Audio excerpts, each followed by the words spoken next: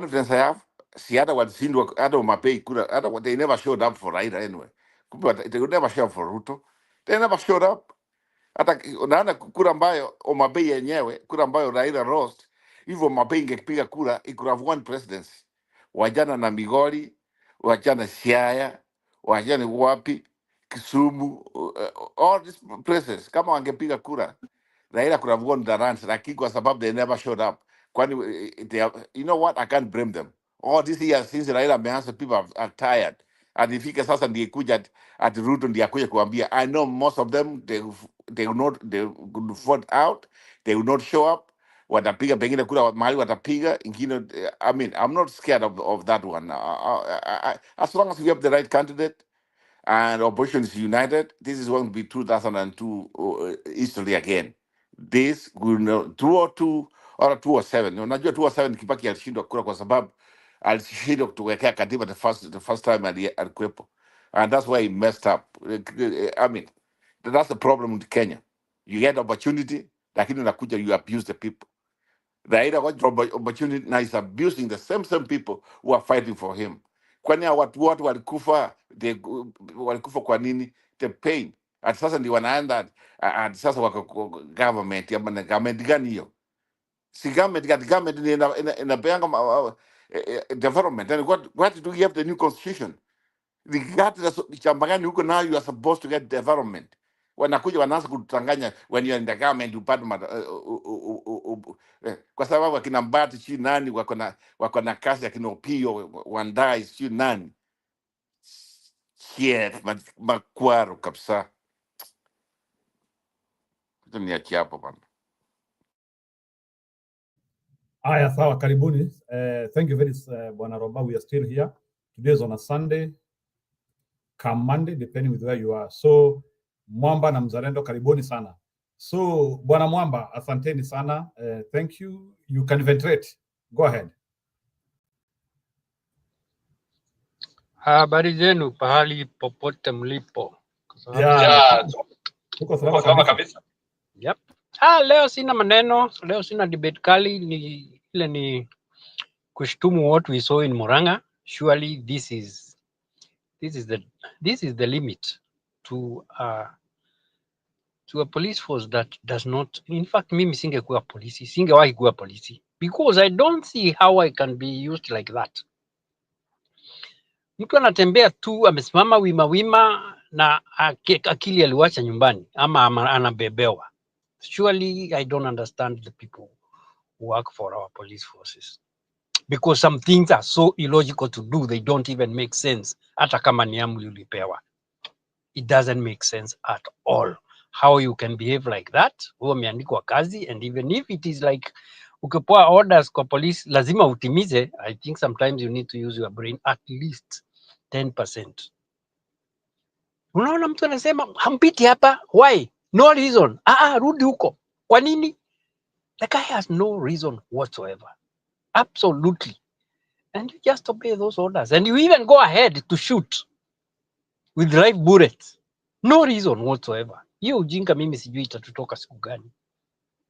Anyway, hiyo tu ni kuranti tu, sijui tutafanya nini hapo. On a serious note, we need something to be done about our whatever you call disciplined forces, kwa sababu they should be called indisciplined forces, because hiyo sio discipline ya aina yoyote. Hiyo ni ya ujinga. Should be called the foolish forces. Anyway, nimeona ukiteseka kusema habari ya Wakikuyu something zero. I think what you are struggling to say, hawapendi kupakwa matope. If Raila Odinga was a Kikuyu and he moved to the broad-based government, I think he would not move with anybody towards his side if he was coming from Mount Kenya. That is the bottom truth. Gachagua today akisema leo ataongea na Ruto, he will not go there with anybody. I don't think he would change anybody's mind today if he decided to join Ruto again. That is how we are, unfortunately. And we should be proud of that. We are the people who have the highest turnovers of people. Wakileta ushenzi, we kick them out. And that's why possibly we don't develop as much, because we keep on changing our leaders, but yenyewe hatupendi kupakwa matope. Mkikuyu does not care who is the president of Kenya. So long as you can convince them that you'll give the opportunity for investment, protect their property, they don't care. They are the people who care least who is the president. And that is how Ruto convinced them actually for them to vote for him. They thought he was a genuine person bringing all what they desire, to see the opportunity and also peace to be able to continue with their business life. But unfortunately, it was never to be. Yeah. My 5 minutes talk, you have summarized. You know what? You guys let me just come, man. I really appreciate what you just said, and I think it's true. If it is maybe somebody else from Kikuyu can just go like do what Raila is doing, maybe they will not follow him. And I don't think the Wajaru will follow Raila. Let's see what happens. But what I'm saying is, I think if the Kikuyu nation, the Mount Kenya, if this time they can deliver somebody from a small tribe to be a president, I think you have a very good shot. Again, people just like you show the whole country that munafikiri na hii na hii na hii. I mean, this is this time if you just come and get someone from a small tribe. Let's say I don't care Matiangi or Karoso Musioka or one of them, and you just because let's be sincere, they're the majority.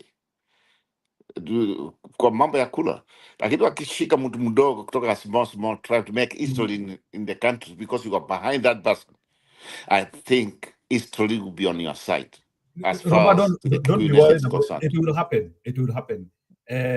Yes. Murima Kenya, let me give you maybe, and Mwamba, you can help me on this one. Murima Kenya, their assignment this time round is to eject Ruto out of power. So whoever will get Ruto out of power is not a real concern. So, and that is why any person who wants to become a president in Kenya, he must package himself quickly to become attractive. Because what Murima want to achieve is one term. It is not about who they are putting there, because Murima knows that if they are able to do the right thing and we get the right candidate to become a president and we help through injecting Ruto of power, they know that the objective has been achieved. So Murima is not to personality. Ni he, Ruto, he. Mwamba, I think you need to talk about that. Between putting somebody to power and removing Ruto from power, which one is more? I think that's why I think Matiang'i is playing safe. I think Matiang'i might, at the end he might go. Unajua mpaka sasa atatuambia kuna chama gani. Unaona Jubilee, what they are fishing him. I think he is very wise. If I was him and I wanted to be, nada na chama cha Gachagua, I want to be a president. Hey, what else you want? I know it's not easy, but that's what he has to join it. Not necessarily you have to just come with a party. If you, I mean, sometimes that's why we are. The reason why I think also we are getting wrong as a country, and that's why a party like OTM we thought they stand for something. That's why sasa imefika mahali our party doesn't mean anything to us. And unajua, look at some other countries. It's 2 parties, 3 parties. Watu ndio wanafollow because it's na ideology. Sasa kama ODM ambayo imekuwa all these years ndio hii. Sasa ndio imekuwa there's so people who are fighting for democracy. People like, can you imagine? Can you imagine where we were 2002 before the election and where we are right now from ODM people? Hey, this is ridiculous on their part of it. Mimi sitaki tena mtu aniambie nilikuwa ODM. Sasa mimi sikuwa ODM, hata wacha niseme hivi. Hata hii kofia mimi nitaichoma tu, sitaki mtu aione ikuwe kwa ati nilikuwa ODM. Sitaki hata mtu asikize hiyo. This is ridiculous bwana. Yeah. So, but the thing is this: at the end of the day, we should embrace our democracy. Yeah, our democracy iwezi kuwa ya kwamba the government which has failed, the government which has failed to deliver, the government which has failed in everything, ati ndio wanaanda wanaranda around, they can go anywhere, and yet the people are offering some other things alternative, they can't be allowed to move all over the country.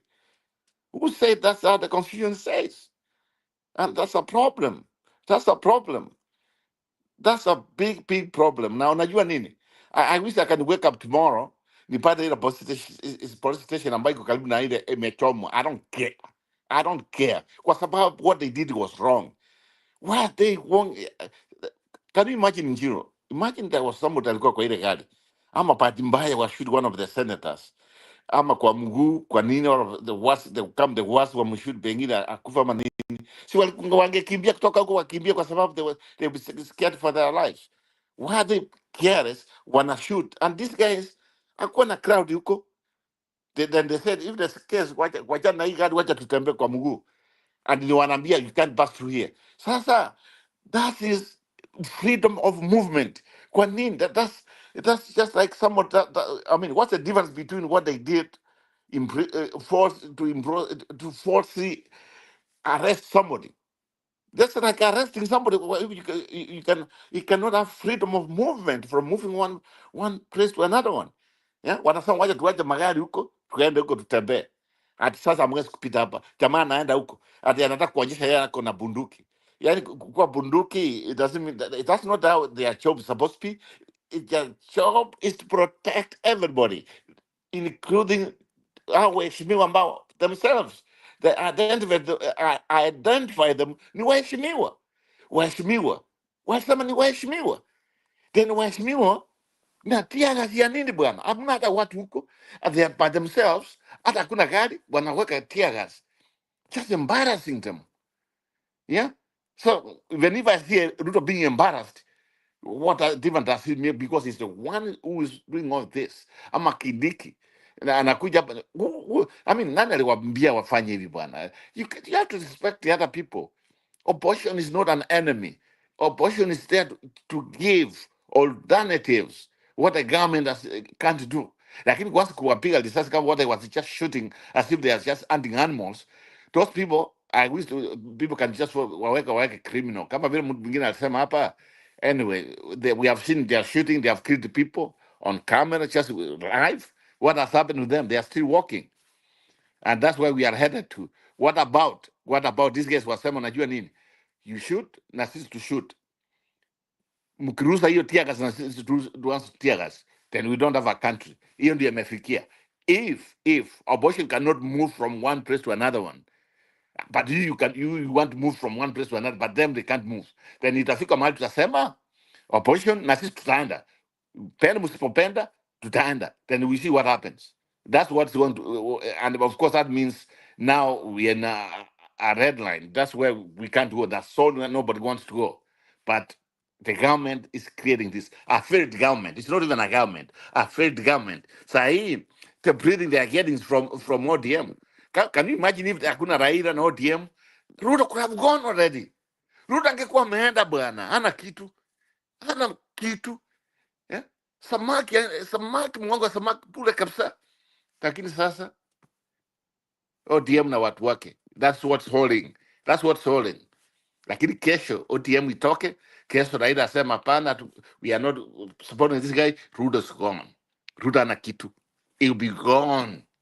It will be a reality. Lakini sasa hawa ndio wengine watu wadogo kina na nini wanamwekea, and now they are, you know, around ati wanamunga mkono. At ODM inaunga mkono Ruto. Hell with them. Hell with ODM. Haya, sawa bwana Roba. Okay, let's have the next in line. Mzalendo, karibu sana. Najua umekuja kutujaziria. The other day we were in your show. Jana na leo sijakuona ukiwa kwa show, but I saw Brother Benson was on, but sikuweza kuingia. So karibu. Thank you very much, Njiru, and to my fellow panelists, habari zenyu wherever you are. Na tumai mko salama. Yeah, maybe and to the viewers. You know what? Before you Yes. speak a little bit, let me say, by the way, Muzalendo also runs a parallel show like this one. It's called Afrique 24. Na ingine munaita True TV, yeah? Yeah. True TV. Yeah, TV. Yeah, so Mzalendo ndiye alikuwa mtu wa Ruto from the beginning. Tulikuwa tunapigana naye kutoka Mtembe si wapi, tukakuja kwa Bernard akatoka akaenda, tumepigana na yeye. Roba usijali, utapigana vita tu, lakini unajua hii ni encyclopedia ya siasa. Tunakuambia hivi ndio kutakuwa na inakuwa hivyo. So saa zingine unaweza kuwa uko na uweni Kalasinga mwenye siasa kali uko pande ingine, lakini uangalie reality ya politics ya Kenya. Hiyo ndio saa zingine tunachanganyikiwa kabisa. Kama saa hii for the opposition to win, I've seen the scenarios that you're condemning that happened in Muranga. We condemn all that kind of bullshit that is happening in our country. But again, the same fellows who, when the other team, Raila and the group were against Uhuru and William Ruto, they were rejoicing that that is okay. Again, the same Gachagua was in office very early in the morning saying that whatever is happening to the opposition is okay.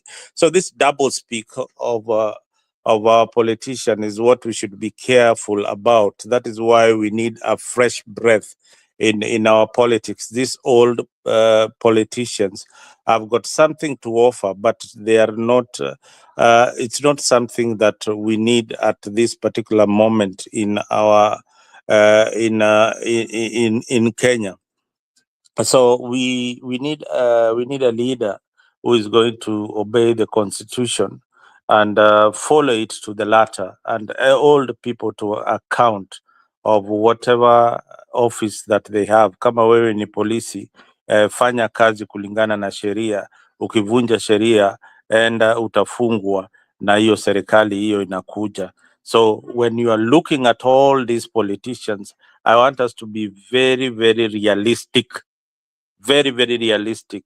If you have served in previous regimes, you cannot offer anything new in the new Kenya that we want to build after 2027. You can't offer anything new to the new Kenya that we want to build in 2027. If you have served under President Moi, you served under Mwai Kibaki, you served under Uhuru Kenyatta, then you served under Ruto, I don't think that you have got much to offer. If you are given the presidency, you will just use the same powers like your predecessor. So we need somebody who is new, somebody who is fresh, somebody who is going to obey the constitution of Kenya.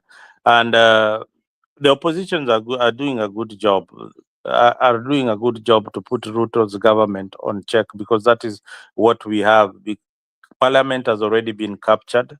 Ruto is using the same parliament to pass these retrogressive laws. You see, very soon, our students will not be able to go to school. Now, what do we need? We need a new parliament. We need new leaders. Even as much as we are looking at the presidency up here, look at your local leader, whether they have been serving you right, because it is important that even when we change guard, then we have new people who are coming in, who are going to obey the constitution and who are going to serve the people, who are not going to be bought by the executive. So Kenya, we are at a crossroad. We are at a crossroad. Everybody else, as much as people are agitated, but when you look at it deeply, everybody is back to their tribal line. Everybody is looking at politics now on a tribal lens, but politely, not just mentioning. They're looking at a tribal lens. And the only people who are not looking at politics at the tribal lens are the people who are in the Gen Z side. If you support Matiang'i, you are looking at a tribal line. If you support Gachagua, you are looking at a tribal line. If you support Raila Odinga, you are a tribal, just like Gachagua's people who are supporting Gachagua. But if you support Maraga, you're looking at it at a constitutional view and somebody who can bring change to the country. That is my prayer and I'm looking at a situation whereby the opposition is opening all its armory, and they are easily going to be beaten by Ruto with how they are opening up.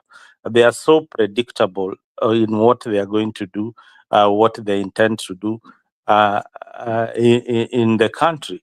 I wish there could be one spokesperson who represents the whole group, that, you know, each and every time when they want to articulate their point, there is a spokesperson who is saying that we as the opposition coalition, this is what we have decided. I don't know how long they are going to last until 2027, but I pray that in their unity, they select one candidate. I listened to Rigathi's speech in Maryland, Baltimore, and it was impressive. The only part I didn't like is that when he said that he is going to run for presidency. If you look at the mood of the country today, Gachagua can be a good kingmaker. And by the way, sorry to cut you off. He's impeached. Let's be sincere. He cannot run. yeah, exactly. So, but he has got legal. Ruto really wants him to run, and he can use that loophole to make sure that Gachagua runs. Gachagua has got diehard supporters who will follow him all the way to where, if he decides to go for the presidency. So that is the biggest problem that I am seeing ahead in time. So it needs to be clear to his people and to his supporters that, you know what, we are not going to run in 2027. 2027, we are going to support another candidate. It could be Kalonzo, it could be Matiang'i, it could be Maraga. When you have a clear message like that, then your people do not have option. Right now, the kind of message that he's sending out is sending mixed signals to his supporters that there is a possibility of me being in that ballot, and there's a possibility of me facing William Ruto.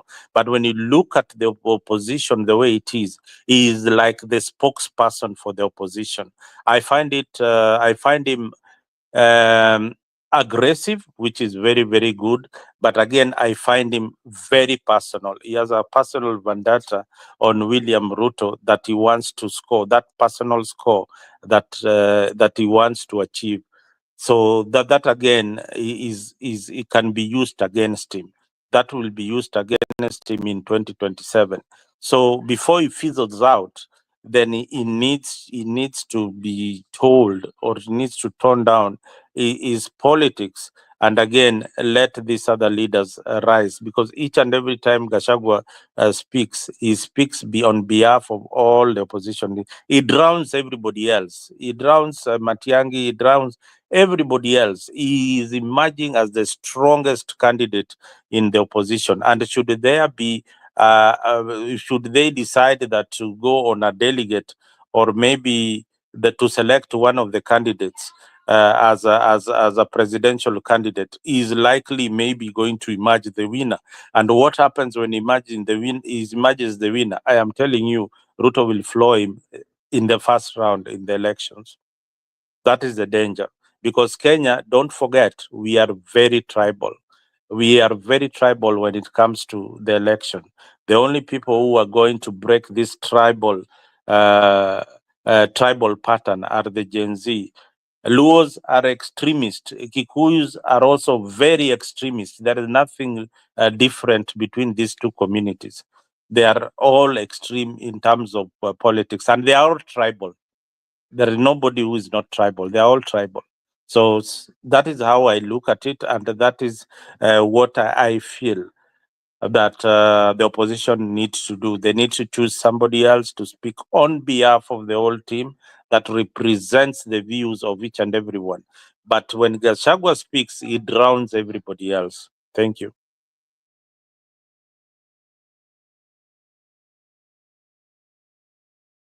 Okay, thank you, Bwana Mzalendo. I have one question for you.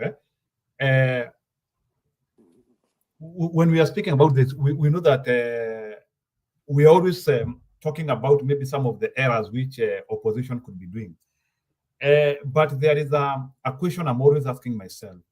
Ruto himself has done so many mistakes that the chances of being the president again are so minimal. So the question which I'm asking is, do you think like there are mistakes which opposition can do and they give Ruto an advantage, even with the many errors he has done? I think Yeah, he, thank you. he has just said Thank it you, there. Robert. Just a second before I forget my trail of thoughts. That's a good question, Jeru. I want to take you back to when William Ruto and Uhuru Kenyatta were facing the ICC charges. Do you remember that there were some people who were burnt in a church in Kiamba? Do you remember how many people were killed then? And do you know that they still won that election? There is nothing different this time round. And I'm telling you, the only people who have woken up that time, the Gen Zs then were asleep. Maybe the young people who are on this forum, they could not rise up and have a voice. But these young people are the ones who have woken up and said, no, enough is enough. This thing can't go on like this. But if you want to peg the current scenario with our ways of thinking, Roba, you, myself, and the people who are old enough to have witnessed the post-election violence and the ICC cases and the murders that followed the ICC cases and the disappearance of witnesses that followed, and the elections, that how you voted then it tells you who you are as a person. Thank you. And here, can I also contribute really quick? Let me go the opposite of it. You asked that question about Ruto make a mistake and commit the opposition. Let me also talk about the opposition. If the opposition right now they come up with a compromised candidate, I mean, like this is the candidate, and that candidate comes from a small tribe. I want to explain why. After that, they start saying two things. We want to make history. For the first time, we want to have a president from a small community. For the first time, we want to have a candidate, yeah, from a small community, and the first time we want to have a candidate who is outside the two tribes. Then from there, change is coming. They talk about the change. Change is coming. That one might sell.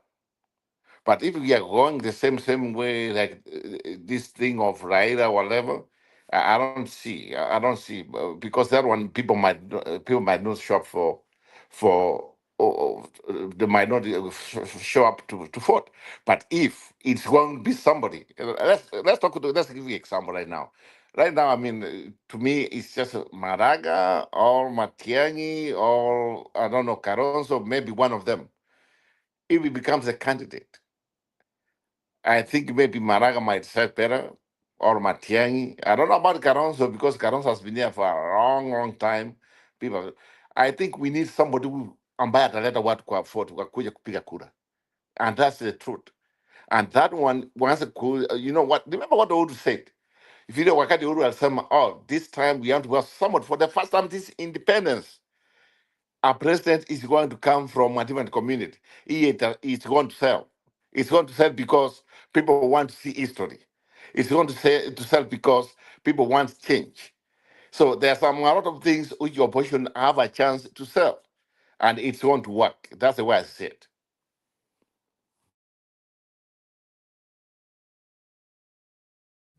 Okay, so what I still wanted to be explained to me before I bring David is, can we assume that Ruto has made so many mistakes that opposition just need to realign a little bit and they can put, I'm trying to say that because I can see most of the time we are only focusing on the mistakes which opposition is making.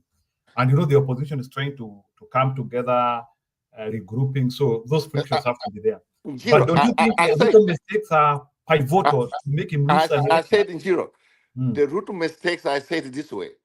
The Ruto, the only thing which is holding Ruto right now is ODM. In fact, Ruto is not there. There's no Kenya Kwanza. There will be no Kenya Kwanza come 2027. Ruto is finished. It's done. Even you can see even people from his own community, it's just what's left. It's just like the few people who are just supporting. At this point, Ruto is not on the picture if it's not Raila Odinga. He's not on the picture. He has made a lot of mistakes beyond.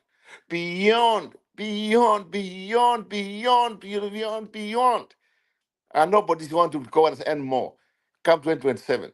But what's giving him life right now is ODM. As simple as that.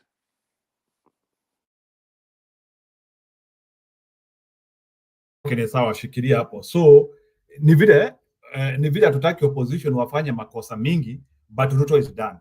Clear and well said. David, go ahead. Kahora. David Kahora.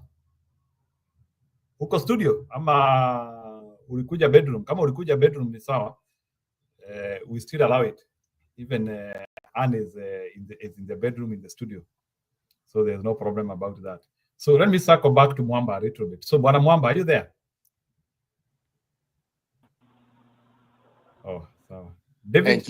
And so for you at this point, and the other guy being here, who's the best candidate right now?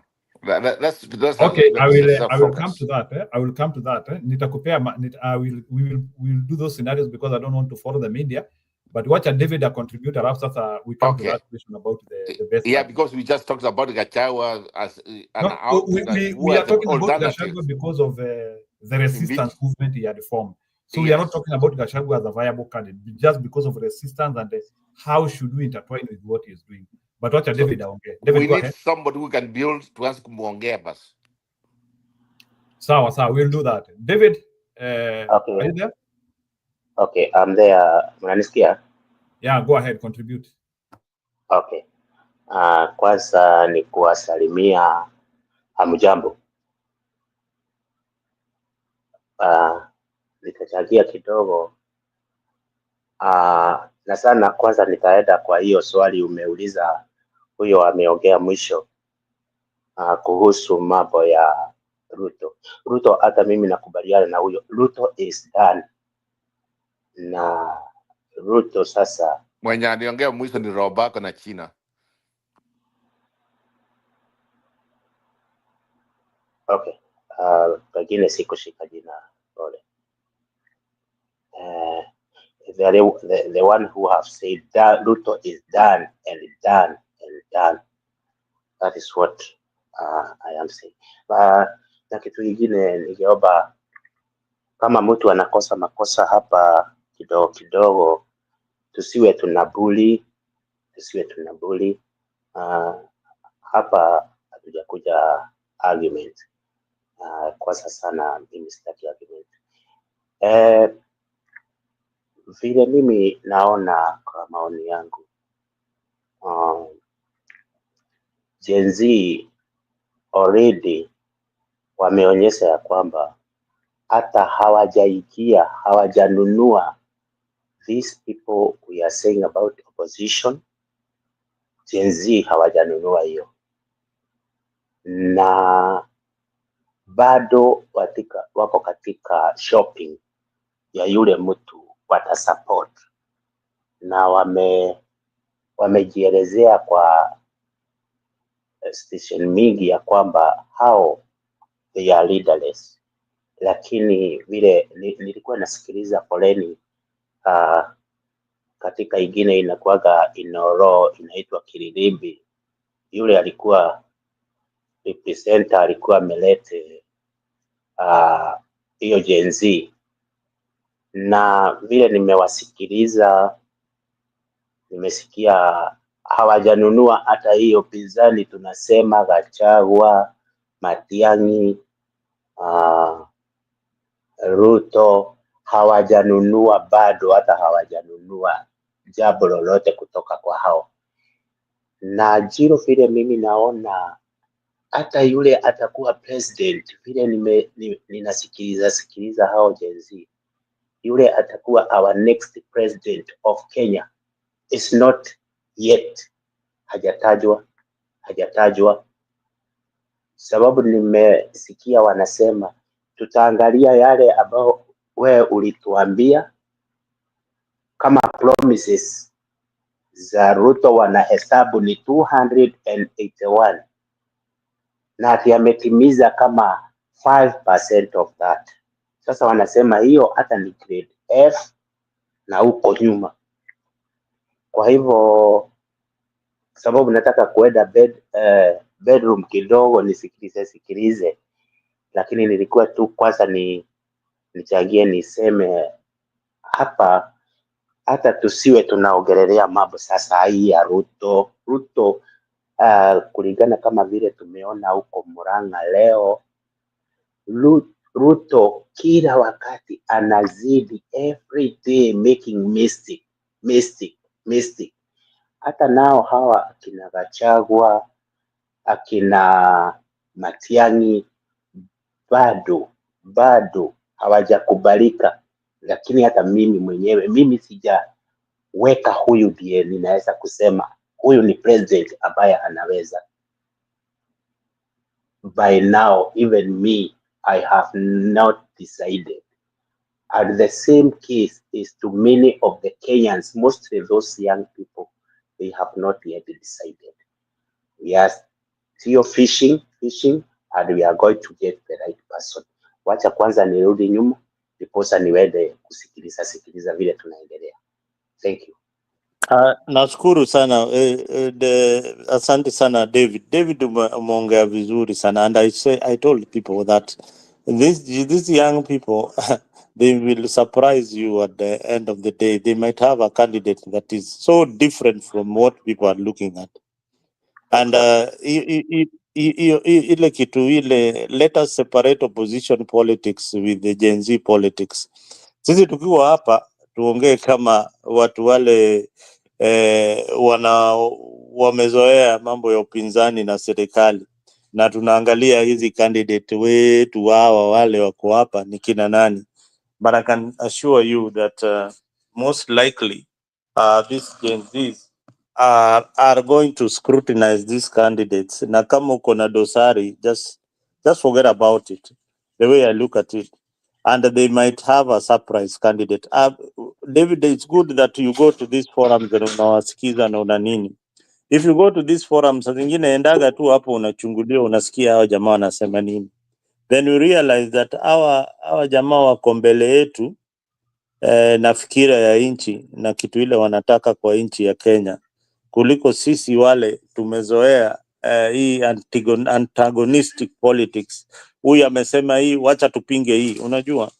So hao wanaangalia hii kitu kwa makini, na wamejua the reason why walijiita leaderless. There is somebody behind this Gen Z movement that is so bright that he chose, I don't know whether it is by default, that they chose to have no leader. Yeah, no leader. Because can you imagine if they had a leader by now, wangekuwa wapi? Yeah. And I think you have answered your question, and that's why we also let's forget that political processes.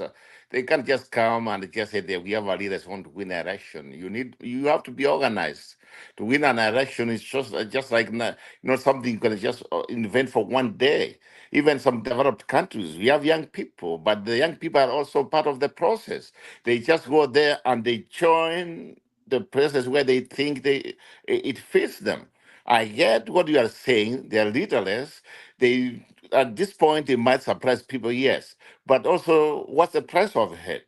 We saw what happened when they said they were leaderless, and some of them they came going dismantled. If you remember, they became very weak. But now they have gained another momentum because of their unity. But what we are saying here, they should be part of the process. If they want, they can just join the opposition or whatever they are, then they can have a say, because you can't just say, oh, you produce a government or president, then you don't have even members of parliament. You cannot survive. So let us not also kid ourselves, change see if they have also, remember, this is a country to run. This is not a kiosk. It's a country. So even if you are saying they have the force or whatever, I get it. But at the same time, they should be starting with a part of the process right now. Until whatever it is, from what I know, most of them come from communities. And those communities, that's where they'll be voting and they have influence. And also don't forget that influence. So even if this idea of saying, oh, they have not decided, they aren't shock us and everything, it's only 2 years. It's a couple of months before even we start the campaign starts.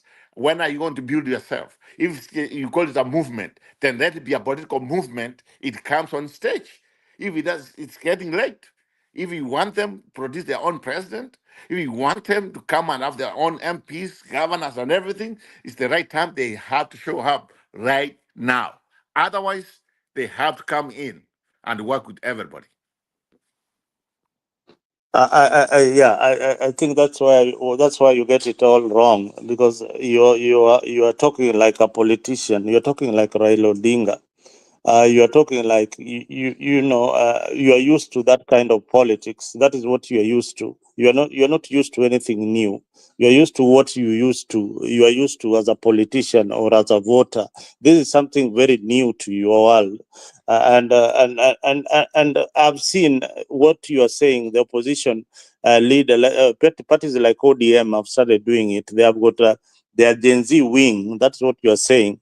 So the Gen Z wing of ODM have already started coming up. The Gen Z wing of another party of UDA, you will see them coming up. That is what you want. But No, this the just get no, me right. that What is I'm saying is no, the no. KNCs, some of them we have supported and they have betrayed us. They are betrayed. They have been No, just wait. Let me finish my point, and then you'll come in. They have not betrayed you in any way. The Gen Zs who are in the first demo. Yeah, some just like the politicians. Like the people. These are human beings. They can be compromised, Now just you like just anybody else. now you are right. I agree what you These just are said. these are human beings. There's no superhuman being here that you will control and be sure that he will deliver. Even the people that, even Matiangi, even at one point they might change their character. We don't have control over that. So people who are, if you are a human being, you are prone to make mistakes. That is human nature. So the people who have betrayed you, if you are supporting somebody like Morara or somebody like Kebaso, you feel betrayed, you feel that you wasted your time at some point, but when you go to a place, you go with caution, that something can happen, something that you didn't expect can happen. But now, when you look at politics the way it is right now, is that these guys are trying to minimize that damage. Minimizing that damage means that they will not join you, Roba. They will not join what you are doing. You either join them or they go their own way. The chances are that they will form their own political party. That is Let me very, tell you yeah. something. You are wrong. Even those Gen Zs, I know what I don't want to reveal some of the things I know. I don't want to be like it came from me. Even them, we know where they're being controlled from. We know some of them who runs. We know what's going on. They have to be part of the process, and they are going to be. They are going to be part of the process. The thing is, it will depend which candidate will speak their language. And their language, I mean, what we want. We want we want a country without no corruption. We want a government which creates jobs. We want a government which serves people. And that's what all of us want. And that's a candidate everybody wants. So they are not, don't tell me that Uh, they are different from other Kenyans. They are in the same. no, All of us were in the same boat. yeah. The only thing is that their organization level and yours are totally I different, don't know what you and mean, what they are. mine. I don't know what you mean on mine. No, yeah. The way there are people who are thinking like like I have met people who think that these people must come now, tell us to what they really want, have the I leader, didn't say have that. a I party that they never are said joining. that. I didn't say No, that. that's how you are. That's how I am paraphrasing what you are saying. No, But when no, I'm no, no, telling no. you that, Let me repeat what I said. but You are but just this. Mhm. This is what I say. I say it this way. I say if they want their movement to be a political movement, it's time for them to come out and let the people know which way to go. Otherwise, even if you have a candidate, the candidate needs members of parliament. It needs governors. This is a monster to run as a party, to have members of parliament, members of county, and everything is a monster. It's not monster like because you are just right there. No. So that's what I said. If they want to be part of walking forward, they should come forward. If there's a party they want to form their party or they have their own people, let them come out. People who support them, you don't support them, whatever go. But it's getting too late for them to have like this the way to go. It's getting too late. Yeah. Oh, you see, Gen Z from what I'm seeing or what I've heard is that they really want to be part of the process. But being part of the process is to get some of them elected in parliament and to vie Exactly. for this. For this, that is what happened in Syria. There is a Gen Z who is vying. They have started coming out. Just Yes. look at the pages. There are so many of them who, and there are by-elections which are coming up also. The only thing that they are not indicating is that are they vying on an ODM ticket? Are they vying on a DCP ticket? Are they vying on which political party are they vying, or are they vying as independent? So And that's also, already. Musarendo, Mm, I mm. also disagree this notion of saying that because you are a certain age, you should not be somebody you can take maybe a political what. Old people, No, I mean, I'm not that old. I'm just in the middle ages there. I'm not just. no, I'm just saying, let's not despise the old people. Wisdom. you, you, you have all your wisdom, your age and probably mine are, Yes. we are age mates. The only Yeah. thing I What I'm can tell saying you is is, that what I'm saying. This is still of despising that. Oh, that's old and whatever. You can we have can, a Gen Z you, president, and he comes and ruins the country. We can't go that way. No, we are running a country. We are running a country. Not yeah. So let me ask you a question. Do you think a Gen Z can be the president of the Republic of Kenya? at this point. Yeah, No, and give me the reason why not.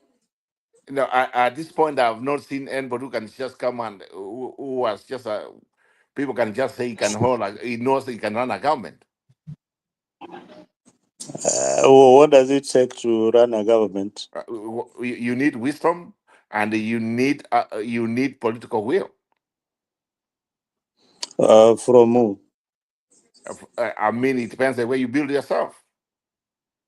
Yeah, so it needs if you have got support from the masses, if the Exactly. masses feel, Exactly. if the mass right now the momentum that has been created in the politics of this country is not by the opposition, but it's by the young people. You have to know that, and I understand. everybody is I understand what you are saying. By it, 2027, yes, remember there's yes. also another generation coming up. You know, the Gen Zs are going to be the youngest. There's another Yes, generation coming up. there is also another generation coming up. They'll be That's what caught I'm. up in the mix, Yeah, just like us. We are caught up in this mix. And if I see exactly. a young man who has got potential in my village or in my county running for governor, I will vote for him. I will not care about. Exactly. You are right. I will You vote are for right. him. There is no experience in the presidency. The presidency only happened once. You get it. You vie, you get it, and if you qualify, and the qualifications are there. There's no place No, that it's written surrender. that you must be experienced. What I mean is Hmm? this. What I mean is this. You need millions and maybe billions to win presidency. That one Oh, you have. yeah, you need billions and billions. Yeah, there are people who Eh, can come and support you. That's what I'm Just the same saying. way we are saying. Support cannot come few months before election. You need somebody that But you see, needs to come out. these guys, you're the one who has just said that you know the people who are sponsoring these people. Not I So didn't say I know there are the people. people. Yeah, I yeah, know that's what you just say. I You didn't say said it. I know how they are support, but I didn't say I know the people. That's the difference between Yeah, so I you know how know they are how they are. sponsored, and the difference between I know how they are, and I know the people who Yes. are. That's a difference there, Yeah, Mr. and Reza. you, you also believe. Don't put me on fire, bro. No, no. No, I'm not. I don't want a got you moment with you. No, it's only that we are trying to look at this thing objectively, and your point of view is very valid. I've been in many forums, and many people hold that view that these guys need to come out right now and show us what they can do. The- And what has surprised me a lot is that these young people have sustained their movement without the political figures, and many of the political figures really want to be associated with them. Want to be associated with this movement, but if you watch, even in the political rallies of Gachagua, Matiangi, they are nowhere. They don't even appear anywhere in those rallies. They are just busy in the X space and the TikToks and all that, passing their message to their generation. yeah, they're So there. that generation, No, let's yeah, be sincere. yeah. Some of them are there, and let's be sincere on this one here. Let us not talk. Let us not forget about corruption and the money which can be used to influence them, to influence some of them. The money which is going. But the good news is, it's like you take the money after you take the money for the way you want it. That's the beauty. You take the money. Now the question is, another question is that do you think that people like in Anifa and the people like in Boniface Mwangi have not been approached with money? They have been approached with money. It's only that they have not decided that that is what they need. No, I So they don't have mean. got a I'm not bigger cost talking that they are about one fighting. individual. I'm not talking about one individual. No, I'm I'm just just giving talking you like, many of them remember, who are, when you talk of this you see now generation, they the, are the all over only the the only country. the only way the government is trying very hard is to suppress these boys is by abducting them. Those who are Yeah. abducted, No, the they government come out and they don't speak. with They Kenya don't speak Kwanza, again. They don't Mr. speak Randall, again. with You know. Ruto, the way he has killed these kids, what he has done, Ruto's gone. Yeah, it's sad. It is very Is very a no. sad.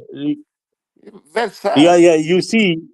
Robert, sometimes I say that, if you are 18 years old or 20 years old, you are held by people who are masked and maybe masculine, and they are beating you up, and they are only beating you up because of what you said on a social platform, or that you are against the government, to an extent that they end up killing you.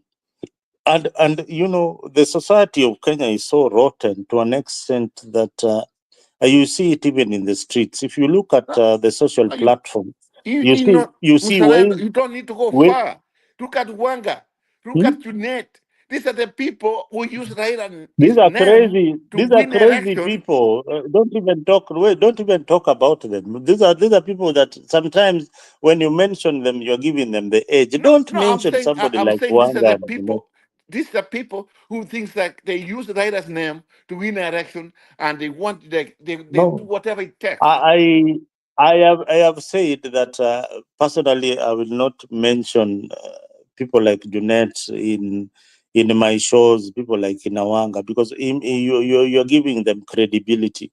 Oh, I mention them and as the that is most the same useless way. people. Now they're the most useless people. I don't mention them. They're the Yeah, most useless people. yeah. And among those useless people, there are people who like what they're doing. That is the sad reality. Mm.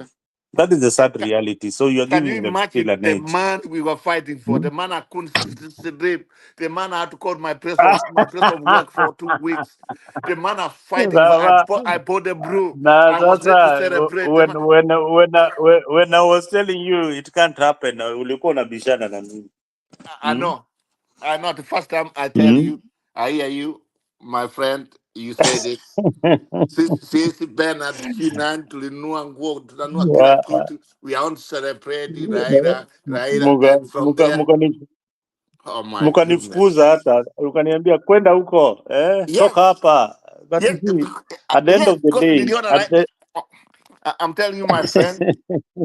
When I see ODM as being, when we say let's organize, let us get root out of power, and now we at ODM, and now it's the ones saying, oh, 2 more years. Now I mean, look at what Baba second said. term. Ebu angalia what Baba said today, yesterday, or I think it's today.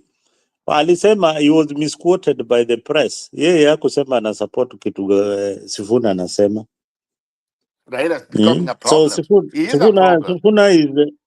Sifuna is likely on his way out. Sifuna will be on his way out very But if soon. they do that, And that will be the collapse of. That's the end of ODM in other parts of the country. The ODM becomes. and I can now you can add 1 and 2 together. Do you think the Gen Z can embrace somebody like Sifuna Oh yes, as that their means there's candidate? something. If Sivuna, Yes, now you are talking. Now you yeah, see the maths. You yeah, see the let me maths. say something. Let me say something. If Sivuna maybe, let's say from Sivuna, then we have with the other the guy We have Didi Matiangi Nyoro, as a run. We have Didi Nyoro, Matiangi and as a running mate. like in they call him Nyoro or somebody. And Ndindi Nyoro. The guy impressed me when he answered the economic things about what Ruto was saying. He impressed me. Ndindi is a smart guy. Yes, Those if that are means the there's very few something. smart people. That means there's something. If there'll be a ticket of Sivuna and Didinyo, maybe that it's over. It will be over. Or it will be over just like Now it. skiza the It ticket that probably nisikia hii ticket. Wewe unajua ulikuwa pande ile, nilikuwa nakwambia ndakuletea tu polepole no, uanze no. kujua ile ticket I ya know Gen what I'm Z. doing. I'm just Sasa saying. sikia, I know what I'm doing. sikiza Roba Yes. Sifuna If Babu Owino yes, Ndindi Nyoro wa Muchomba yes. all the young they are Amisi Malala And you know what? There's this uh, senator from the senator from Wambua. Wambua. Mohammed Ali in Mombasa What up, and Wambua? Wambua. Yes. Look, now this will be the face of Kenya. I'm telling you, if that This ticket is formed and it the election will be over. that will be that will That be the face of Kenyan remember when we were politics. told the Yeah. earthquake? Remember when we were told the earthquake by what was that? Yeah, Mhm. the earthquake. So I think they're just getting their act together, and when they get their act together, Sifuna didn't want Sifuna doesn't want to resign. He wants to be pushed out, and when you're pushed out, you'll get that momentum in Western. And the Western is hanging in balance. They are not with ODM 100%, and they are not in the opposition. They're still looking at where they want to lean Let's on. be sincere. Then, Natembea, we have Natembea, then we have Eugene, Sifuna, Didinyo Ndo. I keep on the pronounce his name. So if we have yeah, one of these Ndindi cases, Nyoro. Sivuna, yeah. I think Eugene, you can imagine. We have Gachagua in the opposition right now. Then we have Sifuna in the opposition. You see, right now we only have one voice that people listen to, and that is Gachagua. So imagine you have brought in Sifuna, fully blown Sifuna. So Then we let me have tell you something. we The problem is, Mhm. I think Gachewa said Sivuna he has been put by Ruto. I don't know what he meant, what he said, and he has some sources. I don't know about that, but if Sifuna takes what he's doing right now, then we have this. Then we have, even if they form a party, I'm telling you, it will be an earthquake here, Marara al Sama. I don't know, we never happen. That'll be an earthquake. I'm telling you, those people. More special that. So if we have that people around that one, I can tell you that one it'll be an earthquake in the country. That will be over.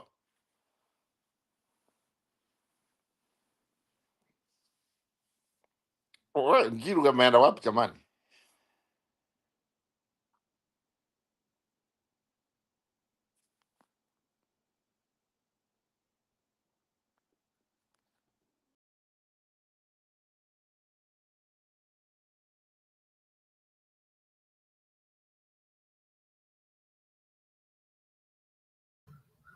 Yes, Mwamba. Are you there? Okay, sawa. Jiro, you have to give me a moment. I was on the road. That's why I'm not responding. Nilikuwa barabarani sasa siwezi ongea. I'm driving. Endelea na kuchapa ngumzo. Anyway, ni kama nimesikia stori ya Shakahola inarudi tena. Oh, Richard Makiandi, that is the link. Hebu niwapee Shakahola, hata mimi nimeshtuka. Hebu muniambie hii story ni gani? It was here 4 years ago. Human rights activists now claim more than 40 people could have been killed and secretly buried in Kwabinzaro since March this year. Brenda Wanga has that report. They survived the first Shakahola massacre, but this time they weren't so lucky. Flora, aged 15, Mary, 14, Christine, 10, Shadrach, 6, Esther, 4, and Tony, 1-year-old, are all feared dead, their bodies believed to have been buried in a settlement within Kwabinzaro village inside Chakama Ranch. The 6 were part of a family of 8 that had initially been rescued from Shakahola in 2023 and relocated to Siaya, where they had been staying for the last 2 years. But in March this year, Jairus, the head of the family, lied to his extended family that he had been offered employment in Bondo. Alongside his entire nuclear family, instead, he boarded a bus with his wife and children, heading back to Kilifi to rejoin the controversial religious sect led by Paul Mackenzie. The parents, Jairus and Lillian Atieno, are amongst the 4 people that were rescued and later arrested from the forest on Saturday. Now, a close relative who spoke to Citizen TV on condition of anonymity says he managed to talk to the couple who are currently in police custody. What they told him is chilling. Kwa kusema ukweli watoto wamekufa kwa sababu alinikonfirmia yeye mwenyewe na mdomo yake. Nilipomuuliza, nilipompata hapo kwa police station, nilipewa nafasi ya kuongea naye, nikamuuliza watoto wako wapi. Na aliniambia watoto wamekufa wote na wamezikwa. Jairus also revealed to the relative that despite Paul Mackenzie being behind bars and on trial, his cult remains active, luring followers to their deaths right under the noses of law enforcement. Mackenzie yuko gerezani na anaoperate nje. Ana wafuasi wake huko nje kwa sababu tukiwa hapo na DCI hapo ofisini niliweza kumuuliza ukitaka kufa ama ukitaka kufunga unafanya nini? Anasema ya kwamba wakati umepangiwa msituni, wakati unaelekea kufa, saa ile unaanza kufunga, Mackenzie mwenyewe ndio lazima akuombee kwanza, na anakuombea kupitia kwa simu ambayo anapiga akiwa gerezani. Serikali itafute njia ya kudhibiti utumizi wa simu, haswa kwa wale ambao walikuwa wameshtakiwa na ile Shakahola 1, kwa sababu tumepata habari hata kupitia familia hii kwamba Mackenzie na wale ambao walikuwa nao accomplices wake bado wanaendelea kueneza injili hii ya watu kufunga na kufa kupitia simu. Human rights activists say the number of those who've already died in this phase of the massacre is worrying. Kulingana na victims family ambao wamezungumza siku ya leo, ni kuwa tunatarajia tupate zaidi ya 47 bodies katika hii ambayo tunaiita Shakahola 2. Indeed, those who live near the scene of crime say that the estimate is not far off the mark. Tueleza hata vile ambavyo walikuwa wanachimba makaburi, nasema wanatumia upanga tu, chimba tu shimo tu kidogo, ili mradi tu mwili huo unaweza kuzibwa, wewe haonekani huko juu. Na baada ya kuzikwa anapanda konge hapo juu, alama ya kwamba kesho tena labda kama mkuja na mtu mwingine asiwezi kuchimba hapo tena. The government is in the process of getting warrants to search the area with the aim of establishing the true magnitude of this act it has described as religious radicalization. 11 people have so far been arrested over the cult-like activities, and they're being held in remand until the 22nd of August, when they will be heard in court. Brenda Wanga, Citizen TV.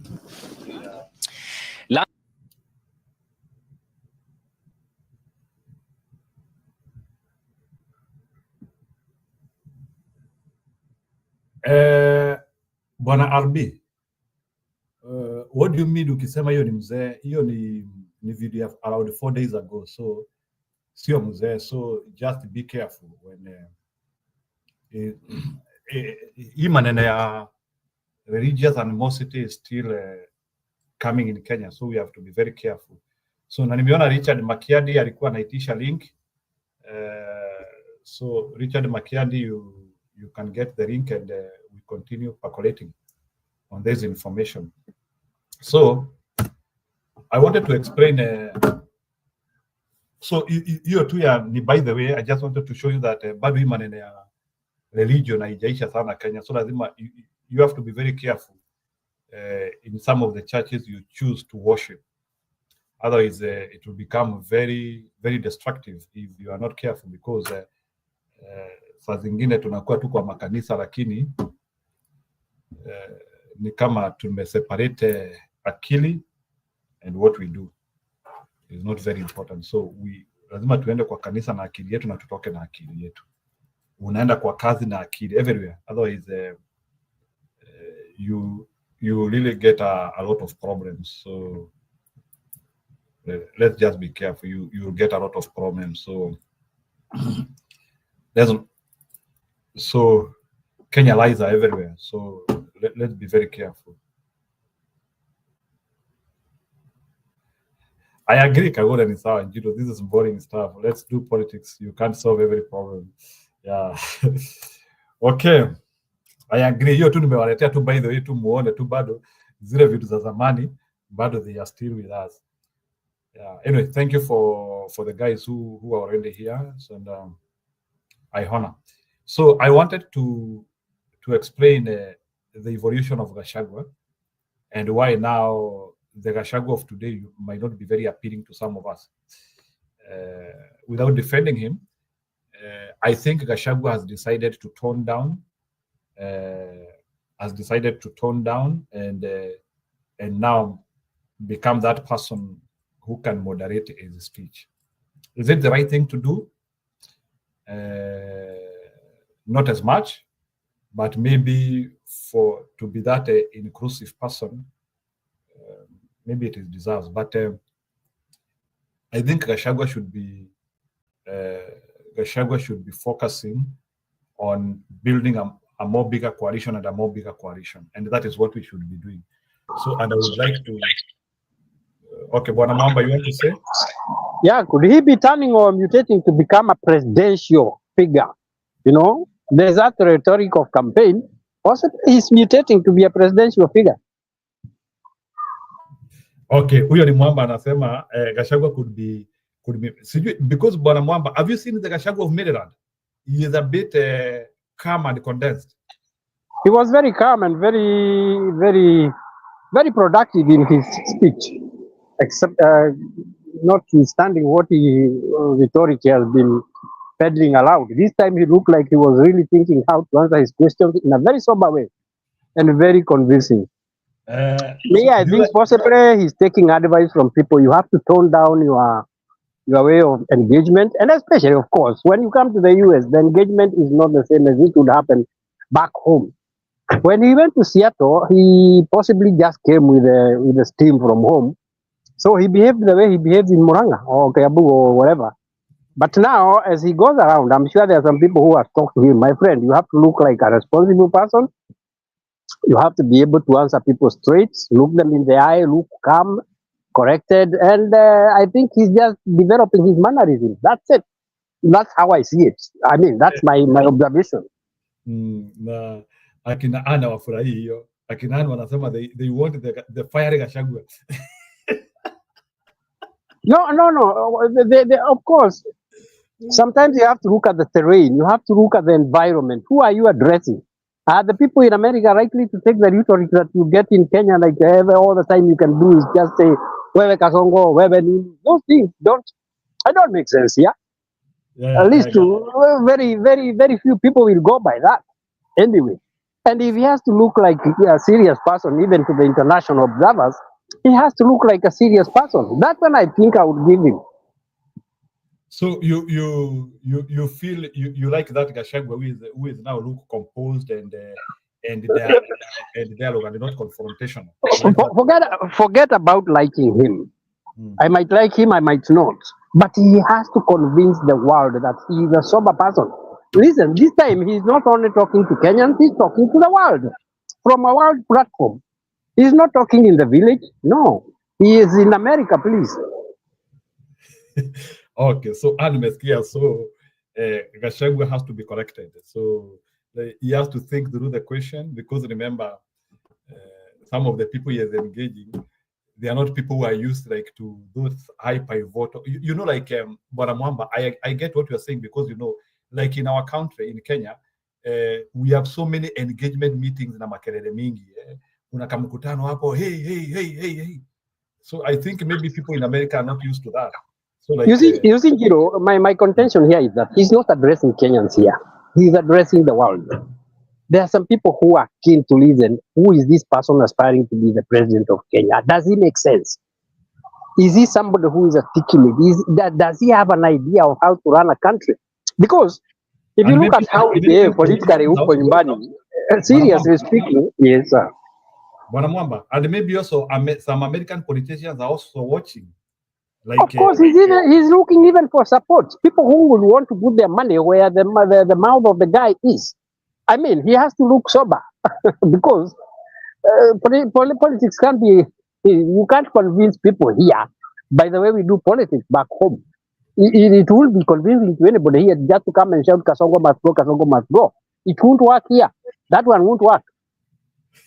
So maybe anyway, that's my feeling. It doesn't have to be what it is, but I don't think Gachagua is any different than what we know him. It's only that he's changing his manners. So and he also decided to veer off the Kasongo man who is disturbing us. So hata kuna mtu tulikuwa tunaongea naye leo, alikuwa ananichekesha sana, alikuwa ananiambia what is making Gachagua attractive is Bwana Makiandi, I'm unable now to do it because the same link I'm sharing here is the one which I'm sharing with everybody. Unaona hiyo nimepinya hapo, kuna link hapo hiyo please click that link. Hiyo imeandikwa hapo Kenyan Democracy. Please, Kenyan Democracy, click that link chini ya Kenyan Democracy and you'll have it.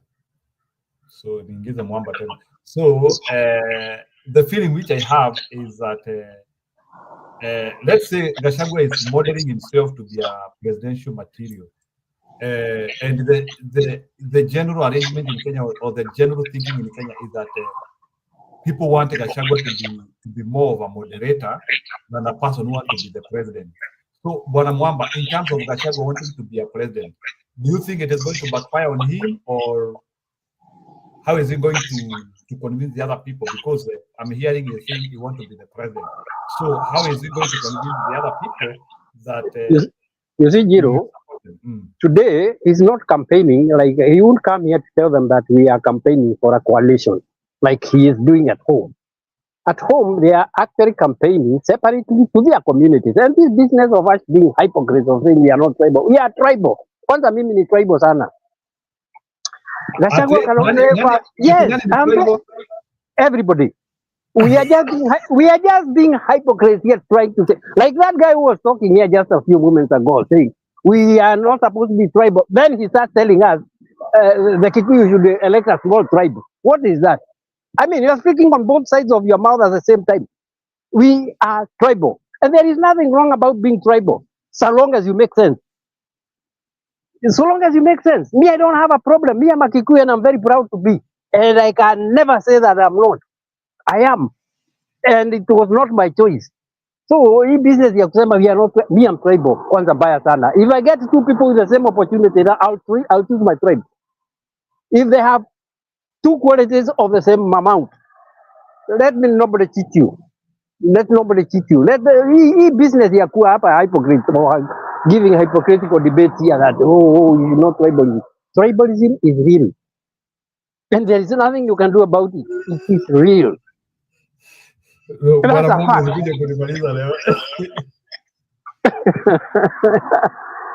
Zero. That's why unaweza kusema hujatoka Mount Kenya. You come from there. And there's nothing you can do about it. And it was not by your choice. You better just accept. You know, that is now what is called lack of honesty. You better be honest with yourselves first. Don't go on these theories of really. Those are theoretical things that won't work in Kenya. There is good. There is all the good things in diversity. And there is good. Kuna project niliona inaitwa tribal nations. Sijui kama umesikia like tribal nations, tribal nations. We should come out of this cocoon of actually not telling the truth, because that is what we are. We don't tell the truth when truth calls for it. Being hapa kuku ya kusema we are not tribal, hiyo ni upuzi. We are tribal. Please accept what you are. We are. Okay, it is normally hyped by politicians when they want to get their votes from everywhere, and they actually escalate, or they actually balloon it so badly, and they use it negatively. But if it is used positively, it is one of the best things that you can have. Today, somebody from Mount Kenya has a different idea about economics. He does not have the same thing from somebody who comes from Rokitogyo. Rokitogyo guy knows how to bring kettle. That is what we are. If we can harness that in a positive way, I think we would be better off than talking about, we can't be one tribe. We are not. Even God was clever to just make us tribes. And he made us that way for a purpose. Mimi siwezi kukana tribalism. There is negative tribalism and there is positive tribalism. There is negative ethnicity. That is what is bad. Negative ethnicity. That one I don't agree. But coming hapa kutuambia, you look like water, you have no tribe. Yes. And I've given you a very good example. A guy is telling us, the Kikuyus have run there for so many years. If they can choose now a small tribe, so what is that we're talking about? We are looking for a sensible person to run the country. It doesn't matter where he comes from, the Omoros. It doesn't matter whether he comes from Mijikenda or wherever. But he has to be sensible. Lakini usiniambie hana tribe. There is nobody without a tribe. Niki. Haya. Nimekuletea mzalendo hapa. Mzalendo amekuja mbio. I think mzalendo sijui kama ndio statement nimesikia before I bring David. Mzalendo? Yes. Nimekuja mbio hivyo. Nimeona umekuja mbio. Jamaa. Mzalendo bwana Mwamba ni kama mzalendo ameona you are tribal. You are tribal. Kuna ati sisi tunataka nchi mzuri ama nini? Tunafuata Gachagua kwa sababu Gachagua ni Mkikuyu. Nafuata Raila kwa sababu Raila ni Mjaluo. Nafuata anaitwaje Matiang'i kwa sababu mimi ni Roba, mimi ni Mkisii. Unaona? We are just tribal. Unfortunately, that is a fact. Why do we deny it? It is just what it is. That is how it is. We are talking about negative ethnicity. If we can come out of that, it will be very good. But let us not deny that we have tribes. And I told you in the last show that is what will divide. So long as we are on the right path politically, we are tribal. Yeah, stick to that lane. Wacha kujifanya ati mimi ni democratic ati sasa ati mimi sasa we want a better country. You want a better country for your tribe. Hakuna kitu ingine, wacheni kujidanganya. Then Gen Z sasa ndio watatusaidia kutupatia mwelekeo bila tribe. Unaona? But hii millennial my friend, hata hao Gen Z unaongea habari yao. They also have tribes. They are just coming up with these slogans that they are tribeless, they are whateverless, or they are leaderless. They have a leader, they have a tribe. So whatever they are saying is not just that, and that's what I'm saying. That's what I'm calling hypocrisy. Let us admit what is true and move on from there. If we get a good person from El Moro tribe who is better than Ruto or Gachagua or Matiang'i or whoever, then we are on the right trajectory. Lakini we are still tribal. Anyway, sorry. Mwamba umeamua, you have decided to simplify our problems. So Mwamba umesema tusiongee mambo mingi. Haya ni sawa. Bwana David, do you want to contribute to answer kabla nilete Mama Nyakairo?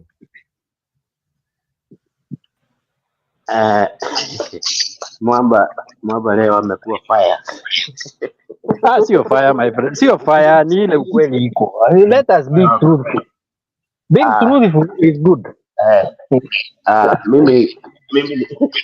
Mimi nikiuga mkono Mwamba, everybody come from a tribe. It is very sure and very, very true. Everybody come from a specific tribe. Na ikaongezewa, what we don't want is negative ethnicity. Thank you. Yule ataongoza Kenya na aweze kutimiliza good governance, whether come from anywhere. In Kenya we have all those 40 something tribes, right? So whoever who will come to rule Kenya as the next president, because it is not Ruto. For one, we have to agree, it is not Ruto. It is not Ruto. And of course, he said it very well. It is not because of the spelling of his name. It is because of his actions. He said it very well. Exactly. He knows very well. Whatever he is doing now, he is doing knowing very well he is not there. Yes. So, even from the Caribbean, we accept a good governor of the nation. Whether he will be from any corner of the Kenyan soil, he will come from a particular tribe. That is right. Even if this time around we get another Caribbean who is better than Ruto, exactly. Why not? Why not? Exactly. That is what I am saying. Na wale ambao wako na negative ethnicity politics ni wale wanasema kwani ni wa Kikuyu tu, kwani ni wa Kalenjin tu. Now that's the nonsense. That is the nonsense I don't accept. Because exactly. If the next person is a Kikuyu who is a good leader, that is the person. And I second you. So hiyo upuzi ya kwanza kusema let us start profiling ati sasa it can't be a Mkikuyu or Mkalenjin next time hiyo sasa, that one I will not take kindly. It can be anybody including that Kikuyu guy or including that Kalenjin guy or any Luo or any Mkaba or anybody. It can be anybody who will move this nation forward, kill corruption and sort out our issues, which are many. That is the person we are looking for, but we are not looking for a choice. But that person atakuja akiwa ametoka mahali, alitoka nyumbani kwao na huko kwao kuna tribe. So that is the issue. Bora akuwe mwananchi wa Kenya, hatuleti Mganda, hatuleti Mtanganyika, hatuleti Mzungu, akuwe ni Mkenya. But wherever he comes from, that does not matter. And when I talked a little bit earlier, I said, if there are people I know really who don't care who is the leader, ni hao wa Kikuyu mnasema habari yao. If you give a Kikuyu the opportunity to do his business in Magendo, hana shida who is the president. No, but when you come there, start banning their businesses and everything, you expect them to love you. Excuse me. Yes. Hawawezi. Walichagua Ruto wakijua yeye ni Mkalenjin, but they thought this guy was a god or an angel. Sasa he has turned out to be the worst that anybody can ever think about. That is the problem. Mimi ile kitu ninafurahia wakati huu vile tuko sasa, the politics ambazo tuko nazo ni watu ambao wamekuwa ndani ya serikali, wameacha kufichuria siri zinafanyikaga katika serikali gani. For example, let me take Gachagua. I'm also a Kikuyu, and I cannot say this tribe or this tribe cannot be a president. No, Gachagua was in the government next to the president. na ametokea ametufichulia siri kama RSF, mpaka tumesikia akitutangazia ya kwamba alikuwa anatumwa kwa airport kuchukua hiyo kiongozi wa RSF. Ametufichulia siri hizi sana, na mimi sioni president ni Gachagua, lakini Gachagua kama vile Biblia inasema Yesu alipokuwa anatayarishwa kuja, kuna yule alikuwa anasema tengenezeni njia, Yohana. Lakini Yohana hata alipokuja walienda kumuuliza, wewe ndiye ulikuwa unakuja? Mpaka wakakuja kujua sio yeye, ni Yesu mwenyewe. Sasa Gachagua is not for president. Let us agree that Gachagua is not for president. He is like making a way. Na ninawaambia ukweli, vile mimi nimechunguza na nikasikia watu vile hawako kwa Gachagua as a president, lakini wanampendea kufichua siri zile zinaendelea katika government. Kumbe hii inaenda hivi. Juzi Bibi Nyoro alitufichulia ziko loan zinakopwa sasa kwa wakati huu chini ambazo zitakuja kulipuka wakati wa maturity. Pesa mingi imeanza kukopwa sasa under the carpet, hazijapitia kwa bunge, lakini zinakopwa, na ndio hizi unaona zinapelekwa kwa watu kuhongana, wakisema ni hiyo, wanasema ni kuinua jamii, ambao tumesikia hata wengine wanaenda wanapewa baada ya siku mzima anapewa 64 shillings. What is that? Sasa tumekuja kuanza kufichuliwa. Ukiona Bibi Nyoro na sasa hayuko kwa government na anajua bado siri zile zinaendelea mpaka uko kwa kitchen, tunataka watu kama hao wakuja wakitufichulia. Na mimi nikiangalia mzuri Bibi Nyoro, watu wamekuwa wakisema ati Bibi Nyoro ameisha. Vile huyo kijana anakuja, utaweza kusikia wakifikana na akina Babu Owino, hao watu ndio watashikwa na jenzi, na hao watu hawajaamua, hao wawili na huyu Sifuna huyu tunasikia akiongea kama anarituka.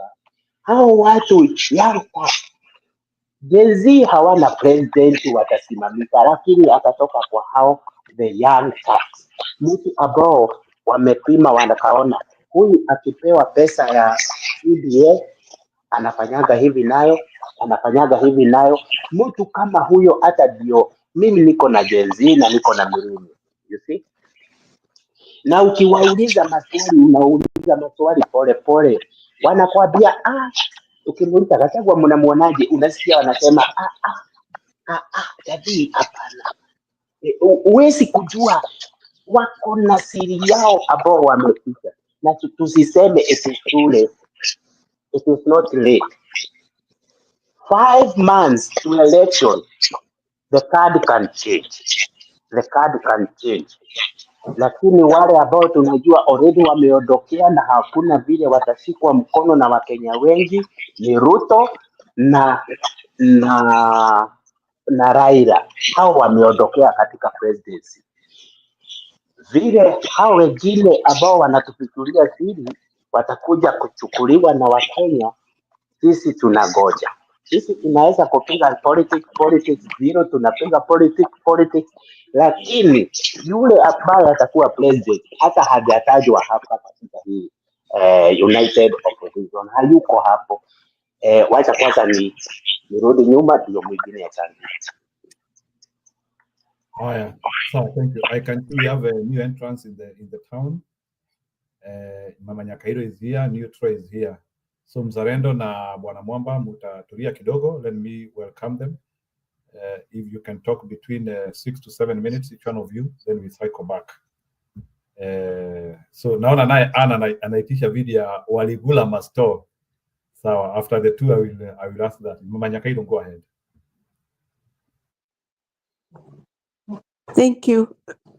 Nawasalimia wote, Mwamba, David, Mzalendo, Annie Njuguna na Neutral. Habari zenu? Tumesalimika, asante sana. Yes, By the way, ulipata nafuu?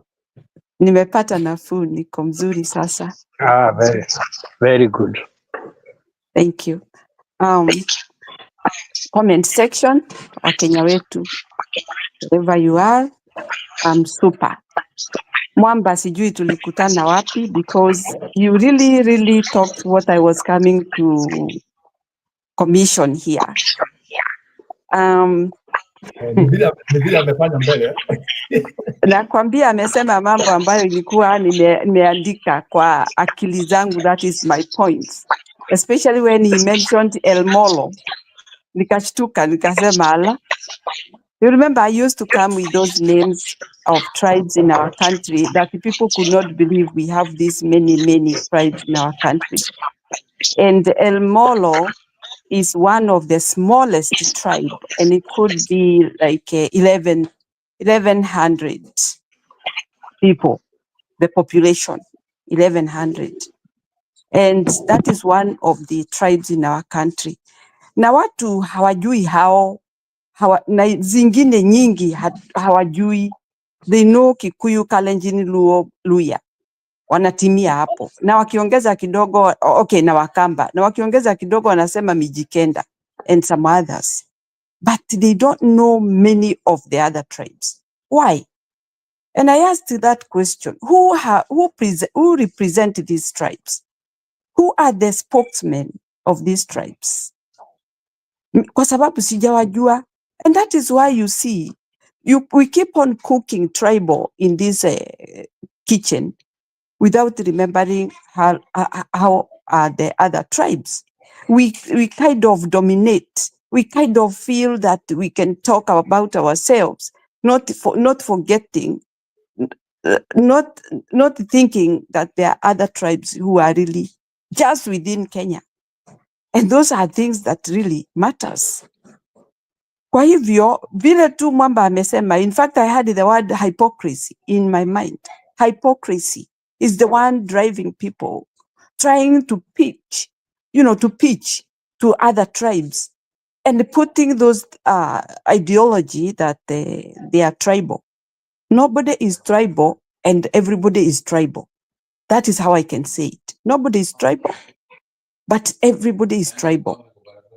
Na niseme hivyo kwa sababu gani? When we are living in Kenya, we are all mixed up.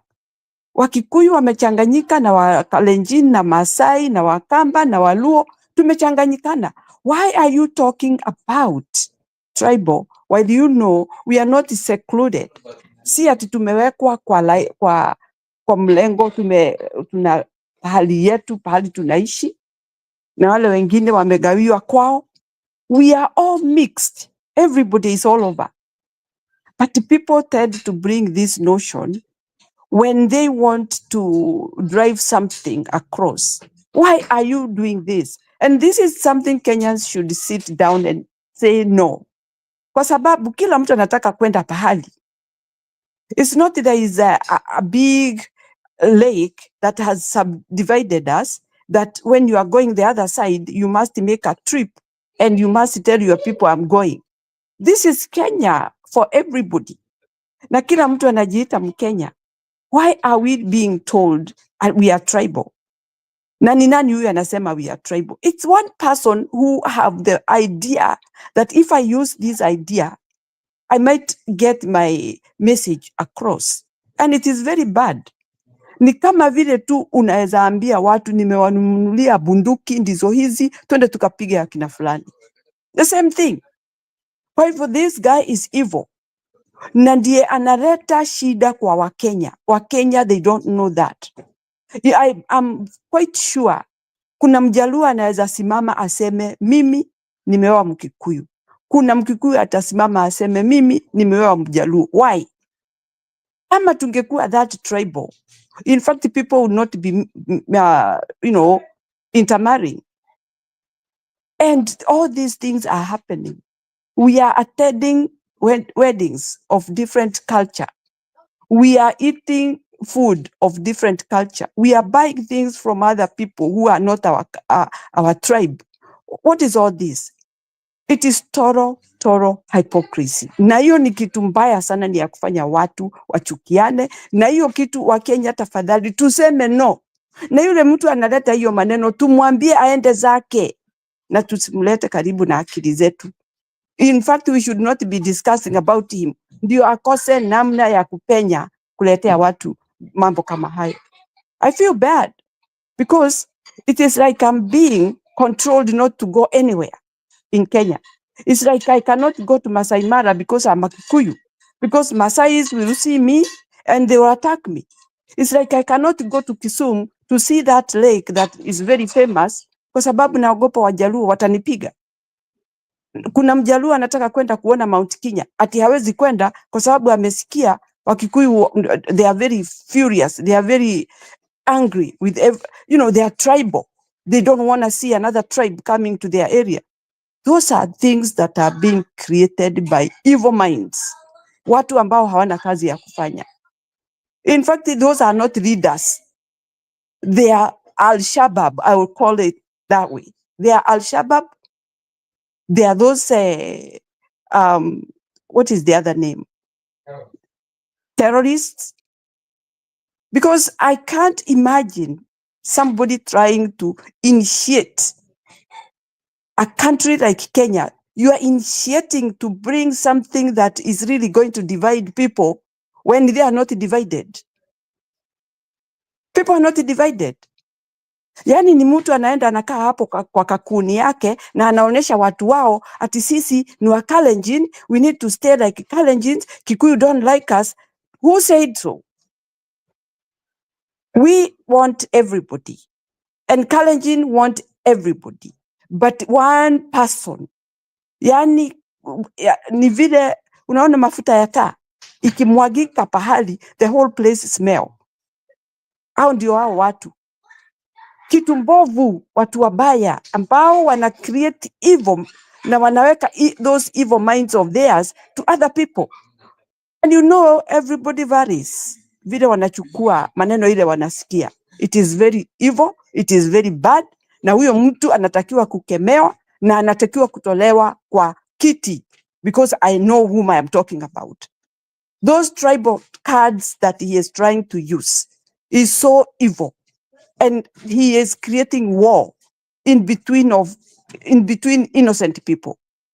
Na hiyo hatutakubali. Nimesikia hata watu kutoka kwa upande wao, kwa upande wake huko nyumbani kwao. They are saying we are not going to fight. We are not ready for our fight. We love each other. Mkenya ni Mkenya. Kwa hivyo, hii mambo anapika hapo. Wakenya sisi ndio tutakataa. Na tukikataa ataaibika kabisa. Ataaibika. Aone aibu kabisa.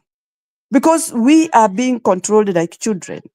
Tunaonyeshwa tufanye ati hivi, tupike matope. Na tunaendelea kupika matope. Na tunajua kuna unga tunaweza pika ugali tukule. Matope tutakula. Those are the things that he is trying to bring to people. And we are going to refuse completely. There are many tribes in Kenya. But there are those tribes which are majority, have bigger population. Kwa hivyo tukienda pahali, labda kutakuwa Elmolo mmoja na Wakikuyu 100. Are they going to be the same? No. But we are accepting that one Elmolo to be with us. Lakini ukianza kusema tu, ukienda huko, unajua huko peke yako, utakuta Wakikuyu, utapigwa. You are making somebody fear people who are welcoming. So this card, we should discard it. We should refuse. We should disregard this guy. We should rebuke him.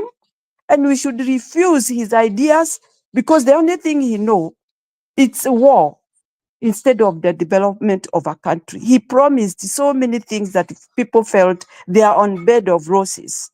But now people are on bed of thorns. And that is why he's shooting people, because he cannot accomplish his goal. The only thing he can play is about tribal. Ndio watu wake wakutoka pahali ametoka waone ati ni kuchukiwa na chukiwa. Tabia zake ni mbovu mbaya. mtu ambaye hawezi kuishi na watu unless aishi na wild beast. And I'm glad he went there. He saw his mates. So for me, that is my take. Tribal is not supposed to be. We are going to be human beings to each other. Kenyans, we love each other. That person should go by himself. Thank you. Asanteni.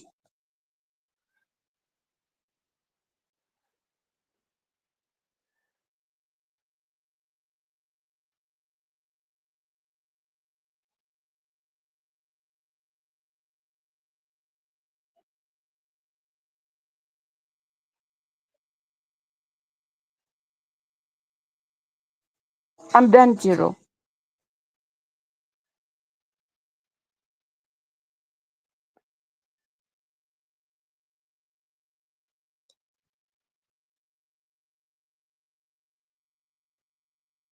Ellie, maybe you can come in.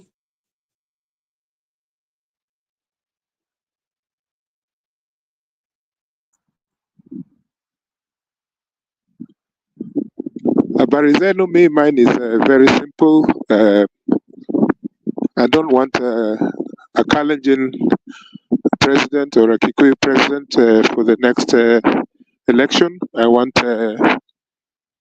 Mr. Maraga. If Kenyans can resolve, especially the young people, to support this person, I mean it.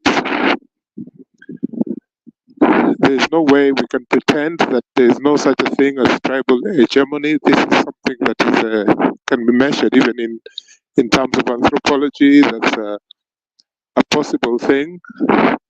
It is not hate to say that.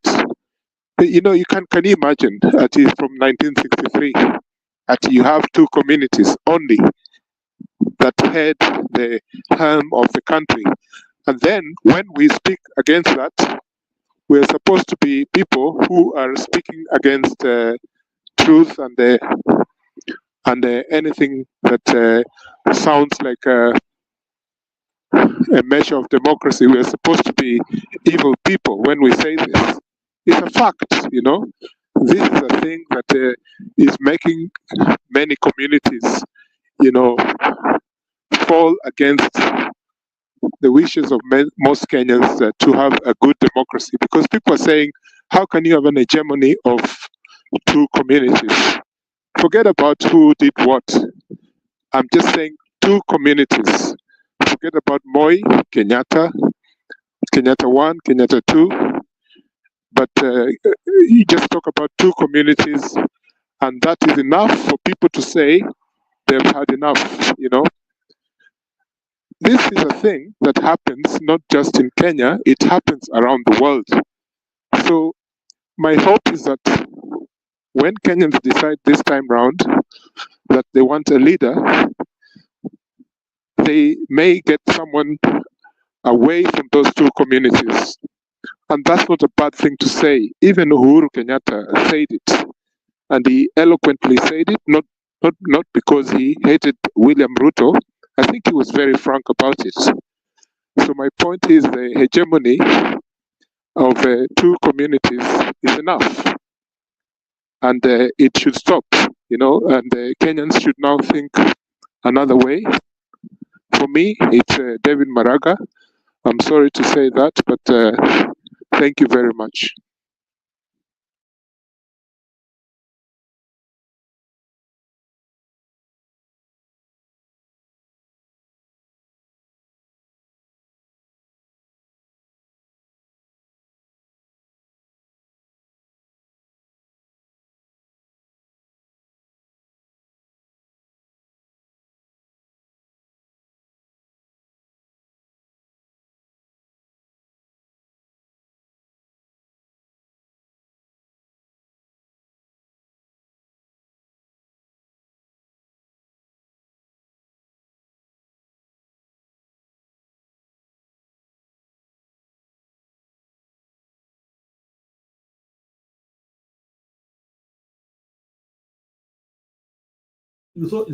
So Bwana Mwamba, go ahead.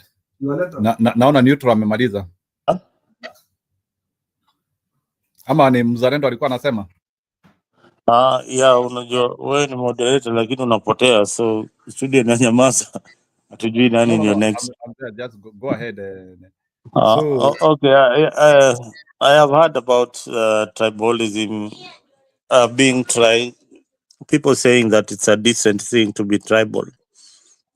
Just like earlier said, tribalism has denied many communities economic empowerment. Because the system is that when your tribe is in power, it's a winner takes it all. You get everything.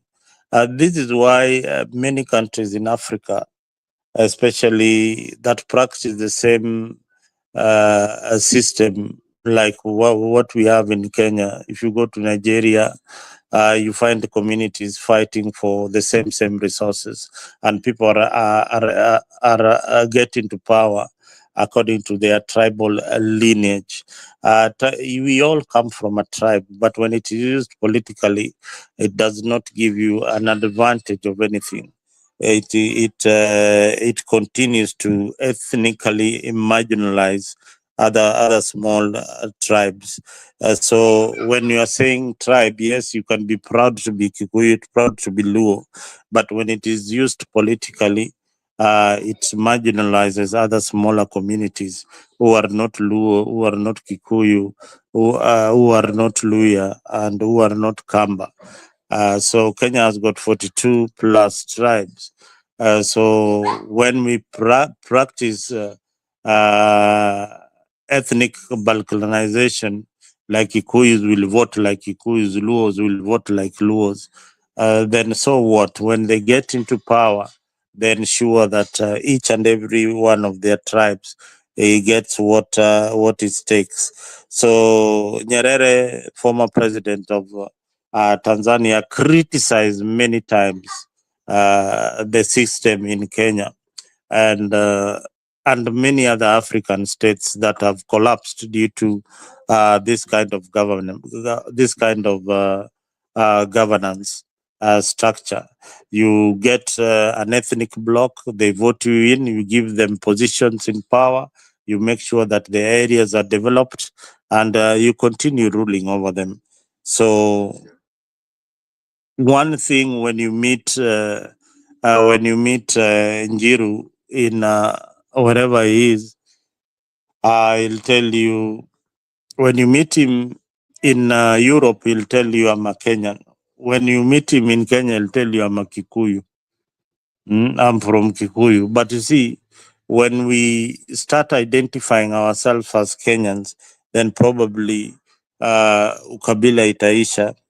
We don't say that we don't come. In Tanzania, they have got more ethnic tribes, but they identify themselves as Tanzanian, as Tanzanians. So that is something that you need to look at. As much as you're proud of tribalism or tribe where you come from, you really need to know the boundaries when it comes to politics, how it marginalizes other smaller communities, and how it is used against others to gain political power. So for those who are saying it's a good thing, it is only good when you come from your mother's womb and come up and you're given a name. But when you grow up, when you get an ID, you don't use this against other communities. So that would be my take in when it comes to ethnicity and tribalism in Kenya and how it plays when we are proud to be where we come from. But again, it affects governance because you cannot be the only ones who are blessed to have the best leaders in your community. So where I come from, you cannot say that we are the best, we can produce the best president more than the people of Mijikenda or a Kauma tribe down in the coast who are less than probably 3,000, 4,000 people. So there could be a leader who is very good there, but because of ethnic balkanization, he cannot come up in and exercise his democratic right and opportunity to lead. Thank you. Jiro, let me say something before Mzalendo goes. Njiro is gone. Okay, let me add something on Okay, go ahead, Mzalendo. Mama Kayo. Thank you. Mzalendo, let nobody mistake me that I might be supporting either of the tribes. I'm talking generally for people to understand me that I stand for Kenya. And I don't stand that Kikuyu should be president or Luo will be a president or Kalenjin or any other tribe. I'm standing for Kenya. For the best person who can come from any destination, I'm for it. And that is me. But we cannot say that we are going to go looking for people who want to be president. They have to frontier themselves. They have to bring them forth that I want to be a president. And now, because it is really agreed that the Central people are many, that's a fact. They are many. And so when they run to vote for someone, people say that they are tribal. But I wonder which tribal are they when they have voted Ruto in, when they were trying even to vote Raila in. Where is this tribal coming from? And why at this time? The bitterness of some people will make the country burn because they want to force people to accept them however rotten they are. And that is the fact. When you are putting us into this kind of situation, disastrous terror in a country, you expect people not to run away from you? Let the people who want to stand or to vie for presidency come up and let them show us the way and the way they want to do it. But you cannot be intimidating people because you are the king and you don't want anybody to dominate you and you are doing bad things to the country. When the country go down, we go with you. Because there's no way you can hold Kenya in your hands and let it fall and we will not fall. And when we find that you are doing wrong things, we try to tell you or we alarm you and you don't want to listen, where do you want us to go?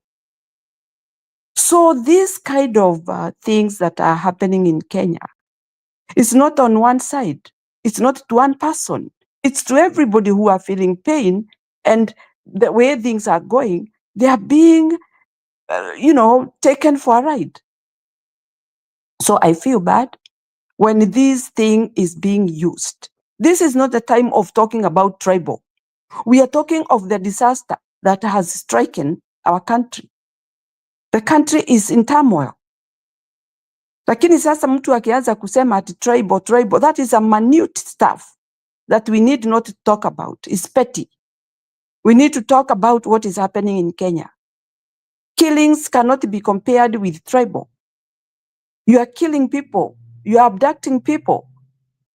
Every day people are running like animals. While they should be supporting their families, they are not able to. And yet we are talking about tribal. I don't care about being called tribal. I care when things are not being done in the right way. And that is the most thing that people are talking about. Hata utakuta Mjaluo na Mkikuyu na Mkisii wameketi pahali moja wanaongea habari ya nchi yao vile imezorota. Kwa hivyo hiyo tribal, it is coming the wrong time. This is the time of talking about the bad situation, disaster that is in Kenya. Terror is in Kenya. So for us, we should not come here and start talking about tribal. Me, I will not talk about tribal. That is a petty thing to talk about.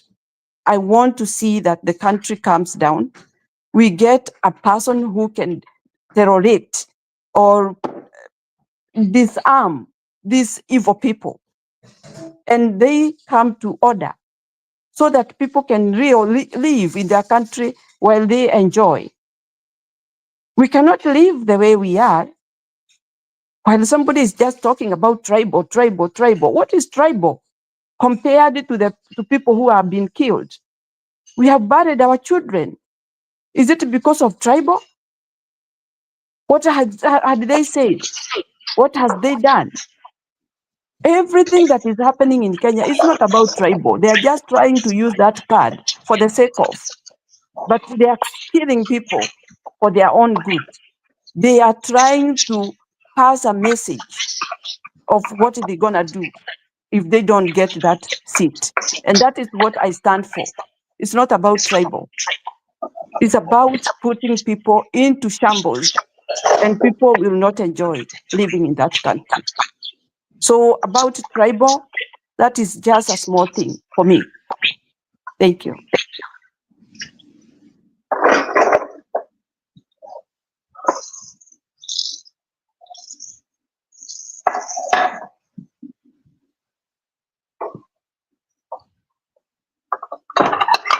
Okay, sawa. Bwana Mwamba ni kama hatukusikii.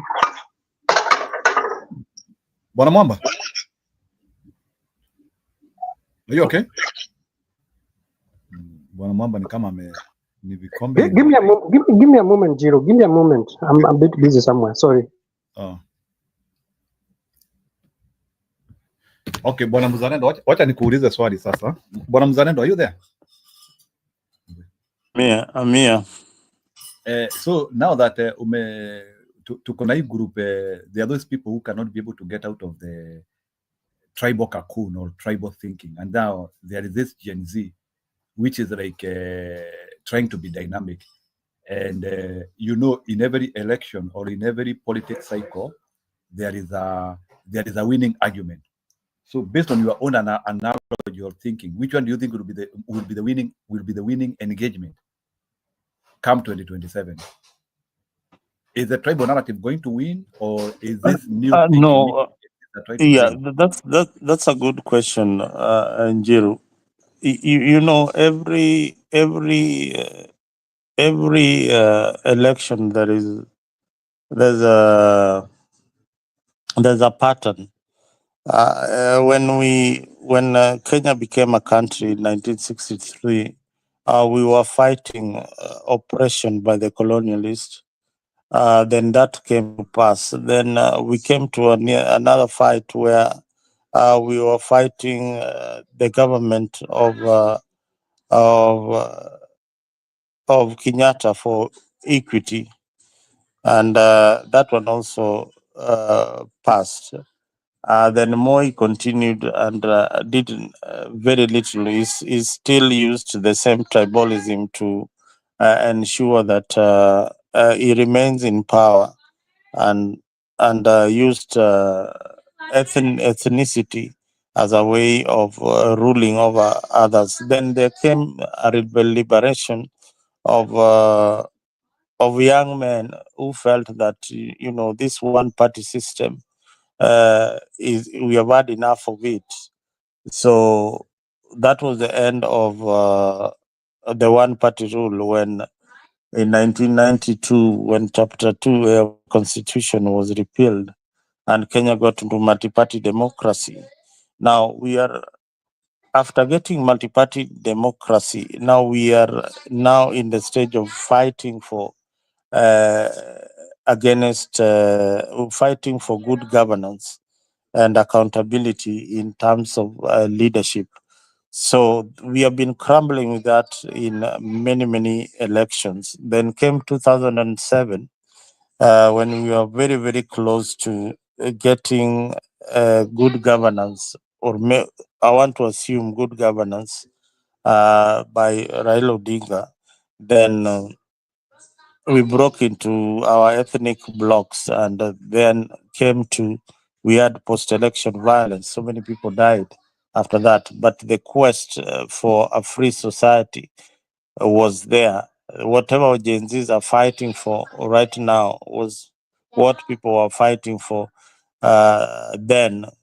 So after that, we got the Nusumkati government and all that. All that was about equity and the in society. And as I told you earlier, Ukabila, Ukabila has been used by many of these politicians to gain power. So when they distributed the the national cake to all these other communities that were not happy. Then there was some calmness with the Nuskumkati government, but the problem did not heal. The problem is here was still there with them. They tried the BBI, they tried the NATCO report, it never worked. Now, the Gen Zs came up saying now they have identified the problem that we never identified before, and that is tribalism. They have identified that corruption is a problem. So they have identified that parliament is compromised. That's why they stormed parliament. They have identified that the judiciary is not working. Instead of ensuring that the culprits are jailed, they are roaming in the streets.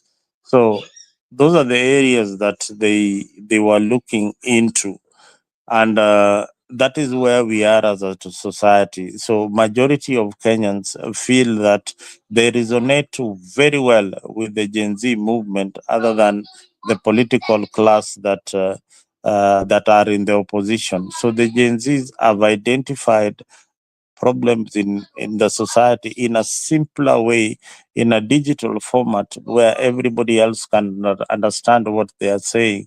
And people are resonating with the message that these young people are saying. And they have been, majority of them have been crushed by this regime. They have lost so many people compared to the opposition figures that have been in government. And you look at it critically and say that, the government does not really care what the opposition is doing, but they care so much of what the Gen Zs are planning to do. And they have gone to an extent of even abducting and killing some of these young people. So know that the information that they're getting from the intelligence community is that this group is very dangerous, and this group can take over power, and they are moving at a very lethal speed that they need to be slowed down. So they might, and this is what I'm seeing, they might carry the day in 2027 if they don't get the presidency, but they will get a number of them into parliament where they can make laws, and that will be the beginning of a society that even if Ruto steals or wins the elections, then there is a check. There's a parliament that is functioning for the people of Kenya. So that is where we are at a society, and I feel that it is the right time in Kenyan politics that we give these young people a chance to prove that they can also be in a position to make decisions that are important to the country. Thank you.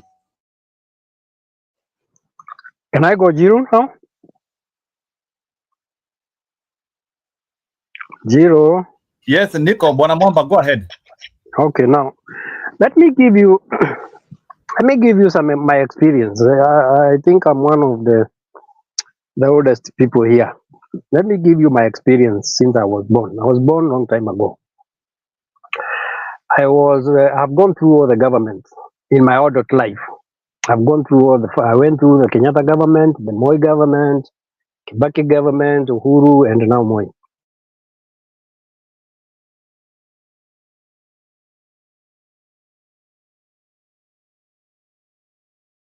I told you that in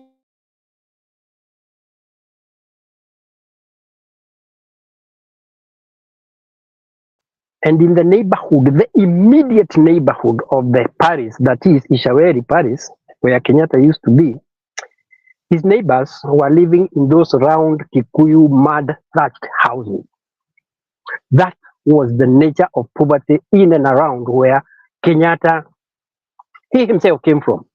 And Kenyatta never slept in State House. He used to sleep in Ishaweri. I don't think he ever slept in State House. He was the president for 15 years. And I'm telling you that his neighbors, if that is what you guys want to claim, that because somebody comes from a tribe and he's the president, that tribe is advantaged over the others, and the others feel like they're marginalized. That is the poverty that was in my neighborhood by the time he died. It's 1978. Moi came in. He ruled for 24 years. And I'm going to go this one slowly. Please, you give me time. Let me explain. Because kuna mtu amepita hapa na amefanya nifanye kama kukasirika. Moi ruled for 24 years. Then Kibaki came. Now we are having Ruto. Now, the Gen Zs recently have been posting schools in Baringo that are actually held under trees. That means there's no classroom. There are no passable roads to go. And don't forget, these people had a president for 24 years, and they are even having an extension of another one, Ruto. What does this mean say? Is those are people you are calling that they have advantage when you have a president who is coming from your tribe? Is that the development you're talking about if you can't afford a classroom? In the 21st century, when the presidency have been in your local area for 24 years. So don't tell me that you don't want to hear a Kikuyu president or a Kalenjin president. We just need somebody who makes sense. Because presidency does not mean advantage to those people who come from the same community as the president. That one I will not buy, I will never agree. And I'm giving you a living example because I come in the neighborhood of the first president, and I can give you now the evidence that has been shown in the current president where he sits, where another president was for 24 years. Now, we got a new constitution in the year 2010. This constitution brought the issue of, actually they were able to identify that what you are calling marginalization. And the people in the north of Kenya, and maybe what was called the NFD, Northern Frontier Districts, these people are given extra money over and above the others so that they can try and catch up with the other developed, in quotes, other places developed in Kenya. For example, the last time I looked, Marsabit was getting more money than Kiambu. The total money that is disbursed to Marsabit is much more than what is disbursed to Kiambu. Why? Because there are all those considerations of marginalization and catching up with other people. Have these people developed? Has that money helped them? We can see the cases of Granada. The issue in our country is not the leaders we have, it is corruption. Corruption is the bottom thing that makes our people poor. And point A to what B, if we are still going to continue with corrupt people in government, it doesn't matter where they come from. And I say it doesn't matter whether he's an Elmoro, a Migikenda, or a Muhindi, or a Mzungu who is a citizen of Kenya. It just has to be somebody who makes sense, understands that corruption has to be stopped. This business of borrowing money under the table in the name of government, we are left paying debts, and this money is being used by individuals. That is what we need to stop in Kenya. That is what has impoverished our country, and we are not coming out if we are not going to change that. The other thing to come and tell me that you can only now go for Maraga because he's not a Kikuyu and he's not a Kalenjin. By the way, if you were to talk about Maraga, I think if he is the president who's sitting, I won't give him my vote. What has that guy done? Just because he nullified one election and we still have the rotten judiciary that he left behind, what did he do? I wish we could be singing like the judiciary is one of the best institutions in Kenya because of Maraga. He just left us corrupt to the core. What did he do in his tenure there? I think we should start arguing properly. This business of tribalism imetuingia mahali such that we are almost not thinking. We are not even thinking of what we want because we still gravitate backwards to the tribe. And I said, we don't have a choice. You don't have a choice of what tribe you are. So what difference does it make if the president of Kenya is a Luo today and I'm not? So long as he's doing the right thing, I don't care. All I need is an opportunity to develop, an opportunity to get to go to hospital.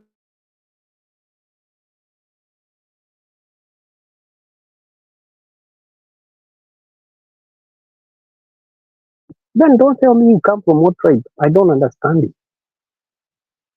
Nitakasirika Jiro. Somebody take over.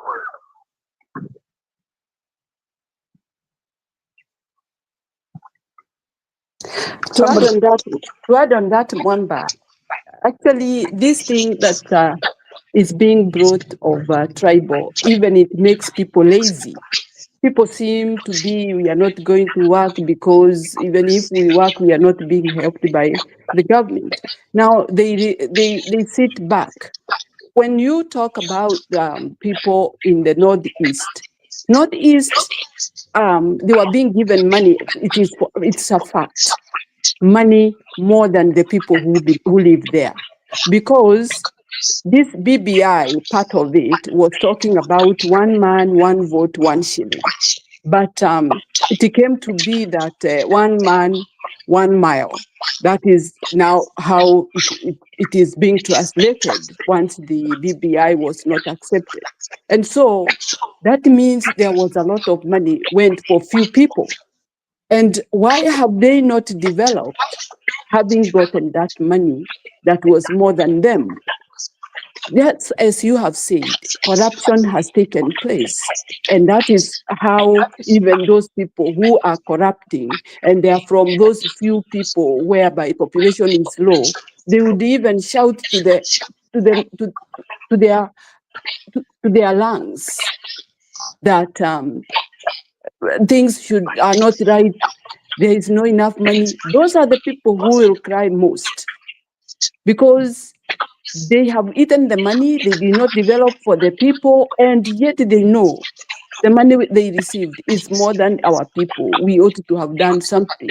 And so they would like to camouflage those corruption that they have done with talking other talks, bringing some information which are irrelevant.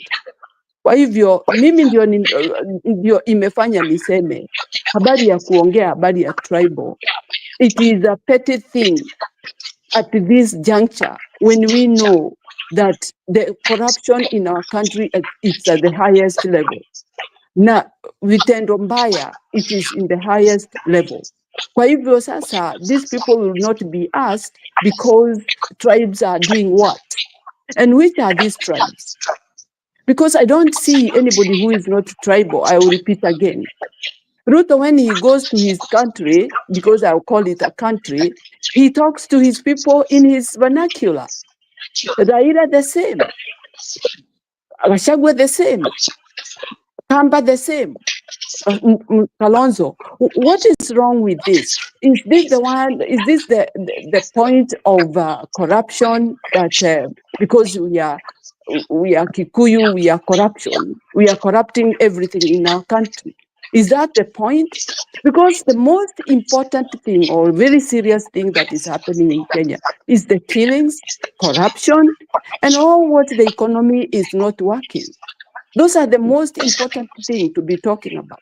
I remember Uhuru when he was in the Western, he said, hata kabila zingine zinaweza ongoza.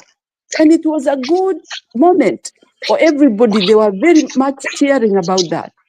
So there was no way that Kikuyu, the way they are being described, because most people, they don't want to mention, but I will mention. Most people think Kikuyus, they are tribal. But even them, they are tribal completely. Everybody is tribal. And that one is true. But not a tribal of collapsing the country, and not the tribal of killing other people, and not tribal of hating other people. Tribalism can be there and people live in good shape. And we can see what happened. And why people do realize that we are tribal is because there are people who want to use that. And they want people to fight. They will not be there when you are killing each other.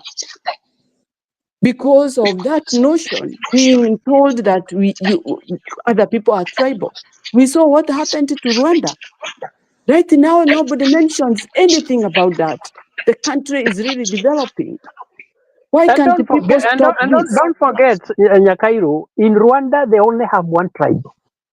Hutu and Tutsi are just clans. These people speak one language, it's one people.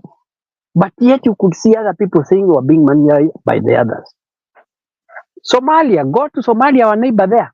They have only one tribe, but they are divided into families, which they call clans. Are they in peace? No.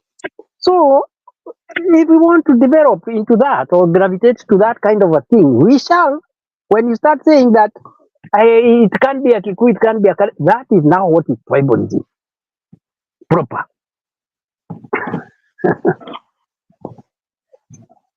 Endelea. That is the problem that we have. And even Kenyans are buying that. Instead of refusing, instead of standing firm, they are buying that. It doesn't mean that if I buy land and the other person is not able to buy land. Let me give an example for it. Maybe I'm Kikuyu and the other one is Kalenjin or is Luo. And I happen to work hard and I buy land in their area. That is a problem. But it's not the problem of that Luo who is my neighbor.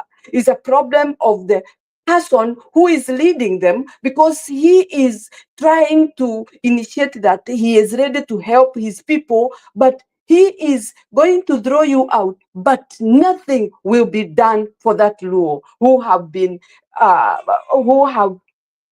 told that this is a bad person to be with you, to be your neighbor. They are coming here to do this and that. That is what happens. I am a victim. I'm a victim of this thing. That people are being told these are bad people, they should not be here, they bought this land cheap. It doesn't matter how much I bought, but I bought it. And there was a willing seller and a willing buyer. So you are the one who is coming to educate them now after everything has gone through. Then you come as a leader, not making people to live in harmony, but making people live like we are not all Kenyans. There are some who are less Kenyans, there are others who are more Kenyans. That moment at that corner. And that is where the problem has emanated. That these leaders are the one bringing all the problems that we are having. Nobody else. Because they are the one who have got the initiative of going to offices, of talking on Runinga and saying all what they feel in a manner of these people, the Raya will listen. And then squabbles start. And who is the cause? Is that person who is elected to give people service in whichever language they are, in whichever tribe they are, but they are the cause of the problem. Thank you.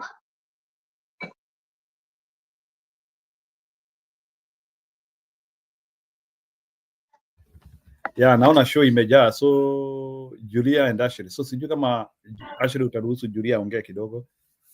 Sawa. Yeah, Julia, go ahead so that at least you also get involved. Sasa, you update me.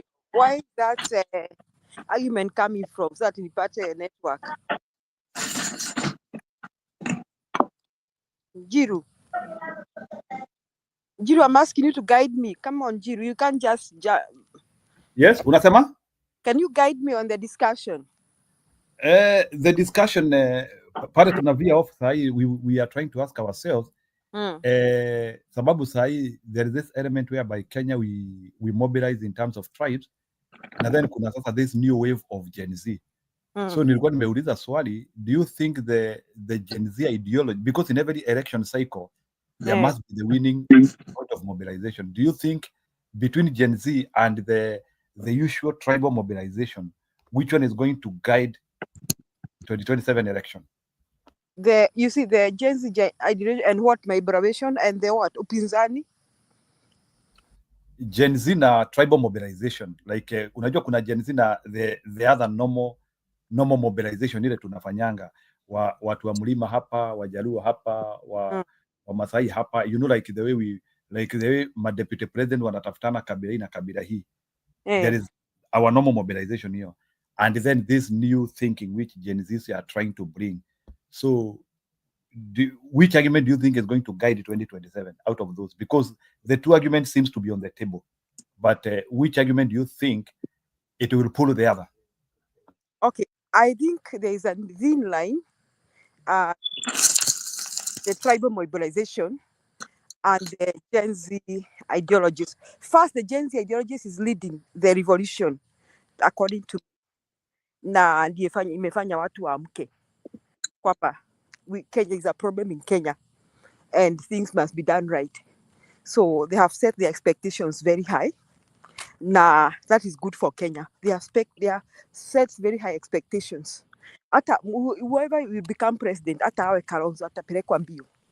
I had someone saying that here, but I tell you that is true. Whoever will become president, it will no longer be a process here. Kukagua wa Kenya, tell them right, left and right the way you want. Someone mute. Anybody who is not muted, please mute when you are here. Juni nani, Santi. So it is no longer like you can get away with nonsense and foolishness in Kenya because the Gen Z have set a very high expectation. So on one point, that is where we are now. And this is also going to keep a lot of political candidates away across the seats from the top even to the MCA, because Gen Z are likely to carry the day. And every party and you embrace Gen Z will be badly off. You know, I said yesterday here, my point yesterday here was the Gen Z are not in some planet alone. They're living with their parents who resonate with their thinking. And as much as we want to imagine that the other generation is out of touch, that is not true. This generation, they are not out of touch. We are not out of touch. We know what Kenya needs. In fact, we can specifically tell Kenyans, Gen Z, what Kenya needs and why we are here, where we are, why we are here, we are, and what should have happened, what should have done. Kama hatungetaka kuwa penye tuko. Unaona? Which means we resonate with the expectations of the Gen Z. So even any political leader imagining that ati mambo ni kama kawaida, ako mistaken sana. Even akina Gachagua. Even I saw the other day Gachagua, DCP has appointed officials. Lakini Gachagua and team should be very careful because some of those people may not sell at all. It is no longer business as usual in Kenya. The expectations are very high, thanks to the expectations set by the Gen Z. Now, and if we get a breakthrough this time, Kenya will transform like Singapore in a very short time. If tukikuwa na breakthrough sahi, kwa sababu hata yoyote atakuwa uongozeni, atakuwa na shida, hatakuwa na nafasi ya kukarangwa na Kenya vile anataka. Gen Z have showed resilience against Ruto even when he's killing them. Imagine they have succeeded. Yani even he killed them. He thought they couldn't come back. They came back. They came back again and again. What does that tell you? Hawababaishi, hawatingizishi, hawatishwi. That is Gen Z. And they have a very skilled way of mobilizing themselves, that is through using social media. So that is what I want to say. Now, when it comes to electing our leaders, especially at the national level, the tribal card will play. That is why I said I was going to match the two. The tribal mobilization will also play. We cannot run away from that. And that is when I say tribal mobilization, I'll say here without fear of contradiction that Gachagua will be a kingmaker. And we will bring in our numbers as tribes. However, how does the Gen Z come in here in the tribal mobilization? The next president may not necessarily come from a big tribe, because hata when you wanafikiri wako na numbers, they are under pressure by the Gen Z. Look at what the Gen Z expect. So they are not likely to go for somebody because kabila lake ni kubwa. They are likely to go for him because probably they think he can sell even to the Gen Z. That is the kind of a person they are likely to go for. But then they are going to use their tribes to mobilize the numbers. So, for example, if they pick one candidate from whoever person they're going to pick. Gachagua is likely to mobilize Mount Kenya. Now Mount Kenya side on the numbers. So Mount Kenya numbers will give you the president. That's a fact. So the numbers will come in. How will the numbers be mobilized? Tribal. Because in Mount Kenya, ni mlima. Lakini the selection of the candidate, if they are wise people, watatilia sana of the Gen Z's expectation. Now, so pengine mtu ataniambia kutakuwa na conflict hapo. Julia nimeona some debate. I don't know who was throwing Kalonzo. You know the press are evil. Because today I saw KTN trying to say that the Kikuyu and the Kambas are coming up with the candidate. The press, Kenyan press is very evil. That is just trying like inciting Kenyans. Sasa ni candidate wa Kikuyu na wa Kamba. That's an incitement. I didn't buy that. And somebody's please mute. And I'm not buying that. At the Kikuyus and the Kambas will come up with their candidates. That will not work. I believe Gachagua and team are intelligent enough to know this time it is not the Kikuyus and the Kambas coming up with the candidate. It is not the Kikuyus and who coming up with the candidate. It is first looking at what is the expectations of the Gen Z. What kind of a person do we want? I want to read for you something. I hope I can read while if you don't hear me, you tell me. Jiro, can you still hear me? Unasikika around and clear. Go ahead. Okay, let me read for you something. I want to read for you something that Sifuna said. I want to read for you something that Sifuna said. So Sifuna said, this is what Sifuna said about Fred Matiang'i. Matiang'i isn't a saint, and he doesn't need to be. If he's the one who can bring Ruto down, then he's a man for the job. Let's cut this hypocrisy. No one in politics is righteous. We are not looking for angels. We are looking for someone who can win and fix this country. Who can win and fix this country? When it comes to performance, discipline, and results, Matiang'i doesn't just qualify, he dominates. This is war. And in a war, we choose the strongest weapon. Right now, the weapon is Matiang'i. So that is the most likely formula. Najua kuna watu wa spread Matiang'i hapa. That's the most likely formula to be used. This is war. And in a war, we choose the strongest candidate. We don't just say, but you see Wakabira, you see Mkikuyu, see Ujijini Mkikuyu, or see Junini. No. We have to ask ourselves, who can kick Ruto out? And after kicking Ruto out, who has the record and the history of changing a country?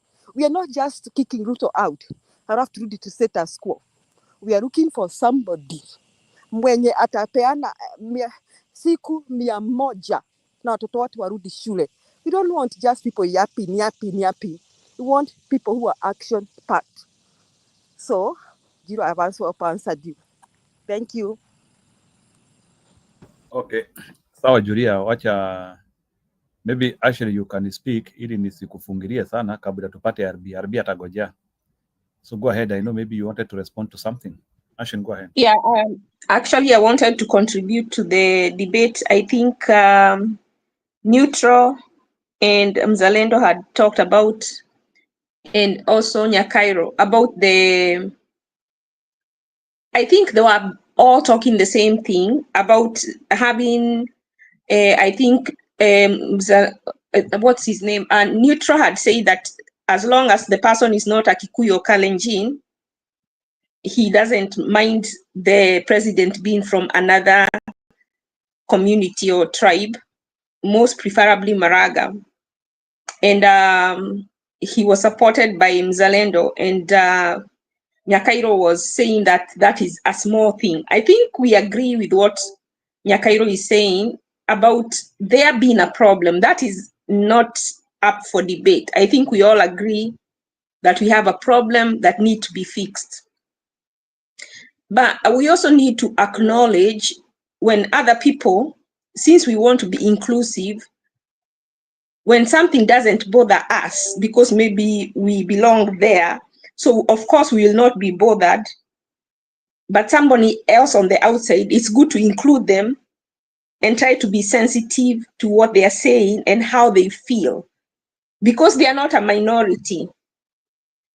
There's a lot of people that feel that way, and it is not good because it is not true. Because if you look like Kikuyus have had 3 presidents, but they still drink water from the river. Their children are the majority going to Dubai and coming back in coffins. So we have a long way to go to understand that the fact that someone from your tribe is in power doesn't mean that you directly benefit, but we are not there yet. But I too, like Martin Luther King, have a dream that one day we as Kenyans will judge the people that are going to take office, not from the tribe they come from as the first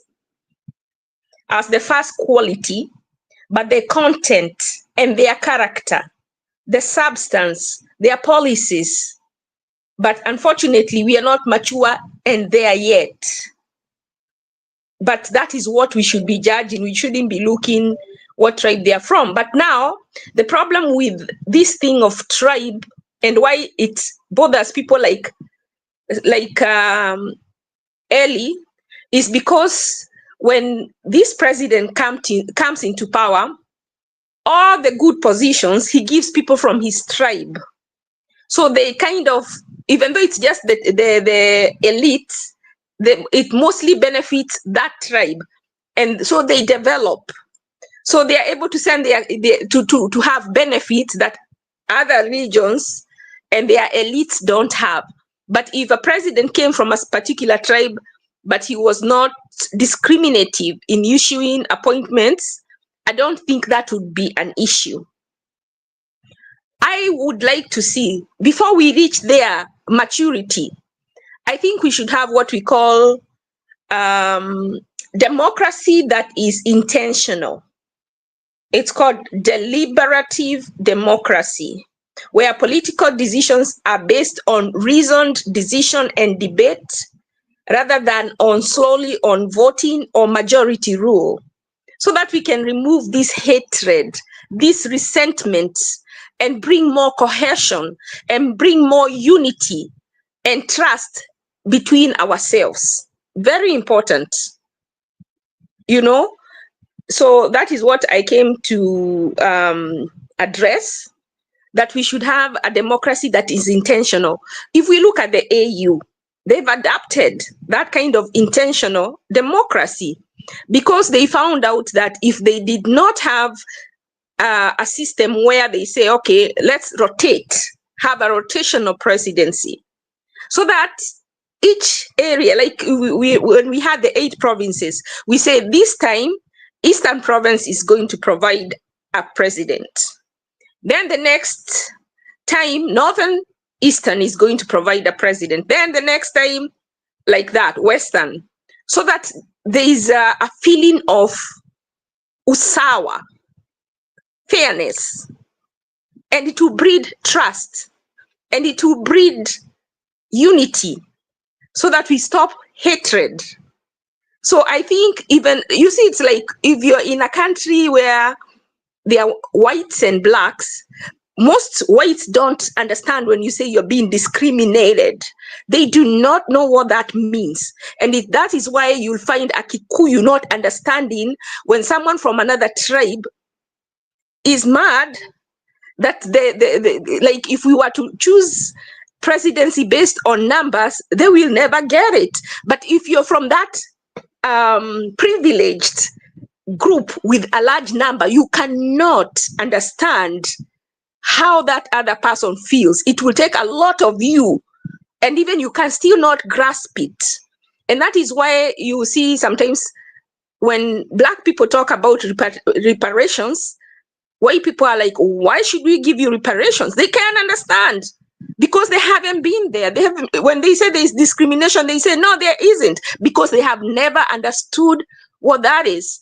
One time I had a friend go to a shop with a white friend, And when the black friend was talking to the person at the store, the reply was normal to her. But when they left, this white friend said, I don't appreciate how they were talking to you, because he's never been talked to like that. And this black person, it was normal for him to be talked to like that. He didn't even see like they had been talked to badly. So let us try and be sensitive to other people who are not like you, because their experiences are different from yours. So when we have sensitivity, you will find that even resentment will go away, distrust will go away, when we try to come together and hear each other and validate the concerns of each one of us and accommodate each one of us. That's what I wanted to say. Thank you. Okay, ni sawa Ashley, thank you for that. RB, karibu. Ashley, makofi kwako, sijui naweza kakuambiaje. You just you nailed it. You are so on point. Yani umeisema the way I would have said it in different words. And maybe just to add, sometimes you don't feel, you don't know what other people have gone through until you become that particular individual. Like where we are at the moment, ukiona blacks wakisema manze, ukiona you look at them at what they are lazy, sijui what, but zile vitu walipitia uwezi hata pitia hata siku moja. That's the same way ule jenzi alikuwa tortured na Ruto's government. None of you can endure that kind of pain. And then you'll tell him that, you know, that he can wait for another minute for to vote ati avotie mtu kama Ruto awezi. So what are we trying to say? This is the facts, and facts are sometimes a bite. Yeah, Kenyatta ruled for 15 years. Moi ruled for 24 years. Kibaki ruled for 10 years. Uhuru ruled for 10 years. Another Kalenjin called Ruto is going to be there for another 5 years. Now, in total, we have been ruled by two communities for a total of 74 years. They have been in power. How have this benefited these communities? In terms of appointments, they have benefited in terms of appointment. In terms of infrastructure, any benefit that Moi during his era, you can look at the schools in his locality. You will see the kind of improvement. In terms of roads and infrastructure, you can look at how Central, how the Thika Superhighway and things like that came about. Now, when communities get positions in government, they get so excited because it does just come it comes with a package. It comes with tenders. You might not, you might be coming from this community, but if you're a Kikuyu, maybe hujawahi pata tender. But those who are in that circle of the presidency, they will get something out of it. And the good thing is that Gen Zs are trying to build a nation away from the tribal alliances that we've been having before. And that is the fresh breath in our politics that we are seeing that will come in 2027, God willingly. So the Gen Zs protested about the finance bill, they succeeded. The young people have said that hao wapangwigwi hatupangwigwi, sisi tumekuwa tukipangwa, hao wapangwi, unaona, so hawapangwi. And just as Ashley has said, they have been using the modern social media platforms to advocate and to give the to give Kenyan civic education that they need. When you watch those artworks and all those kind of things that they push around, those are part of the rise of this young generation away from our tribal comfort zones. So we hope and believe and pray that one day, those who are from Kikuyu Luo community and advocating for tribe, they'll be advocating for a nation called Kenya. Thank you, guys. Jiru, may I add on what Muzalendo and Ashley have said? I don't know whether I'm putting it differently. I guess, Muzalendo, when you say that the Kenyatta was president this years, Moi was president this number of years, that is not going to sell. That is not going to sell because you need these big tribes to be on your side. So that argument shouldn't even be there at all. It's not gonna sell. Just like you mesema, Julia hajaipata tenda. Na by the way, Muzalendo, I come from Nyandara County, penye hakuna barabara. So ukianza kusema ati we have benefited, I'll be very mad with that statement. I come from a place where there are no roads. Sisi wenyewe, my mama's house has solar power. Juu hatuwezi fikia stima mpaka saa hii. Sometimes we even try to make the roads ourselves. So you start saying that the Kikus have benefited, you make people like me very mad. Yeah, lakini unaona unatumia Thika Road kufika nyumbani, si ndio? Listen, I don't use even Thika Road. I use the other road yenye inaenda Rift Valley na Kisumu. I don't use Thika Road to get to Nyandarua. I have to use the Naivasha Road. By the way, Nyandarua is in Mount Kenya, and I use at least 4 hours to reach my home. For your information. So if you start saying that is aggravating, listen. Oh no, this is where now the difference is. No, Yani you unaona hiyo, okay, wacha maliza. That is bad if you interrupt me. So I'm trying to say this. Sasa, that argument will not sell. You need the bigger tribes to sell that argument. You need the Kikuyus to jump into this argument of transforming Kenya. You need them very much.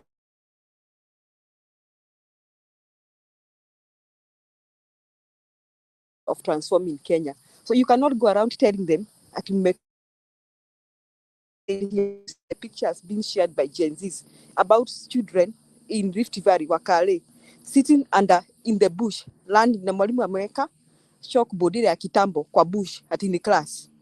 I think you have seen these pictures. So if you got that community Mzalendo and you start telling them, sasa wasi wakati wenyu, mumekuwa na president sijui mara ngapi. That is a very unwise argument that should not be spread. So you, I don't know whether it is you selling that or it is. Thank you, Julia. You should stop it. It is very tribal. It is just creates hate.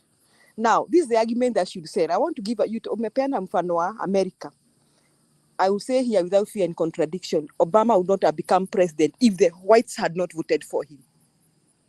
So if Obama had been walking around selling hate, the whites in the Democrats would not have had him for presidency.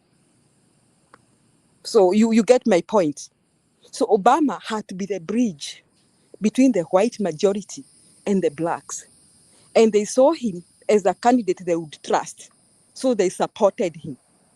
Listen, those who are selling anti-Kikuyu Kalenjin politics here, don't do it again.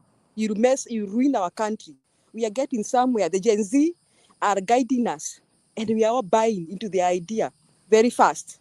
Now, you see, however much you start saying, we don't want a tribe from Kikuyu encouraging, you need our votes to make the next president. And you don't want a vote out of hate and spite. No. You want a vote of a reason. Watu wengi wamesema hapa kwamba somebody who we feel stands for Kenya, not sorry from the big tribe. So if you sell a candidate that will transform Kenya, not based on the fact that he's not a Kikuyu, the Kikuyus will buy in. Will buy even vote at Turkana or anybody. They'll buy in very fast because they want to be. Nimekwambia, I use over 4 hours to reach my motherland, Nyandarua, and you can search, all of you, go search Salient or Jororok. Muniambie ni barabara gapi ziko huko. Next to that lake called Orborosat. Hakuna stima, hakuna barabara, hakuna maji, tunatumia maji ya kisima. So those people who cannot dig their own well, you can tell where they are.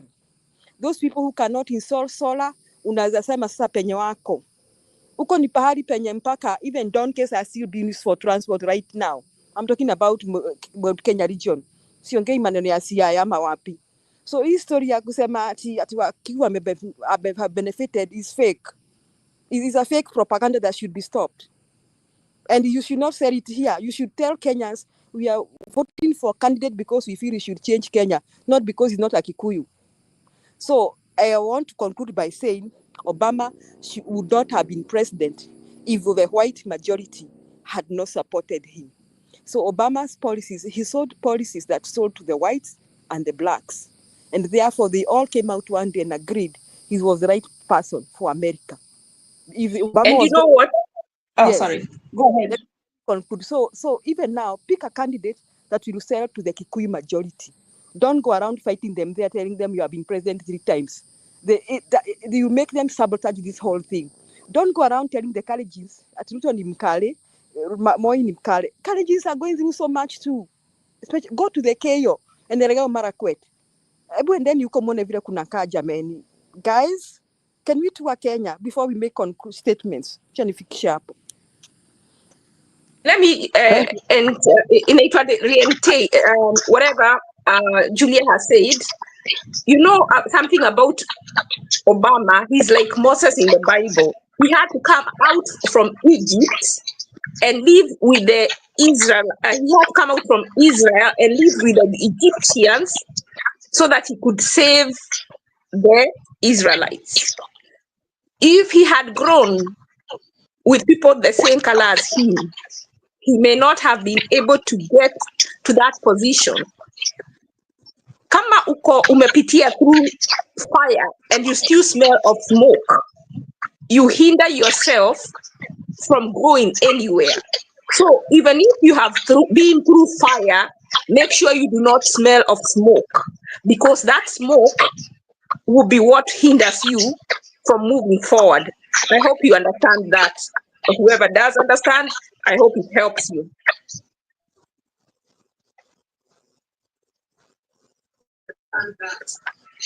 That is very good, because when you say that qualification to be a president of Kenya next will be because you are not a Kikuyu or you are not a Kalenjin, if that is one of the qualifications for being a president, you are going to lose miserably.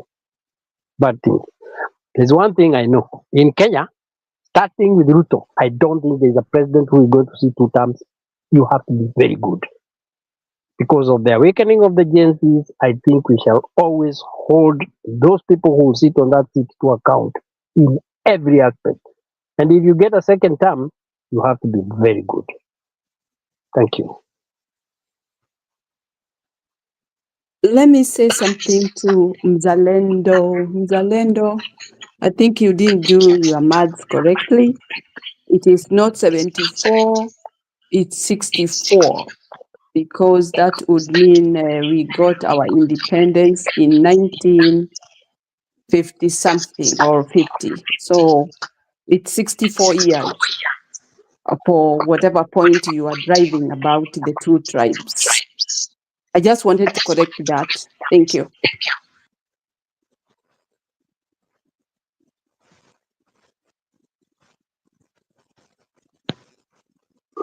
Where is our moderator? Niko hapa, weka RB. RB ingia show. Mjambo wenye nchi. Matumaini yangu kila mtu yuko sawa. Na mjadala wa leo kweli umekuwa mkubwa sana. Na umeguzia sehemu tofauti ambazo ni za maana. But back on the issue of the tribe thing, I think it's rather disingenuous coming here making claims on one's preferences as to what particular tribe should be representing or otherwise. Because by the end of the day, we are all that composes what we consider Kenyans in that social structure. Kwa hivyo kuja hapa kusema sijui singependelea fulani wa fulani ama mambo kama hayo, I think we are ni kama tunatukana our Gen Z. But also that also takes me to the issue of the Gen Z. Is it a political movement or is it a policy movement? Kwa sababu zile mbinu ambazo zilizowafanya wajikusanye kisha wakaenda kwenye maandamano ilikuwa ni upande wa sera, na hizo sera zinapitishwa kisheria, na kisheria tunaguzia upande wa katiba, sio?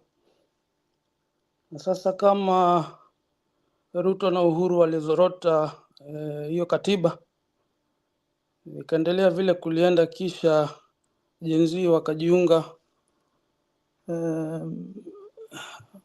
Sasa wakati huu ndio tungekuwa tunajiuliza, swala ni vile watajiunga ama ni vile viongozi wa sasa ambao wanapigania vile ambavyo wavuta kisera, si kisiasa lakini kisera. Kwa sababu once you start pulling them towards your camps, whatever camps you have, even Maraga ama whoever, I think you will have a very strong base once you articulate these policy issues. Because by the end of the day, upande huu wa chief ama chef ama chief haifanyi kazi. Huwezi ukapata dawa na hiyo kitu. Huwezi pia ukapimwa kama unaenda CT scan or whatever. It doesn't cover that, does it? Upande mwingine pia ni upande wa masomo. Swala na mjadala wa kulipa karo za shule ni shida kwa wengi sana, sio? Kwa hivyo watu wanateseka. Na hizi ndizo sera zenyewe. Sasa ukimwona tumbo kubwa kisimama hapo, kazi yake ni just eating gums on barabara.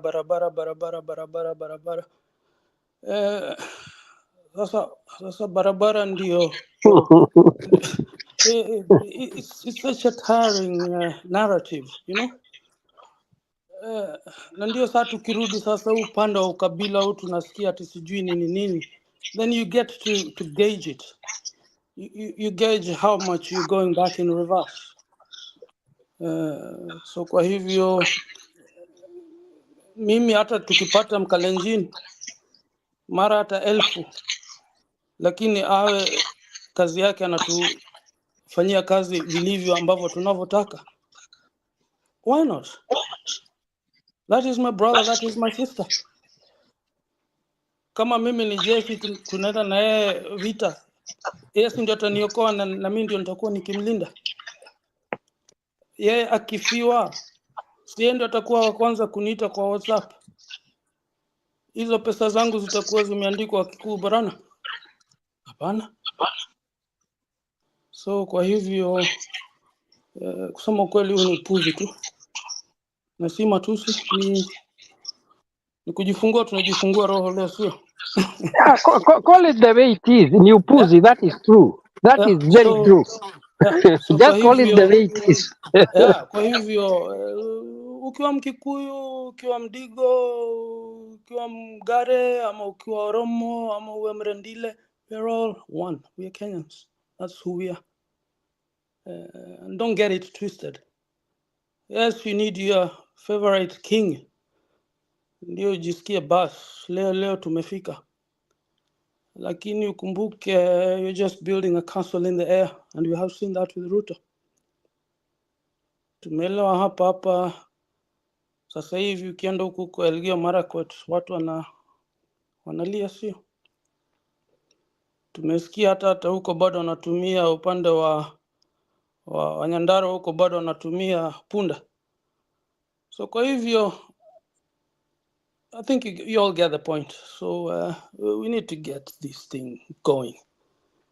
Na tusiwatukane na kuangamiza Gen Z kwa kupalilia na njia ya ukabila, kwa sababu ukabila hauna manufaa. Ni manufaa gani unao? Hakuna manufaa yako hapo. So yeah, those are just my points. Thank you. Mbarikiwe pia.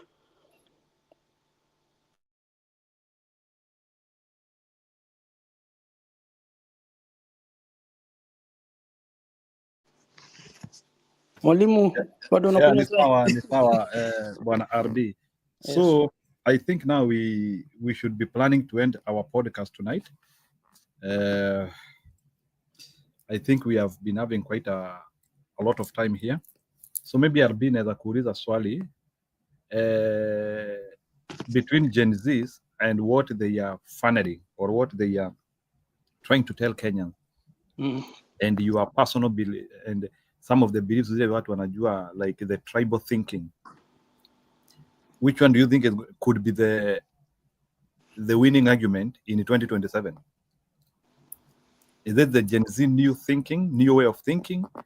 Ama hii yetu ya Wakikuyu hapa, Wakale pale, Waluya hapa, Wajaluo pale, Wasomali hapa, hawa washikane na hawa washikane na wale, group Maduong, shida uchaguzi. Do you think Gen Z can rearrange the Kenyan politics as we know it today? Or the tribal thinking is still here with us? Would you help me to understand that? Yeah, well, again, what Gen Zs are articulating, it's not something new. It's all about policies, and it's because of lack of provision of those policies which led them to the streets, right? Na lakini pia upande wa ukisikia jina ukabila, kama vile Wakikuyu pia tunasema udhidhimuko, right? Unasikia ni kama goosebumps zinaanza ku, but you know the thing is when it comes to demographics, of course, some camps they outweigh others. So and all these Gen Zs, they belong to their respective tribes as well, and that's where they get to source their leadership. But when it comes to the overall political philosophy, I think that is more policy based. So either way, what we will get is, or rather what we need right now, because time is of the essence. So we need leaders in these different camps to now be more rather proactive and articulate their policies, which will again make the Gen Zs coalesce to their ideas, and probably we'll also get new Gen Z aspirants in that matrix. Hivyo ndivyo mi naona, kwa sababu hapo ndipo sasa Gen Z pia watasema okay, yeah, ndio tunasikia huyu mtu si bado kifua tu anajipiga, lakini pia licha ya hayo tunasikia yeye anazungumza mambo ya sera, kwa sababu hizi sera ndizo tumekuwa tukipigania, tumesoma na bado hatujapata mapato yetu kwa sababu ya hawa wezi wa tumbo. Kwa hivyo hizi sera ndizo utaona zikiwavutia. So I think it's a bit of both. to answer your question.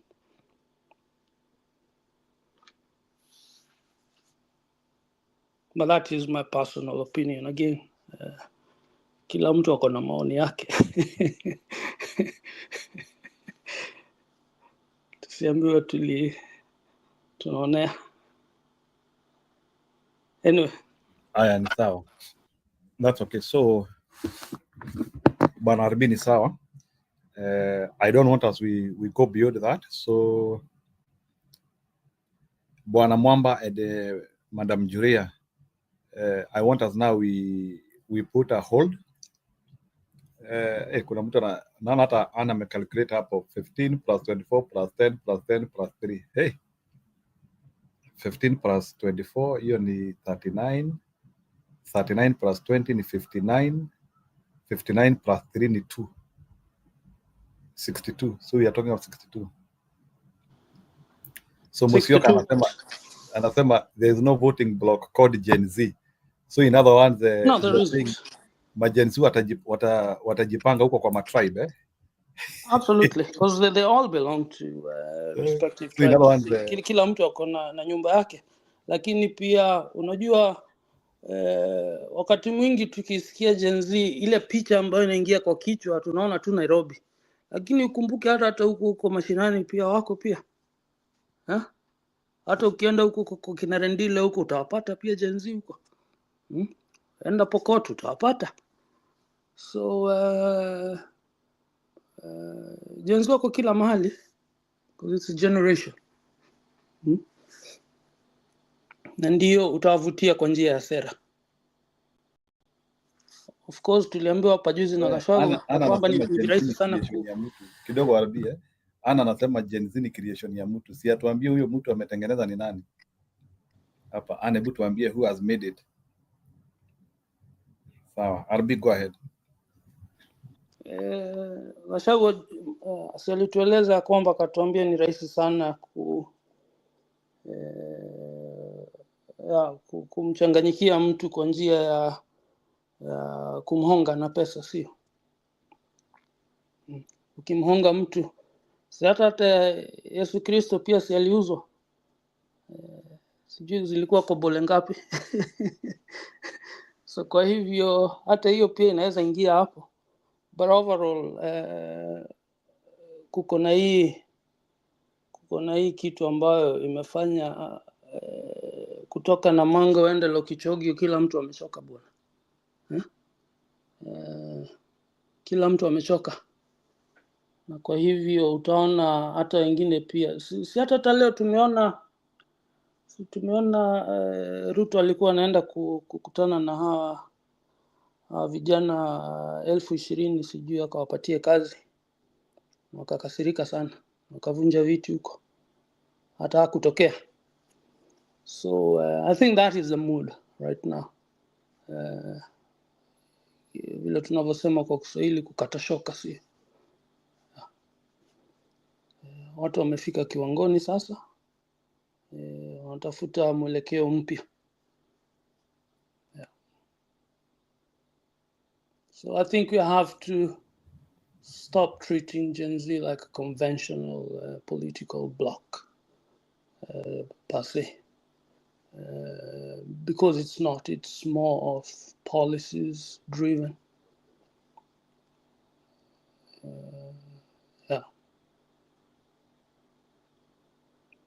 Hiyo ndio hiyo. Okay, sawa RB. So I think I want to take final statements. Wacha tufunge podcast, tutapatana kesho. I started very early in the morning with that church service by Gachagua na bibi yake akihubiri huko Maryland, and I want us maybe Mzalendo is like you want to respond on that hiyo issue ya Gen Z. Kuna mtu anasema hapa, can you see what Musyoka said? Maybe you can respond to this before we start taking a final remarks. Ona vile Musyoka anasema there's no voting block called Gen Z. Ana akasema Gen Z ni creation ya mtu na mwenyewe atajitokeza. Gen Z might not even vote. So kuna vile like because Mzalendo sitasema you pretend in a light way. You claim to understand this Gen Z melancholy. Muzarendo, you know that, I see you feel Unanisikia? feel like you understand this Gen Z melancholy. So It's a all the mirage. time ni kama wewe umetuachia to deal na tribalism, wewe una deal na Gen Z. Nyinyi dilini na hiyo kasumba ya tribalism hiyo mmekwama nayo. Mi huko nilishatoka. I want to build a nation. Wacha nichekeshe yani kidogo Mzalendo, alafu kuja. Wacha nichekeshe yani kidogo. Unajua yani siku hizi ni kama watu wamegawana kazi. Sasa Mzalendo anasikianga tukiongea, anasema hawa majamaa wako nyuma sana, hata amuelewi kile kinaendelea. There was another place Mzalendo anambia nyinyi hamujui, amuelewi. So the real people are here now. Mzalendo, can you respond to them because you claim to understand this Gen Z? Can you tell us first of all, kama hiyo block iko, kuna watu wanaanzia kusema hakuna block kama Gen Z. Go ahead Mzalendo. Hiyo ni swali, hiyo ni that is you've already bought into the NIS propaganda, and munaingia to deep down thinking with it. Anyway, we have got a new tribe called Gen Z, if I can put it quote in quote. And that tribe is bringing a fresh breath into Kenyan politics, away from our ethnic politics that we used to play from time and again. So that's a generational shift from the usual norm, and that's why you might not you become disillusioned about Gen Z and start saying, okay, you start belittling them to say that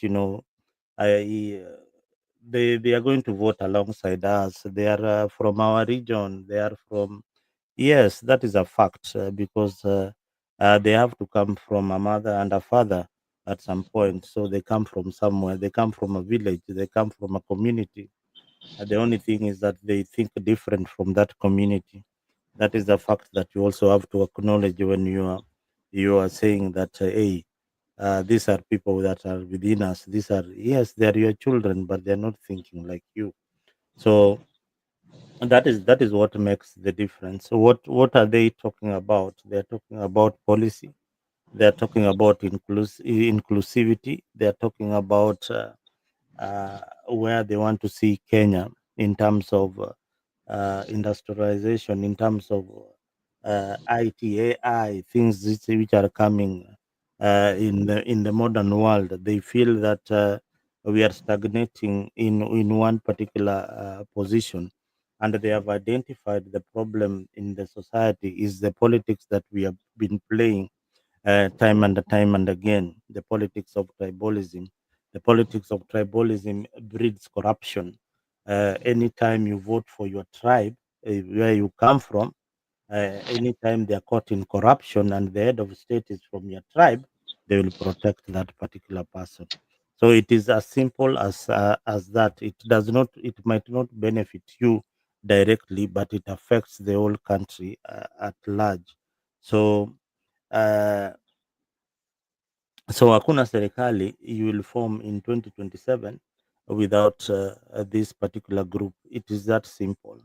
The person who is going to win the presidency has to be backed by this particular group.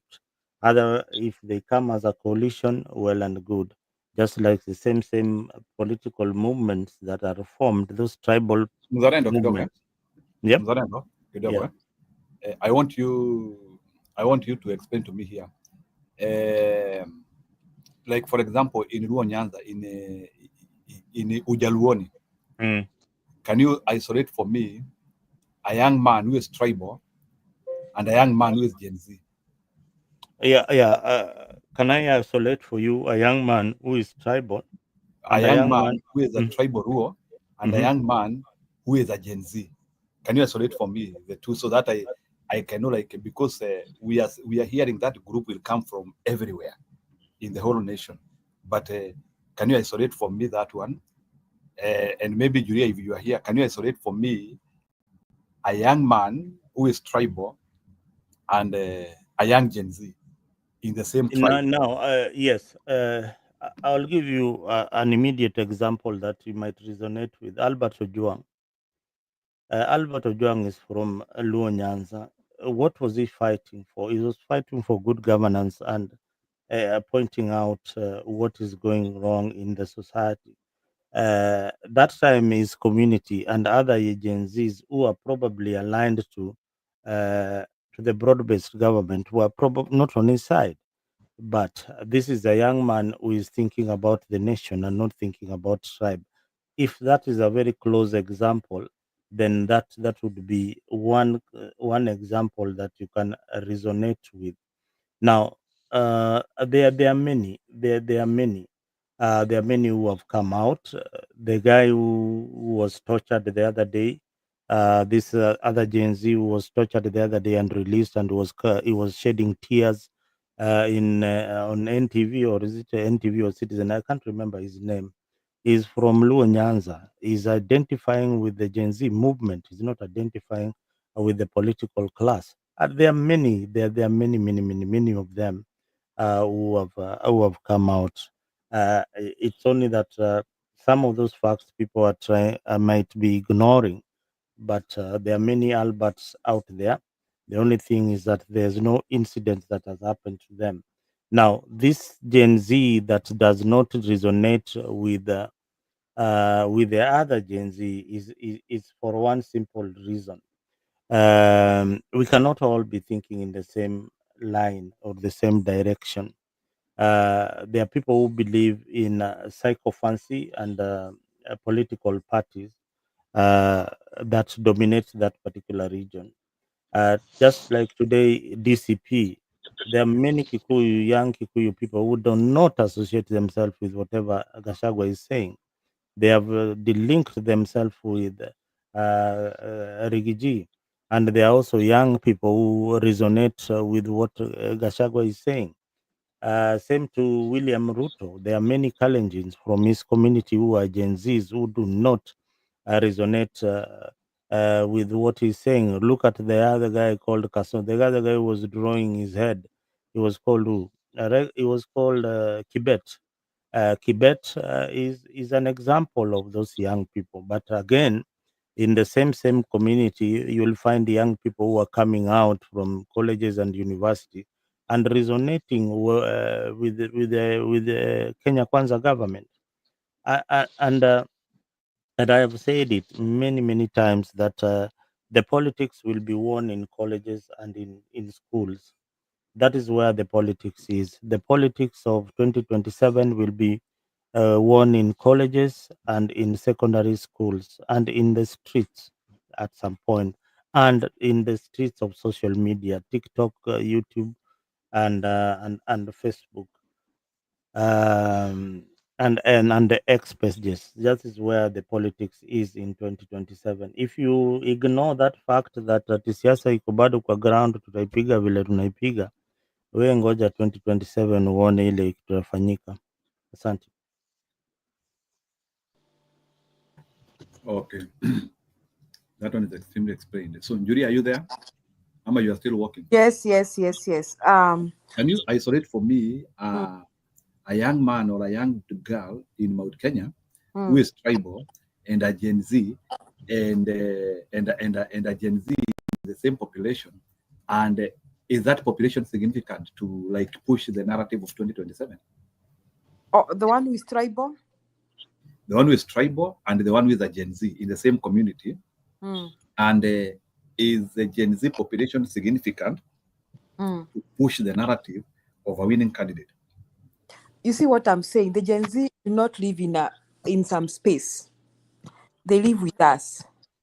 So for a young man who is tribal, it's because of the environment around him and also the level of ignorance. I can give an example of Gaucho. Gaucho, apparently, I realize he's a very ignorant person.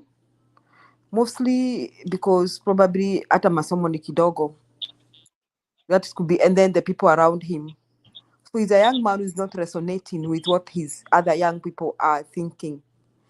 And there could be a lot of them like that across the country, across communities, not just in Woland, depending on who they live with. So hata saizi unaweza pata some young people in Mount Kenya who will be talking pro mountain, pro this, because their people are just like, sisi tu ni mimi, we ourselves, I myself. Unaona? Na Kwak akienda home, when he goes home, that is the Bado talk. mko ama tumepoteana? Tuko, you're not hearing me, Mwamba? Can hear you. Here. Okay, I think Mwamba is one who's not hearing us. Julia bado anaongea, mimi si- Yes. Somebody sent Mwamba a message. I'm talking. He's the only one who's not hearing us. So let me say this. So I think the tribal thing about the tribal is coming from environment, but that may be limited because Kenya is changing. I'm telling you, Kenya is changing. Hello. Njiru, send a message to Mwamba, direct one. Telling is the one who is not hearing us. So that is limited because Kenya is changing. Now, the young revolutionary Gen Z, I think we don't know the numbers. We cannot quantify them because we know, but they have been very loud and they have been impactful. And they're likely to impact even the Gen Zs in the village because a lot of Gen Zs are embracing social media so much. Nimeona watu somebody is making fun there. Sami Costa is saying that Gen Z may not even vote. They'll be somewhere creating content kwa voting station, kwa polling station. Ati badala ya kwenda kupiga kura wataenda create content. I don't know, not every Gen Z creates content. I guess now because they have fought a war of informing Kenyans that this is the Kenya we want. It is our responsibility, we who house them, a big population of them are still living with their parents. It's our responsibility to make sure they vote. They listen to us. We asked them to go to school. They did. So they're not like defiant.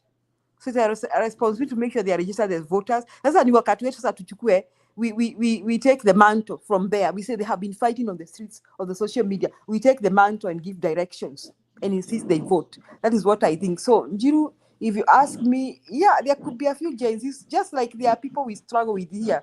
Kirasa, when they bring out arguments, they are so tribal. Unaona, watu kama wako na watoto wanaweza kuwa hivyo, lakini watoto wao may defy them. That is what I'm saying, I think. So if you see someone doing like Gaucho, is the environment at which he is and his level of ignorance, and because his age mates are not behaving like him. If you see the people leading the revolution even online, a lot of them are Luos, just like we've talked about Juang. A lot of there's a Kalenjin boy that featured during the last year. I hope he's still alive in the protests last year. I mean, he was so conspicuous, and he's a Kalenjin. So they're not buying into this tribal thing. They're not buying, and they are influential even in their community. So let me say this: I think the Gen Z spirit is getting somewhere. We may not be able to quantify their numbers, but I think it is our responsibility of the people who know now what is the impact of voting to make sure that the influence that they have had through social media translates into votes. That is what we need to do now. We who know that people must vote. Unaona, Kitambo, Zerando, you have to forgive me for this statement. I think it's neither here nor there. It may not be true at all. Yeah, it's something that people say that people from Nyanza, you see like Odinga with very big crowds, but those crowds never turn up to vote. There is that allegations. I can call it allegations. I don't know how true that is. That he was able to gather very big crowds in public barazas, but then these people never woke up to vote. But then other regions may not have been having very, very big crowds, but they specialize on voting, like wanaamka, wanaendea, they even go pick up patients in the hospitals and make sure those patients vote. They carry the old, take them to the police stations, they make sure they vote. So now it is our responsibility that the the goals the Gen Zs have set, the journey they have started, the war they have started. For us to win this war, we must translate this war into votes. So we need also to make sure that they come out and vote. Sasa hao wa kabila Njiru wanaweza kuwa tu wachache, wako tu kwa sababu mama zao wanawaambia kabila letu linafinywa, kabila letu limefanywa hivi, wako tu wanaweza kuwa, lakini I think the majority are the ones who are. If you the statistics I want to give you, Njiru, I'm giving the statistics. We have had a few young people coming here. I don't even know who they are, where they come from. Because unajua Gen Z hawana accent. A lot of them don't have accent. So it is difficult to tell which tribe they come from. So the few who have come here to speak to you, umesikiza their solid arguments is above board. Yani au watu ni wachanga, lakini they argue like 3 men arguing, you know? That tells you a lot of them are very informed. So if you look at that statistics, it means we may have a bigger number of Gen Z who are fighting for a new Kenya than those who are still aligned to tribal balkanization and all that. That's my argument. So in other words, we agree both constituencies are there, but we don't know the proportionality of representation. So maybe wacha niulize RB, because maybe RB sijui kama hii maneno ya ujenzi unaielewa sana, but Chiro namna hii umeniruka. Nimekuruka. Haya basi. Usimruke, lakini hapana, kwa mimi si mtaalamu wa Gen Z. Lakini niko na Gen Z wawili watatu nyumbani. But in terms of percentage, do this because unajua, like for example, tuseme leo Raila Odinga aitane mkutano. I'm just trying to say, like Raila Odinga aite mkutano wa Wajaluo, majenzi watakuja? They're not bothered. You see, the thing is, Gen Z, they're not bothered with the legacy politicians.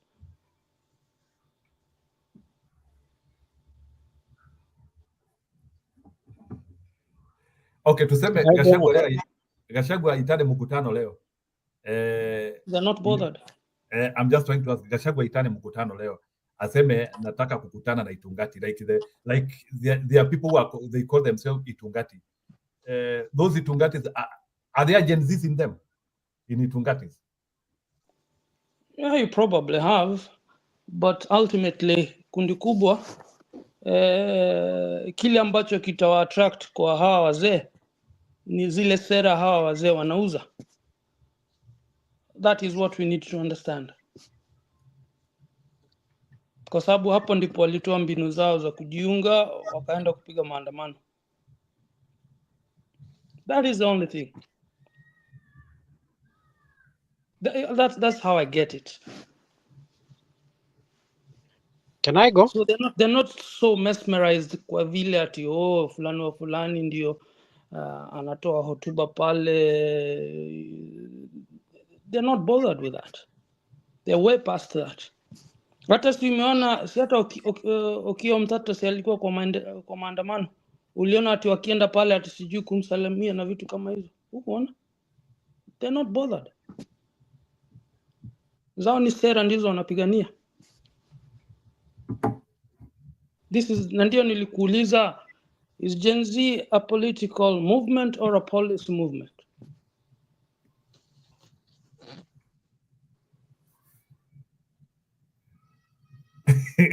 Makubwa haya Mwamba, go ahead. Arbi, simamia hapo kidogo. Ni kama sasa hivi kizungumkuti imeanza They are called swear questions. Gen Z inakusumbua sana. Me, the way I see it, when I look at this Gen Z movement, kuna mtu amesema it's a new tribe in Kenya, and that's how I look at it. It's a new tribe called Gen Z, because if you look at the 3 groups, I want to group them into 3.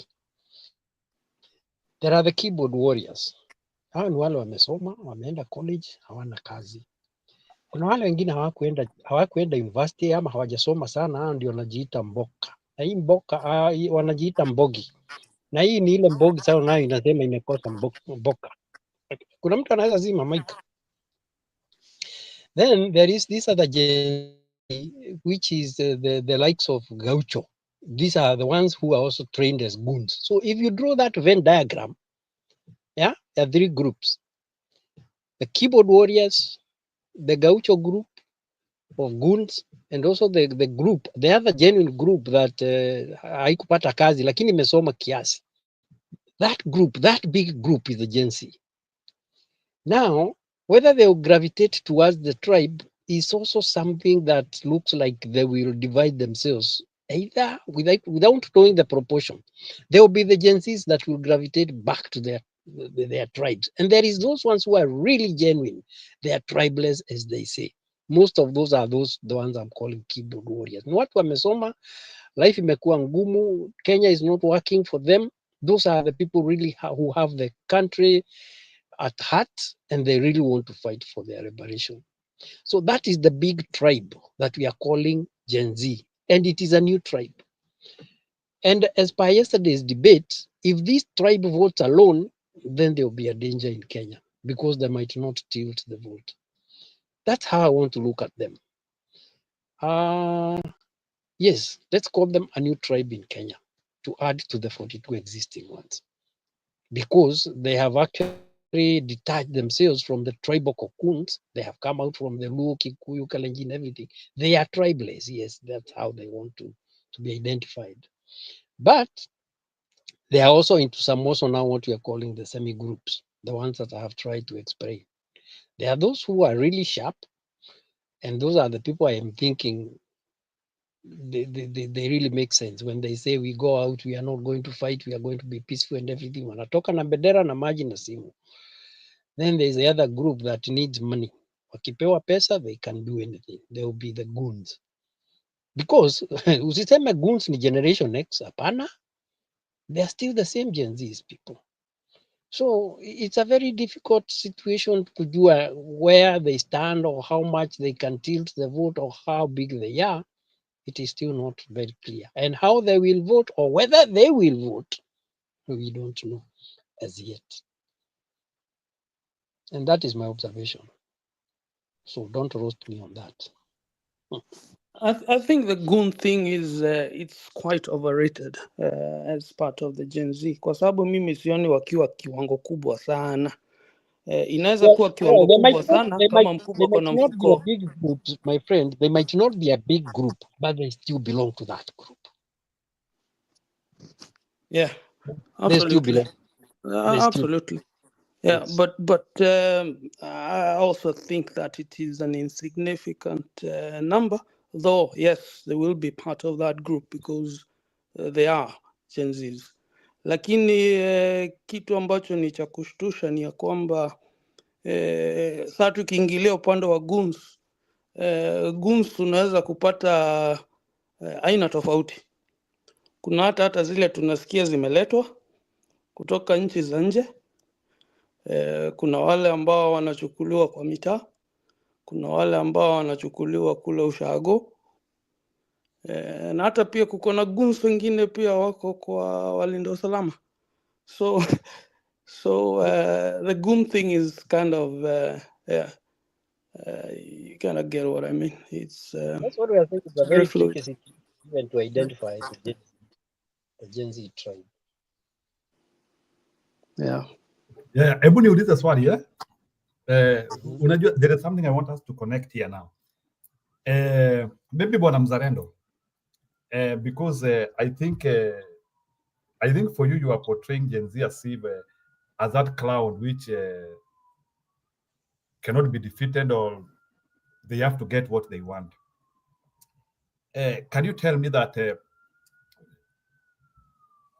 will Gen Zs accept in an unlikely event? Let me use that word. If Ruto wins, no, as a hypothetical, Ruto has won the election in 2027. How will Gen Zs react?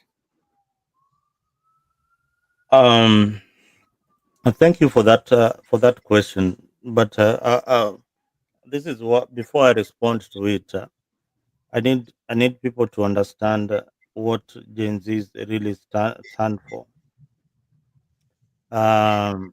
and this other generation. There is a generation that stands for tribal politics. The Gen Zs are opposed to tribal politics. They strongly oppose tribal politics. In terms of government and accountability, they demand justice and transparency. In terms of corruption, they want zero tolerance in corruption. And they view also this other generation, the Rutos, the Gashaguas, and everybody else as a compromised generation. Now, in terms of leadership, they want young leaders who are competent and not recycled leaders. So anytime you are fronting somebody who has been there in power, they will definitely resist that. Now, justice, social justice, they they are anti, of course, police brutality and things like that. They strongly oppose those things. Now, should Ruto win the elections in 2027, will Gen Zs accept the victory? It depends on how he wins. If he wins free and square, they will accept the verdict because one, they will have participated in the process, they would have audited the process, and they would say that yes, you beat us, and you are now the president, and now work for the people of Kenya. Now, in case it, the elections are manipulated in some case, uh, like what happened in what has been happening in previous elections. Of course, you will see them much stronger in the streets, and this time around, they will be joined by the opposition who lost the elections. So this is a country that will become ungovernable in case something like that happens. That is my prediction. Is Ruto trying to avoid all these scenarios?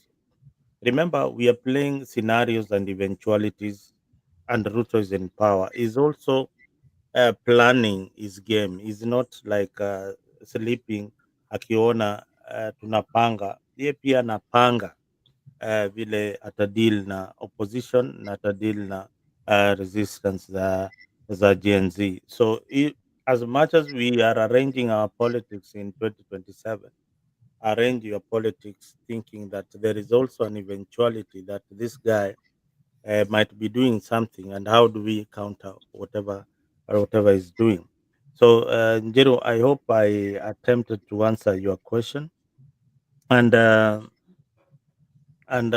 somebody had asked whether Gen Z is a political movement uh, or just an ideological movement in Kenya.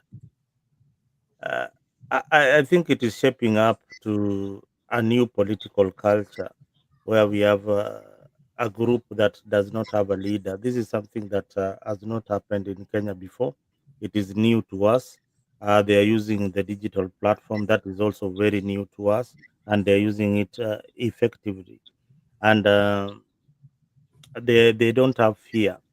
They don't have fear. And the Julia had said earlier on that. It is time to guide the Gen Zs. I would give you a challenge. The next time the Gen Zs are in the streets, be on the front line and be with them on the streets. That is the way they will embrace your idea. Thank you. Wow. I think our discussion is becoming big. I can't imagine today Themba has decided to be part of us. Themba with a lot of humility. I want to welcome you to Kenya democracy. Yeah, thank you for sijui kama wewe tutakupigia. Julia, you are the one who is supposed to welcome Themba. Can you imagine Themba is with us here tonight? Julia, are you there? Yes, yes. Come again. Can you welcome Themba? Themba is here. Ako hapo chini. Oh, there's a long time no see you. Hey, usiendange hivyo. Here I present you. Thank you. Karibu. Asante. Now, this is now a balanced argument from a broad-based beneficiaries. So Yeah. let me begin by welcoming Themba with a Themba, disturbing, karibu. with a disturbing question. Themba, we are trying to Asante mzalendo. we are trying to isolate Gen Zs from the tribes, and the question which we are trying to ask ourselves is, do you think some people are saying Gen Z is a Pharisee? Some of us here, they are saying like it's a creation of somebody. It's like it could, maybe I could say some people think it's a utopia thing. So from your own thinking, this Gen Z thing, to what scale can it influence the next mobilization of 2027? And if it influences, do you think it has potential to even outscale our normal thinking of tribalism, whereby we want to mobilize in tribes rather than Gen Zs could actually be the people who will give us the new way of mobilization? So how will it go? Can you be able to predict the next environment of 2027 using Gen Z and our usual tribal mobilization?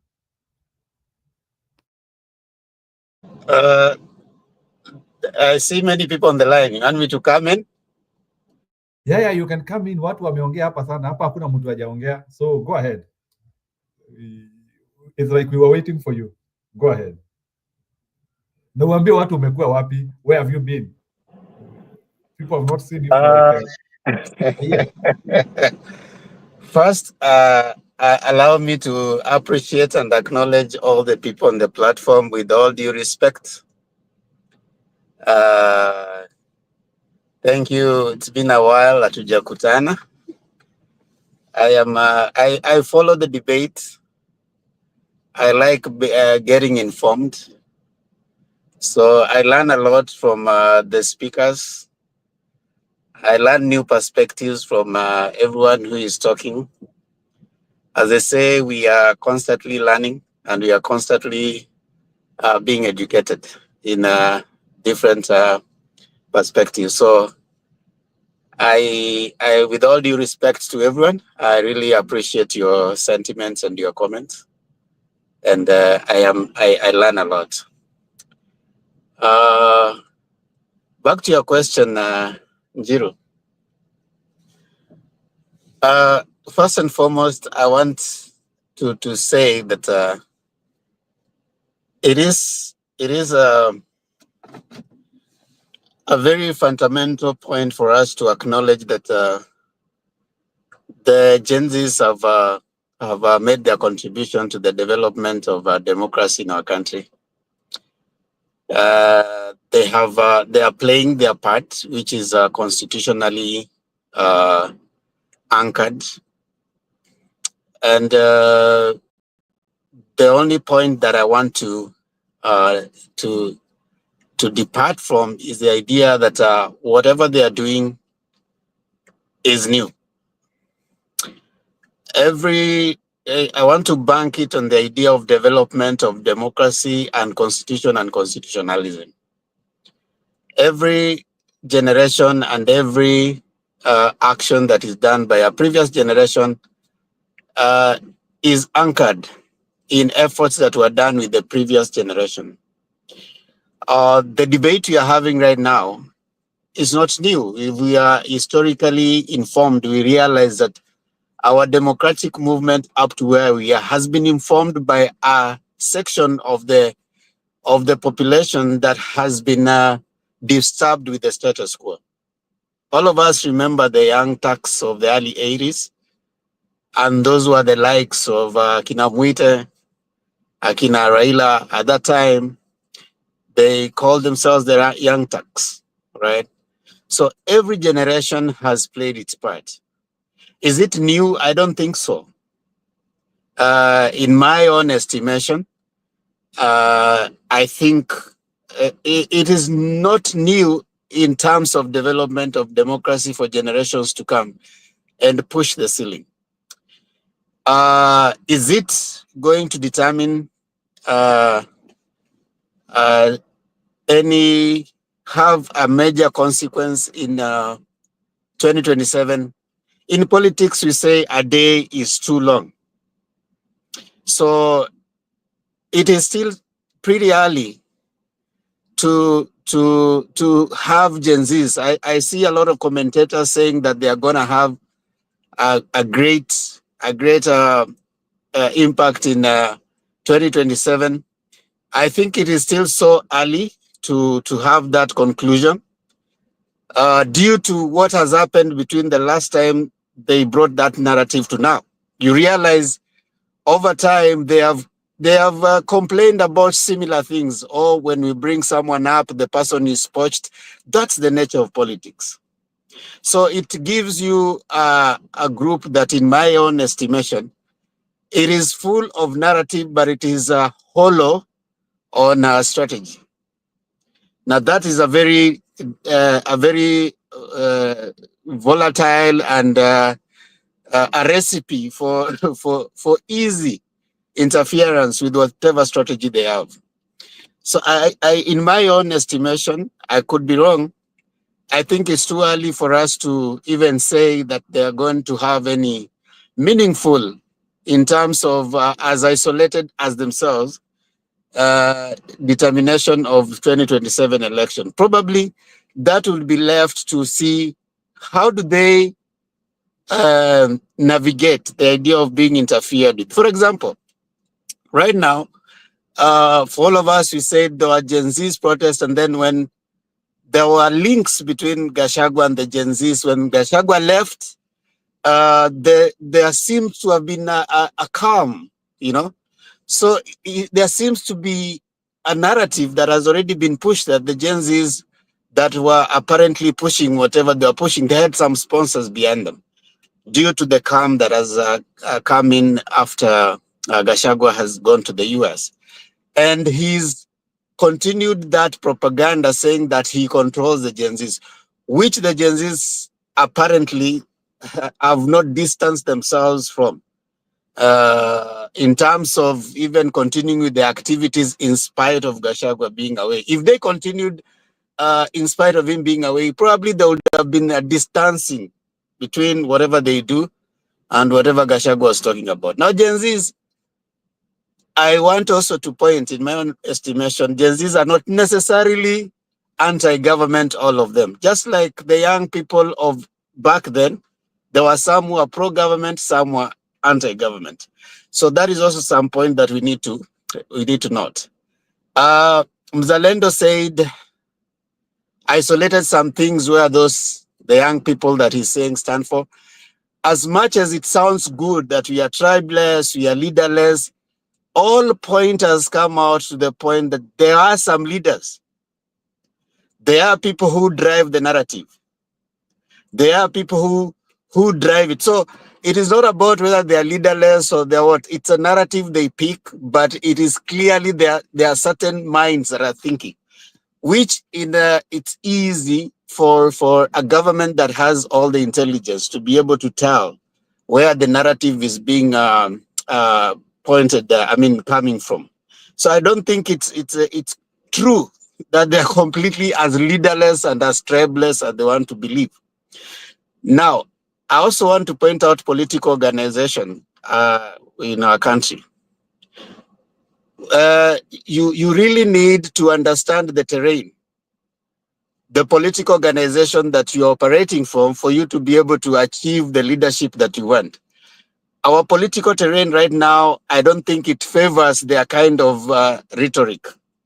Oh, tribeless, oh, we want this, we don't want old people, we don't want recycled. It's good not to want. But again, you have to interpret that into reality of the political environment that you're working in, the constitution that you're working within. You're working within the Kenyan constitution. Kenyan constitution, as it is right now, you can't even put even Mzalendo as the leader. But the way it is, you will still be kicked out the next day because there's too many bureaucratic approaches to it. There are things that the parliament has got to do its duty. So if you don't have a parliament that you have populated with people who are pro your policy, it will not work. If you don't have a Senate that you have populated with people that are pro your policy, it won't work. If you don't have governors, because we have county governments that have to implement certain parts of the constitution. So if you don't change all those structures of our country, then you will say you want a young president. But you see, for this president, someone put it somewhere that for you to have your budget passed, it has to come through parliament.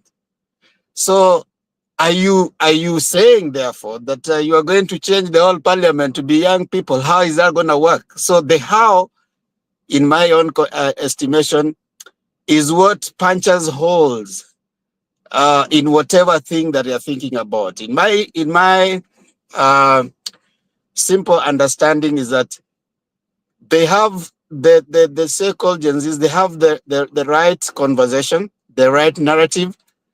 If only they could place it within the realities of the current political terrain and the constitution as it is right now. The constitution as it is right now does not favor the idea of we are tribeless, we are this, because you'll only address people online.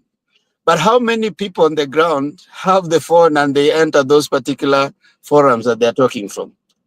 And if you come and say, we don't want old people, we don't have this, that's not the constitution. The constitution says every Kenyan, as long as you can vote and you can vie for a position, you have a right. So are you therefore throwing the constitution and constitutionalism away even as you are trying to implement it? The constitution says that you should not discriminate anyone on tribe, age, gender, or color. So when you're already saying that you do not want all people, you are discriminating, right? So the realities of the moment, in my estimation, may not favor the narrative they are pushing. So I'm still here just to learn. I want to say that it's a good thing. It's a good narrative. But in my view, it's a little hollow. That's why they are facing the challenges they are facing. And I think a while back in Jiro, when I was here, some of these things we pointed out. And we said that you cannot have a narrative based on tribeless, leaderless, no strategy, no nothing, with the terrain and the constitution that we have right now. So you are likely to have this crisis coming on. Everything is progressive in itself. So solution, if they would have wanted to understand the constitution the way they work, first of all, control parliament. How do you control parliament? Have people who are friendly or who are pushing pro your agenda ahead. Then once you have controlled parliament, control the county assemblies, right? Control the Senate. Now that way, you would have some of these policies now, because for you to have anybody passed as a cabinet secretary, they must go to parliament. Now, if parliament is populated, even if Ruto left today, and your parliament is populated with people who are pro the other things, definitely, whatever you do won't pass. Then you'll come back and say, you see, we tried, and this happened. So that Jiro for now, I think, will be where I landed. As per whether they'll have a significant contribution, yes, they will, but they will be divided along our traditional ways, the way politics is divided in Kenya. That's what is happening right now. You see, in spite of Gen Z's, all that, we have seen now the big boys coalescing together. You see Kalonzo coalescing around Gachagua, coalescing around, because at the end of the day, our politics is all about money. So the Gen Zs may say tribeless, all that, but they may not have the resources to mount a campaign. So it is still coalescing around the same people. Gachagua comes from Kenya, comes to the US to meet, and then the Gen Zs are left to be asking questions on the other side. I would have expected that they are the ones who are being asked the questions, not asking the same people questions, you see? So the more things change, like they say, plus Chalamem Shons, the more things change, the more they remain the same. Kalonzo is saying, oh, Gen Zs, but he's the one who is saying that he's already being preferred, already skewed from the word go. So whatever we are saying, by 2027, they'll probably still coalesce around those big boys. So the more things will change, the more they'll remain the same. Let me stop there for now, and then maybe I'll come in later. Yeah, there is a question I'm trying to ask. Yeah, it's sure. But you can see since the Gen Z wave, maybe then by Nyako, then I bring the other people on board. You see, since the Gen Z wave started, there are some politicians who have started winning. Or like we can see, some of the people who have been in the political cycle for so long, they are no longer calling the shots. Maybe can I ask you a question? Why do you think like somebody like Raila Odinga? I don't know, maybe to what scale would you say in terms of his popularity? Is it high or low? But how much do you think he has been affected by this new way of thinking, this fresh way of thinking in Kenya? And do you think his thinking and the thinking of some of the people who have been in political space for so long, do you think they can now be able to have a platform with the Gen Zs and agree on working modalities? Or they are just now the people of the older generation, and the young generation has to change the course by itself? And if that is the case, can they be guided by this older generation?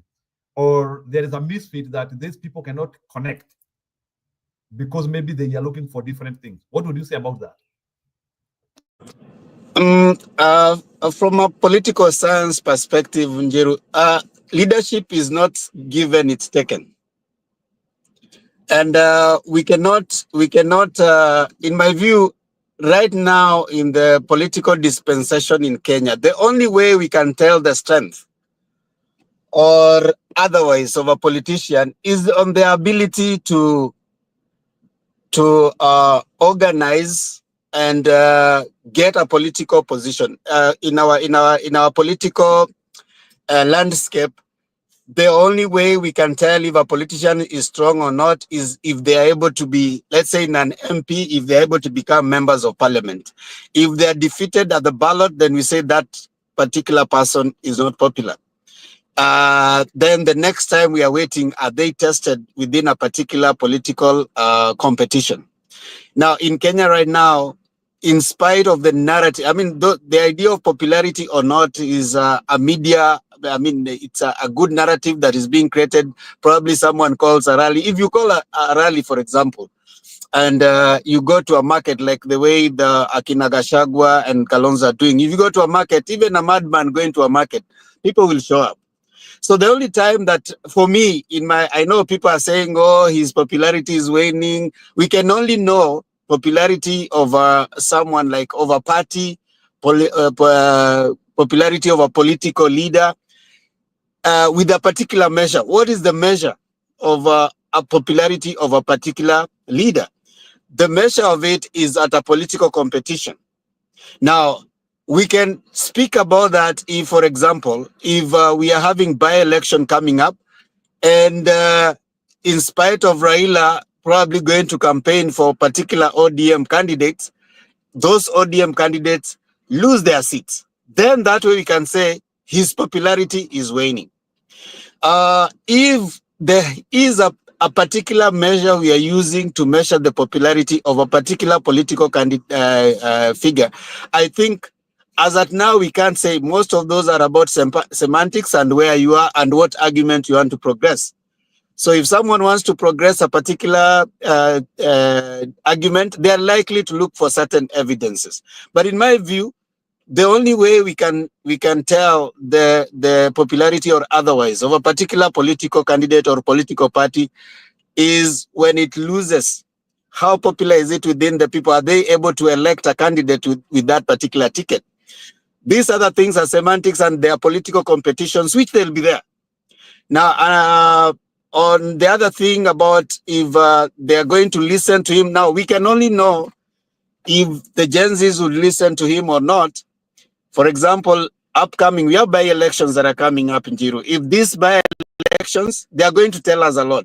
We are saying Gachagua is controlling Central Kenya for now. I mean, that is what has been progressed. But there's no litmus test. We haven't seen anything that we can use to say that Gachagua is popular in Central. Being highlighted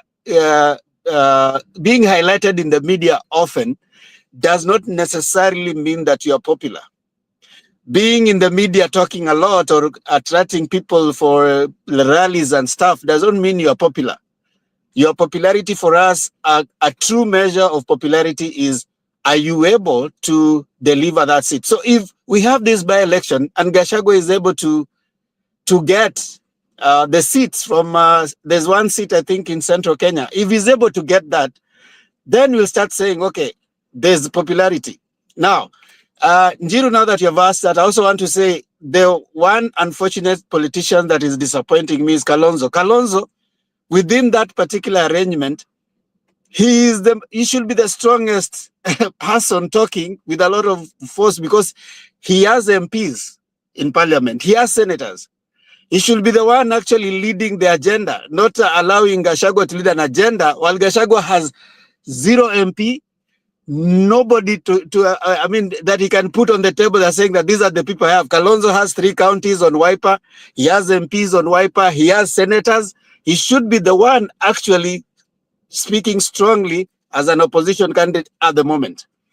Now, Njiru, I want to say this. In 2027, the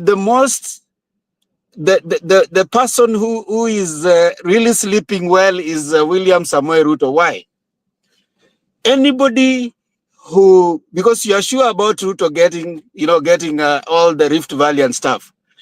Anybody between the rest who's gonna raise enough MPs and senators, Ruto can work with them, even Gachagua, because Gachagua, if he raises enough MPs from Central and ODM doesn't raise enough MPs to control Parliament, because Parliament is what really helps him to be in power, then he will work with that person. So in politics, anybody can work with anybody. Even this is where now most politicians need to really calculate. Ruto is not tied to work with ODM, and Ruto is not permanently an enemy of Gachagua. So if Gachagua is able to raise enough MPs, and he can easily go and have a deal with Ruto and say, hey, I came out, I have these MPs, I have these counties, so let's talk. And Ruto will talk to him, and then they have a majority. If ODM doesn't raise majority, it has to work so hard to make sure that he has the majority. If it doesn't have, then the marriage, the broad-based government will end in 2027, and Ruto will take a new suitor. So he's at a very pretty place at this point in time. So I don't know if I've responded to you. Yeah. Njiru, can I say something? Just 30 seconds.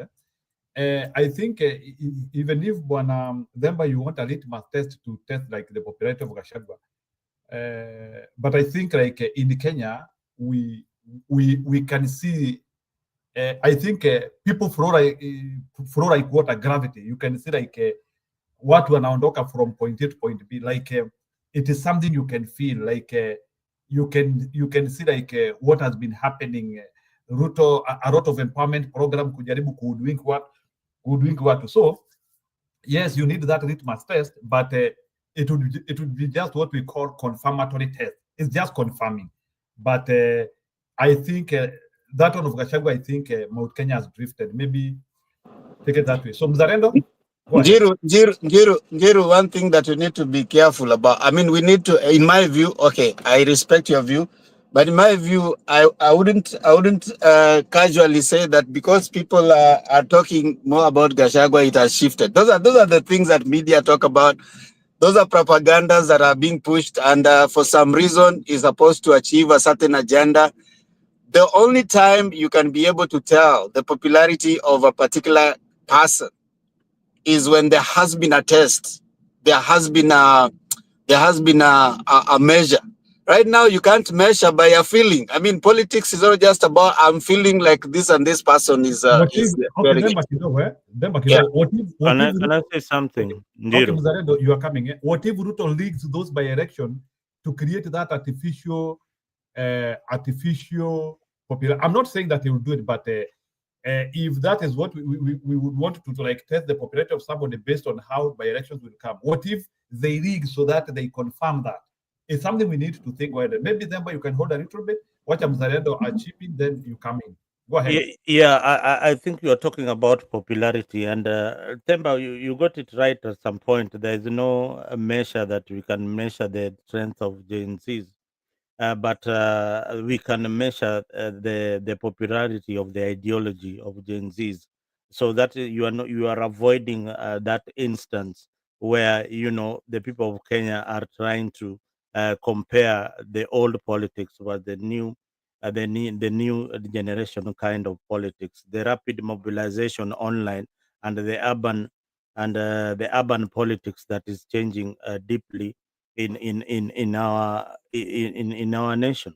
So is Raila Odinga's is Raila Odinga popular? Yes, he's popular. He's popular. Has he been tested in recent times? Yes, these people have been tested. When the Gen Zs flawed the financial bill, that was a test. That was a test that their ideology resonates very well, and they won that particular battle. So was Ruto defeated? Yes, he was defeated by this movement. So that is a fact that you can't ignore. Despite being them being leaderless, rudderless, and all that, they managed to bring down the finance bill. And is the public does is the public at the moment trusting Ruto and Raila Odinga? The answer is no. Their trust is coming down, and there is a more growing trust and authenticity in the Gen Z movement compared to the politicians who have been there before. So we need to really give credit where it is due, other than just saying that these people have not been tested, or these people are they don't have a political party. Yes, that is they lack the structures. They lack the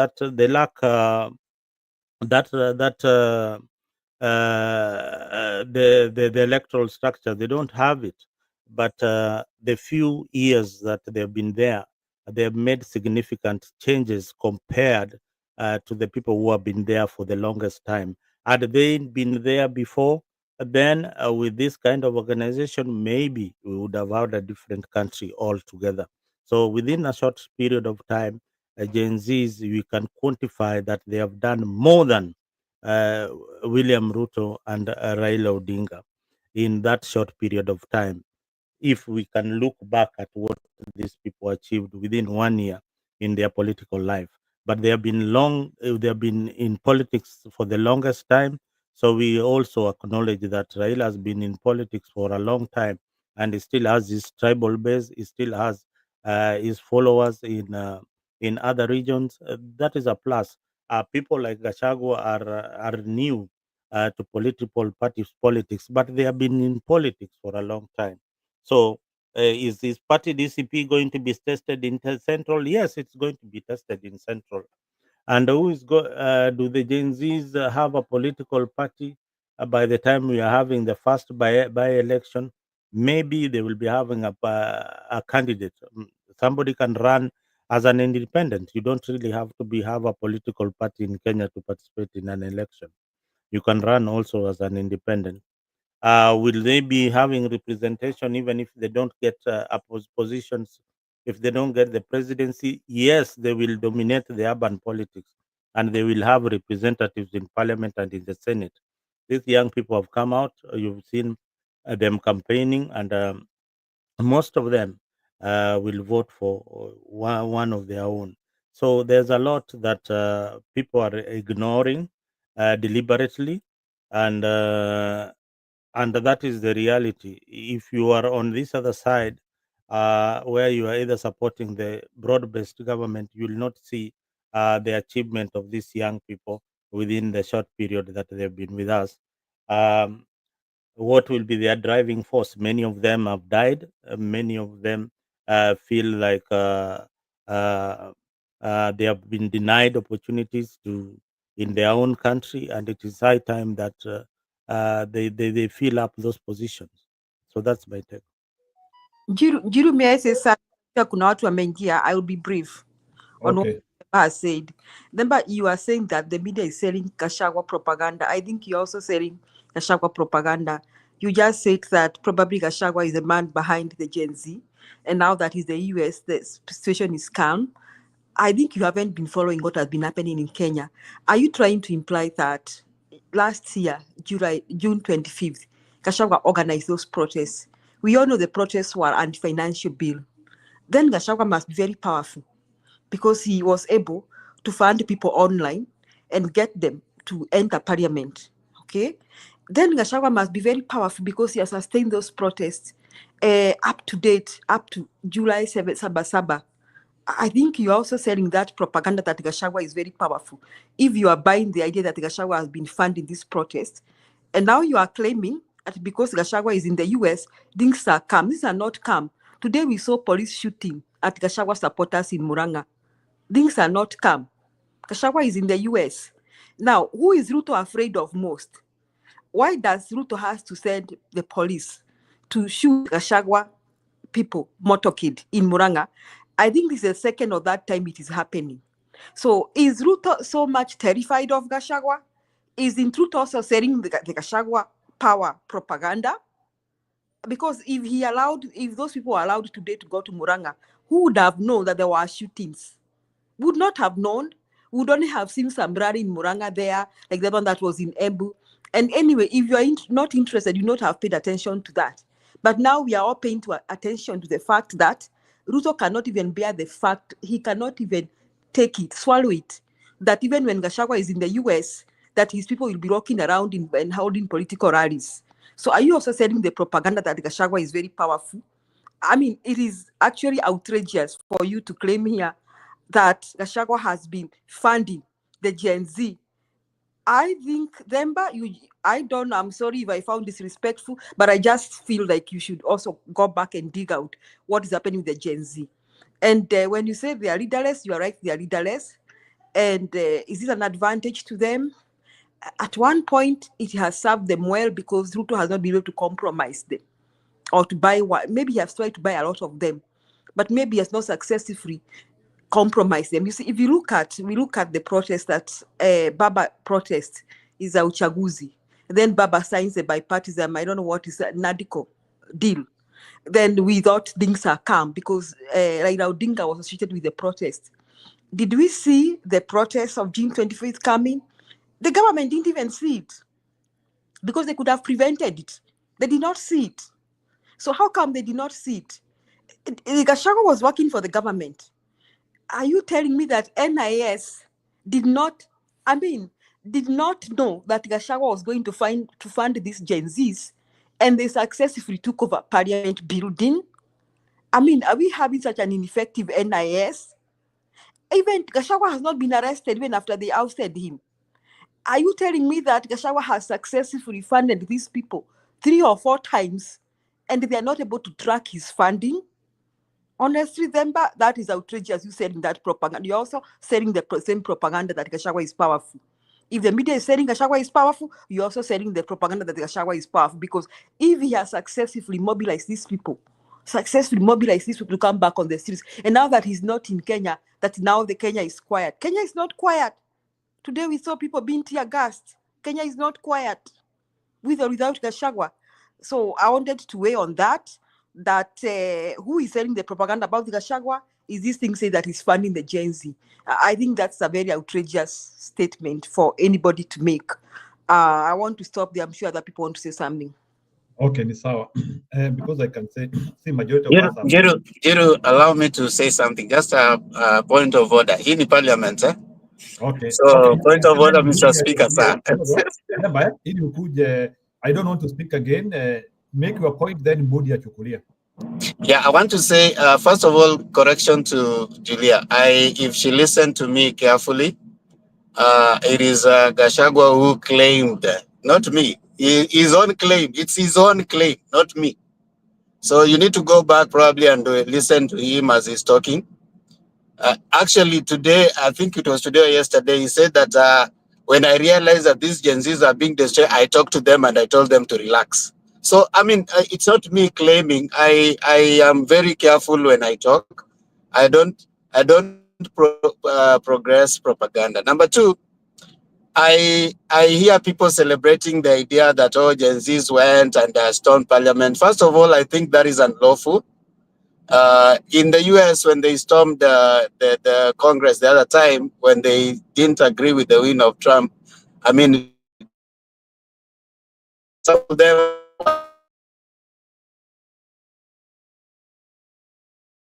but I also don't agree with the idea that it was okay. That's my own personal view, that because they stormed parliament, that was a heroic experience. There are some institutions that are, in my view, if you may not agree with the holders, but it is not okay for you to even storm and destroy. That's a sense of anarchy, in my own opinion. I respect everybody's view, and yes, in every political dispensation, people should agitate for what they believe. Is it wrong for Gen Zs to agitate for whatever they believe in? It's okay. They need to push, and the systems of political systems have to be pushed. They have to be pushed, and this time they're doing that. Was it isolated that the Gen Zs were the only one who fought for the finance bill? No, Azimio started that point. By the time they were stormed in parliament, Azimio had actually said no. Yeah. And then Gachagua, together with his other people, pushed the finance bill to pass.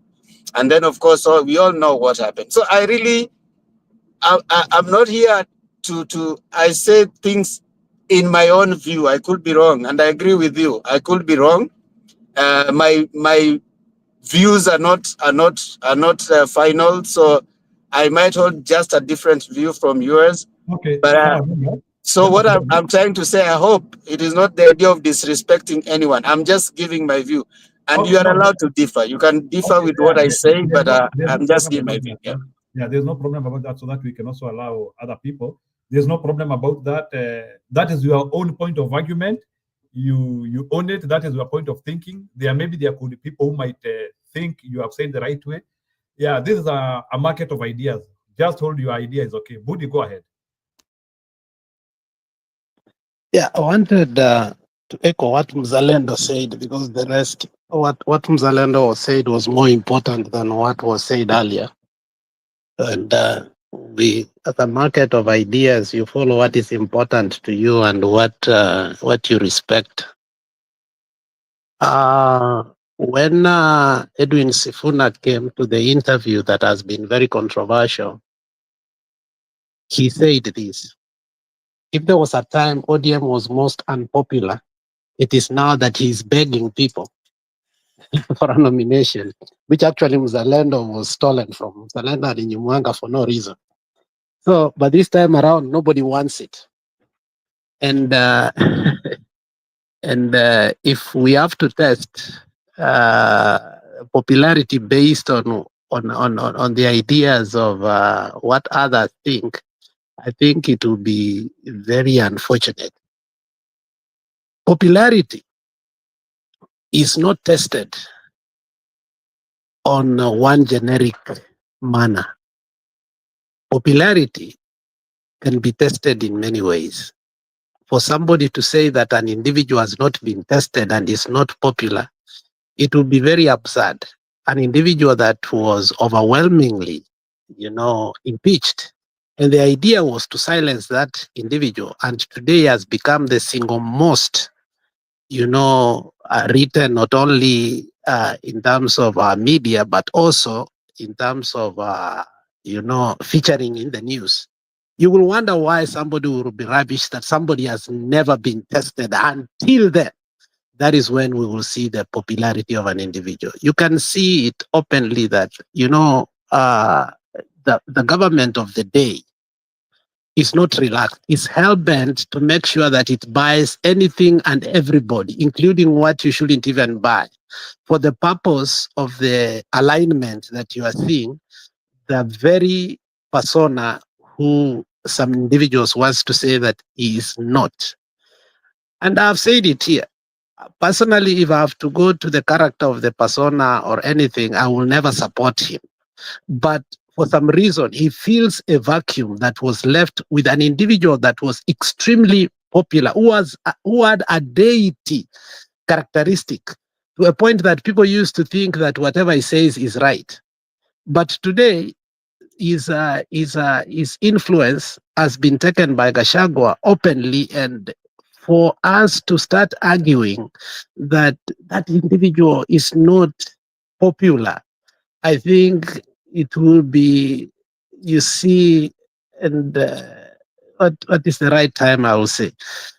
It would be a waste of time to debate that, because it is meant to exhaust us who wants to debate ideas. There are things that are so open that we should not even at this particular time try to distract ourselves with that who is popular and who is not popular. I think the idea is who is for the people and who is not for the people.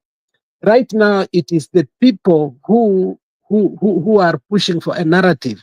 Is the idea growing popular or the government idea growing anti-popular? So once Raila went to the government, he became extremely unpopular. Not that we hate him, because we detest what Ruto and his entire government and what entire machinery that he has bought is trying to do to this country. Look at the finance bill that we detested. You know, Mbadi is trying to tell us here that the capitation must come from unit 22 to 17,000. That is very unpopular. You know, these are people who campaign on the platform of saying simply that education will be free. And the guy said openly that it will be free from market right, from kindergarten all the way to university. And he has insisted, he is in the government, he has insisted, he has come to a media platform and said he will support Ruto and his manifesto until 2027.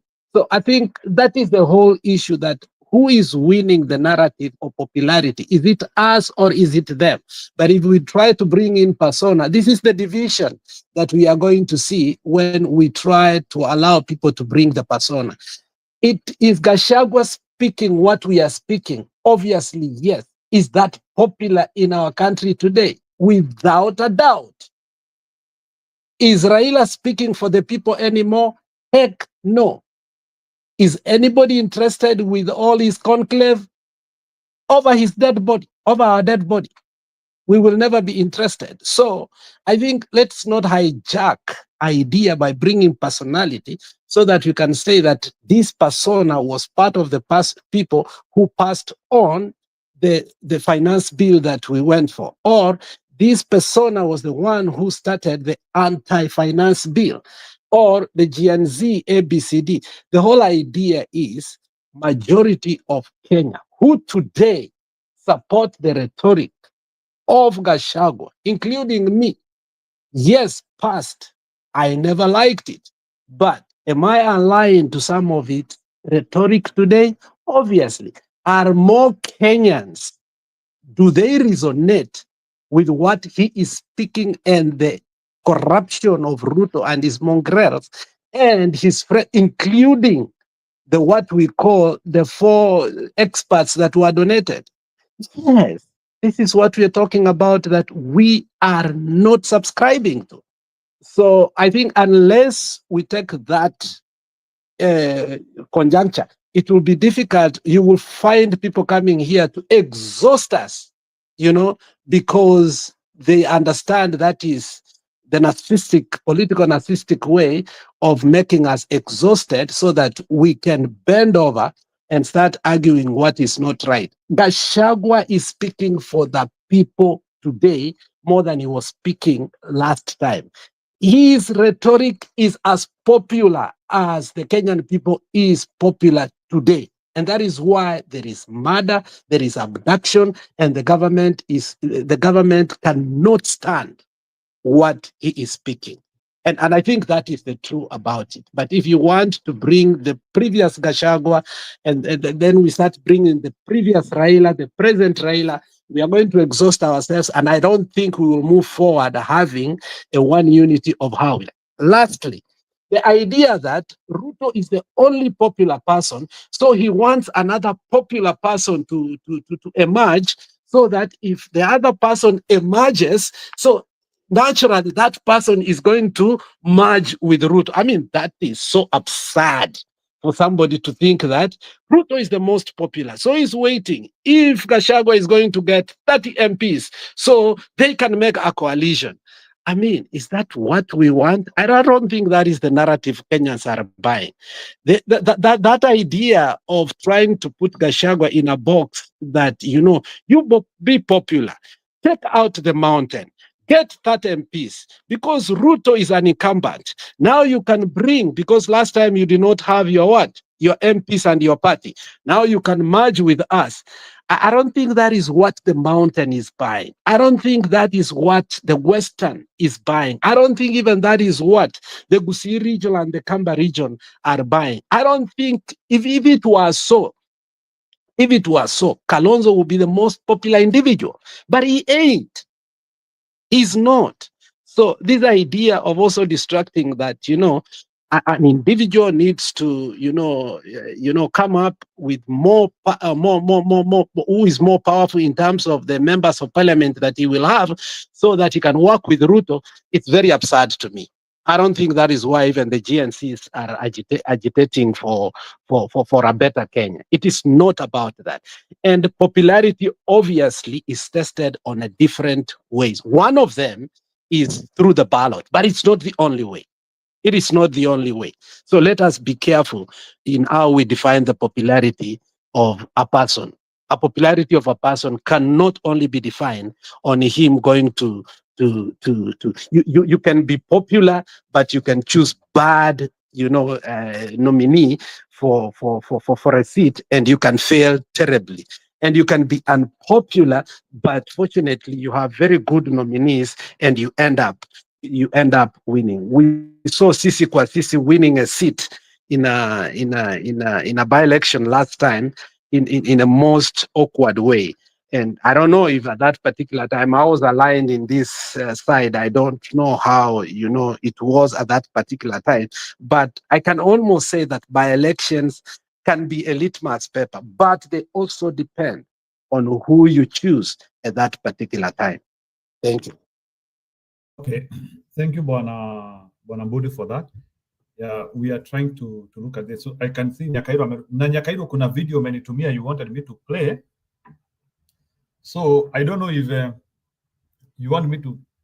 So na Bwana Makiandi, you also wanted to come, but ulikuwa unasema ni kama you are not seeing the link. Can I say something so that I step out? Okay, I can allow other people to come on in. Just 1 second. First, Njiru, my coming here is basically to debate, not to sing a choir. I do not want to come and tell people what they want to hear. I want to come and give my views. That is number one. Number two, it's okay to differ with what I'm saying, right? But suggesting that I shouldn't express my view in a contrary view to what you think you hold, like Bundi has said, I don't think that's a debate. I am here to give my views based on the topic that have been raised. So number three, last and lastly, I agree with Bundi. There are many ways of measuring popularity. In the last U.S. election, all polls had bidded Kamala Harris to win. According to the polls, Kamala Harris was way ahead. She had the popular narrative, but Trump won when now the real test came, right? So I am just saying, yes, you can bring polls to say this person or this narrative is popular. but that's, in my view, is not the ultimate indicator of how popular a candidate is until after voting has taken place. That is what I'm trying to say. If you want to tell me, if you want me to go by what, there's many contradictions that Bundi has said, but because of time, I will not want to go into them. But I've really enjoyed coming on. Let me drop out so that other people also can come in and share their views. I'll hope to come back another time. Thank you so much, Njiru, for the opportunity. And I respect everyone and their views. I'm learning in the background. Thank you. Okay, sure. Thank you very much, Bwana Themba. Although studio si ati imejaa, so hata akina Ann wanakujanga tu kushangilia kwa studio without even talking. So don't fear. I always tell that to people, even if you don't want to speak na unataka kukua kwa studio, kuja usikilize ukua kwa studio. Okay, sir. Thanks. Thanks, Jiru. Yeah, that is okay. So we want to make this show to be as independent as possible and as a real hub of freedom of speech. So we don't want to distillate people. We want people to speak what they have, and we believe everybody who is here can be able to pick and analyze what is being said. We pre-assume that Kenyans are mature and they know what is good for them. So that is why we don't want to moderate and tell you, no, you are free to say whatever you want to say. Let's compete on information. So on that, Mama Nyakairo, because I think you are the next one. Kuna video ulikuwa unaniambia nicheze. Do you want me to kwanza nikuchezee yenyewe? Ni yenyewe unataka kuongea kuhusu ama itakuwa namna gani? Mama Nyakairo, guide me. Yeah, you can play it. Yeah. Sawa kidogo tu. So Mama Mary, so kuna video hata mimi sijaisikiliza, but najua ukinitumia kitu I have to honor what you have said. So let me ni hii. You are singing two-term, William Ruto should be a two-term president. But when I ask you why, you are telling us, and you are telling me, that Kibaki was a two-term president, Uhuru was a two-term president. So we should also give William Ruto a two-term presidency. That is the only reason you are giving us. And when we go further, you are telling us that Kikuyus hate Ruto. I want to ask you a question. Did you vote for William Ruto? The same Kikuyus that you are now alleging that they hate William Ruto and they want him to go are the same people who voted for him. You want to tell me that Kikuyus never knew that William Ruto was a challenging when they were voting for him? Wewe ulipigia Raila Odinga kura, and you are now the one shouting on the social media telling us how Kikuyu wanachukia William Ruto. Are you out of your mind? Are you mad? Before you talk about Kikuyus and anybody else, let's talk about Raila. Let's talk about your Raila. Raila has been in government of Moi. He was in Uhuru's regime. He was in Kibaki's regime. And now he's in William Ruto's regime. The question I want to ask you, how is Raila being in government has changed your life? How many industries have you built in Luo Nyanza? How many? And as a community called Luos, what do you have? What are you contributing economically for the economy of the Kenya? How many industries do you have? The media stations you are listening and you are watching does not belong to you. The banks where you put your money does not belong to you. What are you producing as a country? How are you contributing to the economy of Kenya? Apart from being employed here by the same people unachukia. Radio Ramogi imemploy Wajaluo wangapi? That's a Kikuyu media station. Ramogi TV ni ya nani? Ni ya Kikuyu. Umeandikwa kazi huko unafanya huko. How many industries have Raila built for you in Nyanza that you can say hii ni yetu? What can you say? What can you stand and tell Kenyans that this belongs to us? Even the house you are living in belongs to Kikuyu. Wewe kama Mchaluo, as a Luo nation, what are you producing? How are you contributing economically? Sikuandikwa tu hapa kazi kwa serikali hapa. Hizi ndogo ndogo kama walimu nini hapa. What are you producing? How many industries do you have?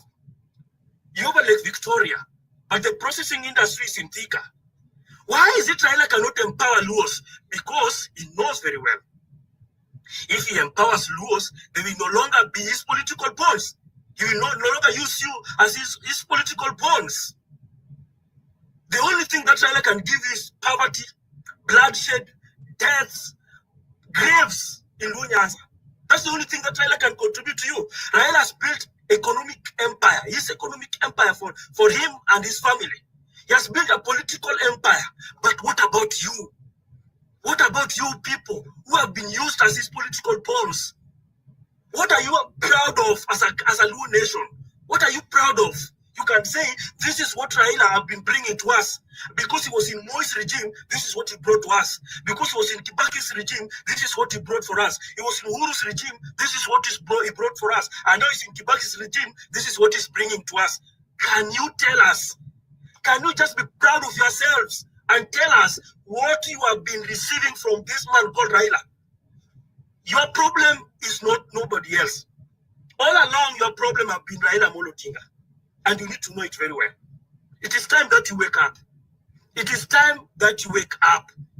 I want to see banks run by Luos. I want to see industries in Nyanza. If you're serious, tell William Ruto, aenda kwa jenge, hata tukona so many fruits, mango, maembe, koko, mingi zaidi. Why can't you build something like Del Monte in Nyanza? Why? Raila cannot allow that to happen. When Rafael Tuju was building something like that in Nyanza, what happened? He told Luos that Kibaki gave Tuju money to come and build that industry so that Tuju could beat him in elections. And what happened? Luos walienda wakabomoa hiyo industry. Waliharibu hiyo industry kabisa. Mpaka leo haijajengwa mpaka leo. How are you going to develop without industries and job creation? How? Unatoka huko mbali unakuja Nairobi kutafuta job, unawacha freshwater lake there. Where Raila kiwa kwa serikali anazambia Ruto, make these things to be the world class, where we can process our fish and export it. But he knows, if he empowers you, you are no longer going to be his political pawns. He is no longer going to use you as his political pawns. So that's the reason why. It's very simple. Make them poor, brainwash them, make them believe that you are the only savior. Whatever you say is true. Hata kama wanakufa njaa, hata kama wanakufa kwa maandamano, but as long as you are Raila, you're okay, they're okay. At Raila kikuwa serikali, so Luos are in government. How can Luos be in government when Luos are suffering in poverty? The poverty that is in Nyanza, people don't want to talk about it, but I will tell you today. Do you know, sometimes you see beautiful houses. Ya mtu anaitwa engineer, anaitwa pilot, you watch, wanajenga nyumba kubwa kabisa. Then around him, watu wanaishi kwa nyumba nyasi. It's only in Nyanza where people are still living in thatch houses. Let me tell you, places like Uganda, where Rego comes from, watu wanaishi kwa nyumba ya nyasi. Na nyumba ile ya kuweka thatch, ile ya kuweka mat. My friend, let me tell you, it's either Luos wake up or they die in poverty. Their problem is Raila Odinga. Raila Odinga atakangi kuona a leader who can change the lives of Luo people. Ukikuja, you want to change the lives of Luo people and anakumaliza politically. It is so sad. It is so sad. That baba ya Raila alitumia Wajaluo. Raila pia mwenyewe anakuja anatumia baba yako, anatumia watoto wako, but you cannot think, you cannot wake up, and you don't want to wake up. It is so sad. So, Mama Mary, go ahead. That was your video. You can pick up from there. Yeah, thank you. I have some few points to make. There are people who are really dependents. And you can imagine somebody with a family becomes a dependent, meaning a dependent of who is going to speak on his behalf. But he cannot argue. He just accepts what has been said. That is one problem that we Kenyans, we have, some of our people. The other thing, this belief that a certain leader, when he becomes a leader or he becomes a president, we are all going to be okay, we are going to eat well, we are going to live well. This should go out of people's mind. Because if there are things that really people suffer for, it's when you follow somebody blindly. Huyo mtu ni kutafuta natafuta mambo yake si yako. Using you to reach that point. Anapita kwa mabega yenu, anaenda kabisa. Whereby you will not be able to argue with him, you will not be able to question him. Those are the problems that Kenyans have been suffering from. Na dependence hiyo ya kuwa ati mtu wetu akiwa mkubwa ati tutapata maendeleo. There is nothing like that. You have to work so hard to get where you really like. The life that you want to live in the country, it depends on you, not that particular person. Na niliwapea mfano hapa ati watu walikuwa wanaenda wananunua mashamba, alafu baadaye mtu anakuja ati kwa sababu ni leader anaanza kuweka watu chumvi, kuambia ati nyinyi mlidanganywa, mnajua sasa hawa watu waliingia hapa, lazima tuwafukuze. You are not correcting the problem. You are making even more problems and even extending it to other people. So what I'm trying to say with that video, watu wameamini ati mtu akiwa mkubwa kwetu, mtu wa kabila yetu akiwa mkubwa, we are going to get developed, we are going to have what we have not had. It doesn't work that way. Na huyo mtu amewaeleza kinaganaga, unless you work so hard for yourself, there is nothing you are going to get to that from that person who have been elected as your leader. He either show you the way to fish or he leaves you alone, you die of poverty. Na wewe ndio unatakiwa kuwa unaomba, kuwe na peace, mambo mzuri inaendelea, wewe uendeshe kazi yako na ufanye kazi na nguvu. There is nothing you are going to get from a leader just because he comes from your tribe, just because he comes from your location. There is nothing like that. I tried to make I want people to understand me. I'm not a tribal person, but I would like Kenyans to get mixed. Watu waingiane, Kenya ni yetu wote. Lakini si kuwe ati huyo leader ni wa kuwaonyesha ati hawa watu si wazuri, huyu mtu akiwa mkubwa hamtaendelea, na yeye anajua ni ubinafsi wake anatengeneza. That is very dangerous. Na kwa hivyo wa Kenya, think for yourself. Don't depend on those leaders. Elect them, and I would say elect them at your own risk. Lazima ujue yule mtu ambaye unachagua anaenda kukufanyia na unamwamini namna gani, because you are not electing foreigners, you are electing people who you have been with. Huyo Raila amekuwa na watu wake kwa miaka na miaka. He has been very popular in his location and even other places. I'm not particularly talking about Raila. I'm talking to those leaders who really betrays the community for their own earning, for their own gain. Those are my problems. And I let people know that mimi nafanya kazi yangu na nguvu ndio niweze kuweka chakula kwa meza. It doesn't mean that because I'm a Kikuyu, Uhuru will bring me something at the door, then I can sit down and relax. It is time to look for that space, that atmosphere of people to have that I don't fear going this side. I don't feel scared of that person. I am in Kenya. I am with Kenyans. I am with my people. So what do I need to do to develop myself, to make myself look good, to meet my goal? Those are the things that people should look at. Hii mambo ya dependency, let's leave it. Put it away. Kwa hivyo mimi naambia ndugu zangu wote wa Kenya, mambo ya kuwa ati mtu wetu amechaguliwa, you relax, utakufa maskini. Those are my points. Thank you. Okay, Mama Mary, I can sympathize a little bit. You know, those are the views of that man. I don't entirely agree with him too, but he is free to say what he's saying. But I would still need somebody to convince me, like, and it's something which I would ask with a lot of humility, like.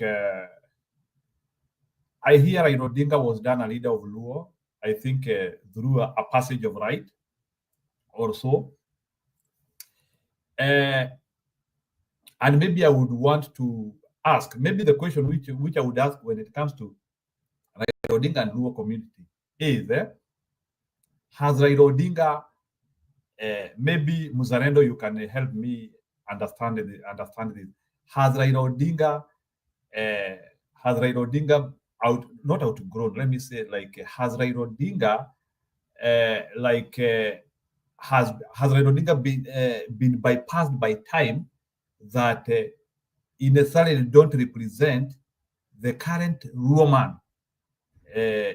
Is still hell-bent on the old tradition, which might not be the current need of the Luo man.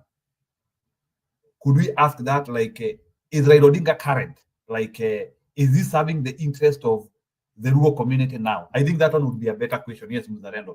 Is Raila Odinga, so that we position that video well, is Raila Odinga still useful in the Luo community politics? Or does he want, do you think now it's the time where now he needs to pass the baton to somebody else to change the trajectory of the Luo community politics? And if he pass it, do you think Raila Odinga has been able to put the Luo community in a trajectory which it needed? And have they seen growth over time? We can try to audit that. Maybe audit for us Raila Odinga trajectory of power in the Luo community from 90s to now. Has it been helpful and useful? And how long is it going to be there? Thank you for that for that question, and I'll attempt to answer it in the best way that I can. Raila was once a symbol of the common man, not only to the Luos but to the entire nation, and that was in his early 1990s and early 2000s. That is when Raila Odinga was seen as somebody that every other Kenyan wanted to associate themselves with, especially being that Raila was detained for some time by President Moi without trial. And Raila also came out, and many others who were on his side to oppose the dictatorial rule by Moi. Then Raila came and advocated for multi-party democracy in 1992. So that Raila has metamorphosized into this struggle, and he becomes part of our story. And his story will be written in books, and his story is already being written in so many books, and he will be studied as a subject in our schools. And does the Luo community or the people who support Raila Odinga still resonate with his ideology? Yes, his political party has shifted drastically from social justice to what it has become right now. It no longer fights for the common goal that ODM was formed, and that is why you find you find it disjointed and disconnected with the people. That's why you find the CEO Odioro Ngwen saying, the director of ODM saying a different thing from a majority of people I would call loyalists and sycophants of Raila Odinga. So those are the people you'll find Themba saying that Raila is an institution. When Raila says we go left, we all go left without asking any question. But when we are in ODM, and I remember I'm a life member of ODM, and a fully paid life member of ODM to add that on top. Uh, when Raila was saying we go left, we would ask people like us, why are we going in this direction?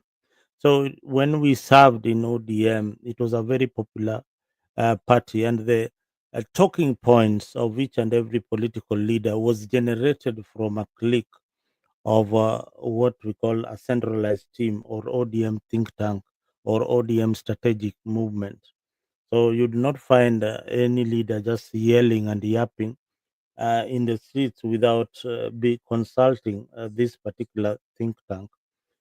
Today, the think tank has been degenerated to Gaucho and the people like almost 1 hour. So those are the ones who are giving the direction of what the people of what the party is standing for, and there are people who support ODM who, despite their education and the level of understanding, they would still stand and listen to almost 1 hour and resonate with this kind of thinking and believe that whatever he's saying about a particular community is right, and that is the stand of the political party, which is absolutely wrong. So don't misquote me. Raila represents Kenya. He was a symbol of national unity. He was a symbol of the nation. And the moment he stepped aside and degenerated into looking for a political power, then the Gen Zs were asking, how much were you given to be in that particular position? So these are things that are with us, and these are things that we must speak of.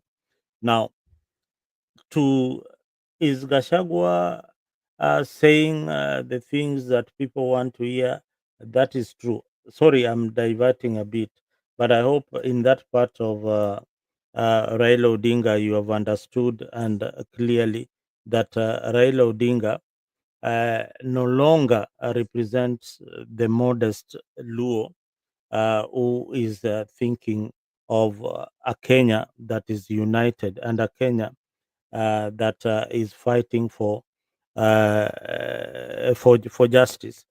So one thing you have to know, and one thing you have to give a lot of respect to the Luo community, is that they stood for the injustice for a long time, and they have paid the heaviest price post in the independence. So and that is what is within the community. Does Raila Odinga have people who still believe in his struggle? Yes, there are still people, just as I said, from scholars to the people who are uneducated. They still resonate and believe that once we have a leader who was anointed by the community elder, then we should follow him until he dies. So that is what uh, most people who follow Raila Odinga believe in. That once we have this leader, we should have him until the time he expires or the time he decides that okay, now I am not going to be in this particular position. But you see, this is a propaganda that has been coined by those who are around Raila.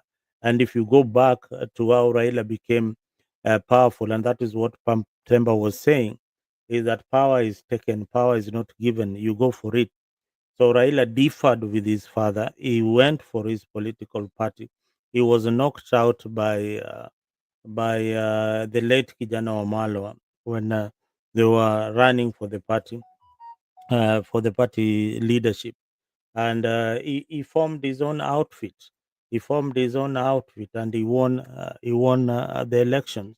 He also stands out as the only member of parliament in recent time to defect from a political movement and run on a political ticket when he differed with the party's political ideology. So he has got some history that still resonates with people who still believe that Raila has got something to offer for the country, that people need to give him more time to articulate. He has got a way of metamorphosizing or changing the political game in his favor. So he would tell his people that, okay, our plan to win the government has failed, but we are now in government. Don't you think that we wanted to be in government? Yes, we wanted to be in government. Am I in the government? Yes. Am I calling the shot? Yes. So what else do you want? So Baba has lost a bit of his base, and it is the changing politics of Kenya that has made him lose that particular base. That is why he has got his lieutenants trying to be with the popular agenda, which I had told you before, is the Gen Z agenda, is the most popular agenda in Kenya today, and is also trying to be in government at the same time. So so if the Gen Zs and the groups of Gachagua win government, is people like Sifuna will be in government and Babu Owino will still be in government. If they win this other on this other side of William Ruto, they come out stronger. They will now split the government the way they would have wished, or the way Gachagua and William Ruto split the government. But one question I would also want to pose to you, Njiru, had Gachagua and William Ruto been in government today and Raila Odinga in the streets today, do you think that those who are now supporting Gachagua, would they still be? Would they jump into Raila Odinga's side? Would Yeah, Gachagua, wacha nijibu hiyo, wacha yeah, nijibu would hiyo. Gachagua still condemn the police shooting and killings Yeah, that is going on? kidogo. Yeah. Nimepata swali. If Gachagua was still in the government, Kenyans will still be hating him a lot. Gachagua was when Gachagua was in the government, he had no leverage. He was actually hated more than Ruto. I don't know kama unajua. So, and in fact, some of the people who have been disgruntled by Ruto government, they could actually have gravitated to Raila Odinga. Actually, Raila Odinga could have gotten the peak of his support now. If Raila Odinga was not in the government, and he was, look at Raila Odinga of Maandamano even in 2023, we were supporting him. Alex Bud we were here saying, yeah, hii maandamano tu inabidi tufanye. We were on his side. So how comes now we are not on his side? I understand there was that time also when some people in Mulima said that their businesses are being destroyed. I understand. I get that rhetoric. But Bundi, what there is a sizable portion of Mulima would be the Raila Odinga now. A sizable portion, bigger than what voted for him. I saw in the TV today saying that Raila Odinga received like 800,000 votes from Mulima Kenya, and Ruto got 2.9, not Mulima Kenya, I think somewhere in the central, 2.9 against 800. Let me tell you, if Raila Odinga was with the people today, you could have doubled that support from Mulima. So you couldn't have lost anything. I think it was a miscalculation for him. But this was a moment for Raila Odinga to peak in terms of support. He had an opportunity to peak because Rigathi Gachagua and Ruto couldn't have gained people. For your information, all these people who seem like to be supporting Gachagua, majority of them have been Raila Odinga supporters. It's only that now they have been disgruntled by Raila Odinga way of action, especially now working with Ruto. So that's how the dichotomy could be. They will not be in volume as they are with Gachagua, especially in Mulima, Kenya, but Raila Odinga could be very powerful. He would not be going to do podcast and he is having like 1,000 views. He would be going for podcasts. We are waiting for him. We are praying him here. Can you imagine these days Raila Odinga is doing a podcast? Not many people. The Raila Odinga who used the Raila Odinga of higher. Can you imagine the Raila Odinga of higher? Tuesday. That Raila Odinga, if that Raila Odinga stayed intact, Raila Odinga could be bubonic now. It could be the biggest thing in Kenya. It's unfortunate that all that energy has gone to recreate Wamonyoro and some other people. But, so that's when nakwambia akina Wamunyoro and some of the people in Kenya, they are parents. Ni nguvu ya Raila Odinga. It's unfortunate, like that's how it is, but I wish Raila Odinga could have known it. He couldn't have tried. He lost much leverage. Yes, he says that we will remember that he went there to stabilize the government. But at the same time as he is saying he went there to stabilize the government, he could have been responsible enough and he could have actually been the person who could have mobilized that Ruto government to step down. Instead, what did Ruto do? No, what did Raila Odinga do? He went to stabilize a government which was already crashing. Why could he not do the reverse? So Raila Odinga was that middleman who was a make or a break. But instead of breaking something which we needed to break, he decided to make it. And that is where Raila Odinga lost everything. Because he went to help a government, number one, which had mistreated him. And for your information, we have not had like, and I'm saying this one with a lot of humility, and maybe Muzalendo, I want you to tell me, like, why is this Raila Odinga deal with Ruto? It does not include compensation of some of the people who have been in the trenches with Raila Odinga, who have lost, people who have died. I have not seen any person being compensated. I don't know the reason why Raila Odinga package with Ruto does not come with that. It is something I want somebody to explain to me. Like, is compensation something of necessity in Kenya?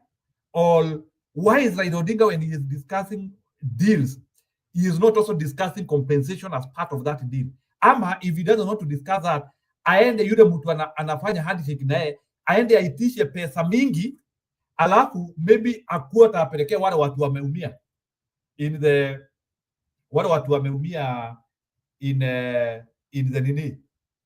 in the trenches with him. Watu wa Nyarenda walikuwa wanaitwa 60 people in Nyarenda died.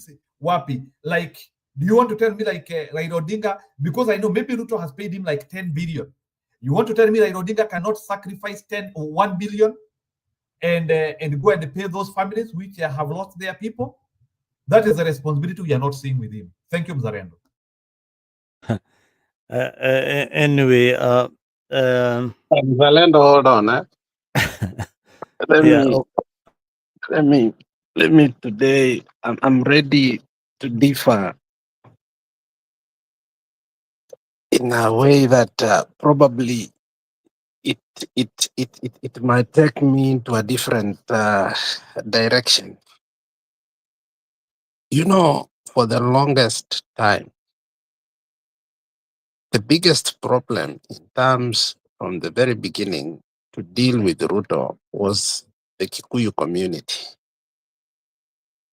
And I'm not sure why they don't understand the rhetoric of the Luo community, especially when the issue of Gachagua comes in. It is a very delicate issue that sometimes we want to simplify and think that Gachagua should be treated in a welcoming way. And also, Raila, once he went to the government, he should have also done what you have just said. For a very long time, especially in terms of demonstration and other, if you look at the divide that we have had, and that's history of Kenya, which is very bitter, that we must own it as an individual. When we needed as a country to salvage our democracy, we took tribal lines that brought a realignment that today is being used against our own philosophies that we don't want to swallow and digest. The issue of Nairobi business community, the issue of kuchunga biashara zetu, The issue of kusema nyinyi ni watu wa kutupa kurusha mawe na kung'oa reli, they became a national rhetoric that used to hurt so much, to a point that some people totally, as they grew up, believed that it was not agitation of democratic rights, but these were useless, hopeless people whose main idea was just to wreck the country. For example, areas like Kondele, the government used it in a very insidious way. They could go plant their own goons. And like last election, whereby Ruto planted his own goons and caused, his car to be ransacked, ABCD, and create, this narrative that Luos are always this and this.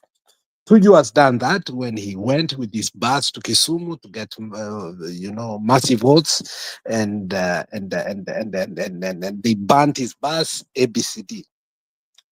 And you see, when the Nyalenda saga happened, Ruto was out of the country, and it was very unfortunate.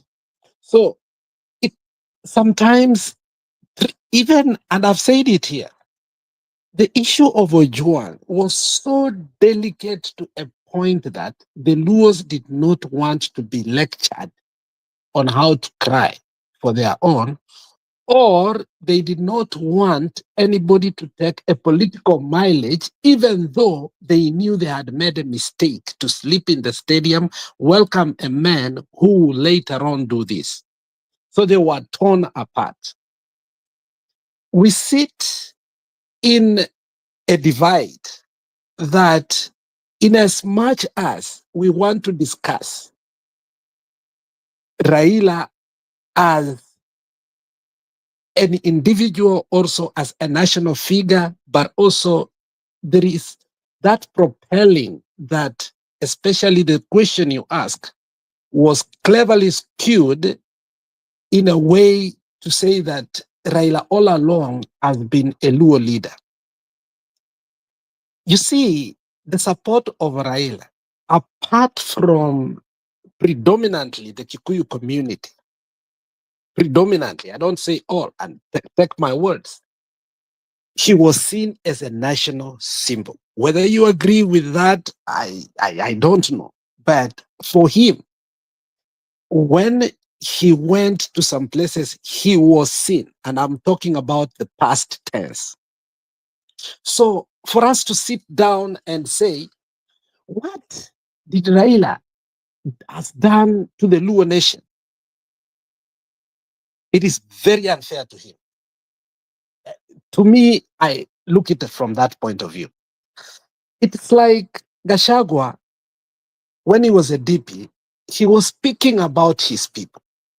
And then he was removed out of office because he was agitating for his people, because they said he is not a national symbol. Out of that, people like Boni Alwale and other people say he's a tribalist. So let me ask you, if Raila all along was agitating only for the Luo people, would he have reached the zenith or the apogee of his political career? I guess not. To be fair, the question, even if Raila has messed us up in the last minute, in our view, democratically, and as Kemba said, it's our opinion, okay? Everybody has their opinion, and I differ with my friends greatly, including both from Luo Nyanza and Luo Kisi, because there are still people who in Kisi, Nyanza, who support Raila with all their heart. They will never listen to Gachagua, and I saw some of them yesterday in the evening, because we are planning for Gachagua Matiang'i coming here, and I saw people differ seriously to a point I was like, oh, okay, this is their democratic right. If Raila was to take the stand that you want him and ask, what has he done to the Luo Nyanza? The way that guy has asked. I don't think Raila could have been embraced. If Raila started his career, and I want Mzalendo, in as much as you hate Raila, if for a long time, not to hate him, I don't think you really hate him, but you have disagreed with him for a long time. If Raila took the trajectory which Gachagua took in 2 years that he was in office, do you think Raila could have been where he is all these years? The answer is no. I think he took a position, whether he was for himself, me, myself, and what Resilient is saying down there, but he balanced us in a way that we viewed him as a symbol of national unity for a very long time. When it came to popularity, in terms of a party that he headed, ADM, for, which has been there for 20 years, you could see ODM win a seat in Meru. You could see ODM win seats in parts that were not only predominantly Nyanza. So the question should have been that, has Raila now turned to be that which Gachagua was impeached for? Because we cannot castigate Raila that now the 4 experts or majority of the experts are Luo, and the ODM has become Luo party, and at the same time that's asking, what has he done to the Luo? I think that is being unfair. Politically, yes, it's not unfair because politics is the fight for power. So you have every right to use every means to detonate a man. But however, being level-headed man, and you are our moderator, I will beg to say that I will differ with Raila to the end on what and how he has betrayed the cause. Because remember, Orengo, when we were celebrating the other day, Riat, on Jaramogi Oginga Odinga Foundation, whatever it is, Orengo said that when he saw Mzee the last minute, he said, do not betray the cause. And the cause was a national cause. And this is where I have differed. And when he betrayed the national cause, I think he became a Gachagua that we impeached. And after Gachagua was impeached, Gachagua started sounding a little bit national, which actually he is not deep in his heart. That is also my personal view. Down in his heart, Gachagua understands, because his last statement, though I support him, because if we want Ruto out, whether it's a personal revenge to make sure that Ruto goes on, I think I'm on with it. But if you look at his rhetoric, if you gauge it rightly from his rhetoric, Astem also said that, okay, this is Gachagua who said it. It is not me. So I'm also quoting what Gachagua said, that it's his personal mission to make sure so that Ruto has gone so that he can feel the same way he felt when he did what? So the question should not be what has the Luo benefited all along from Raila. The question should be, has Raila become the Gachagua who was just talking in Murima?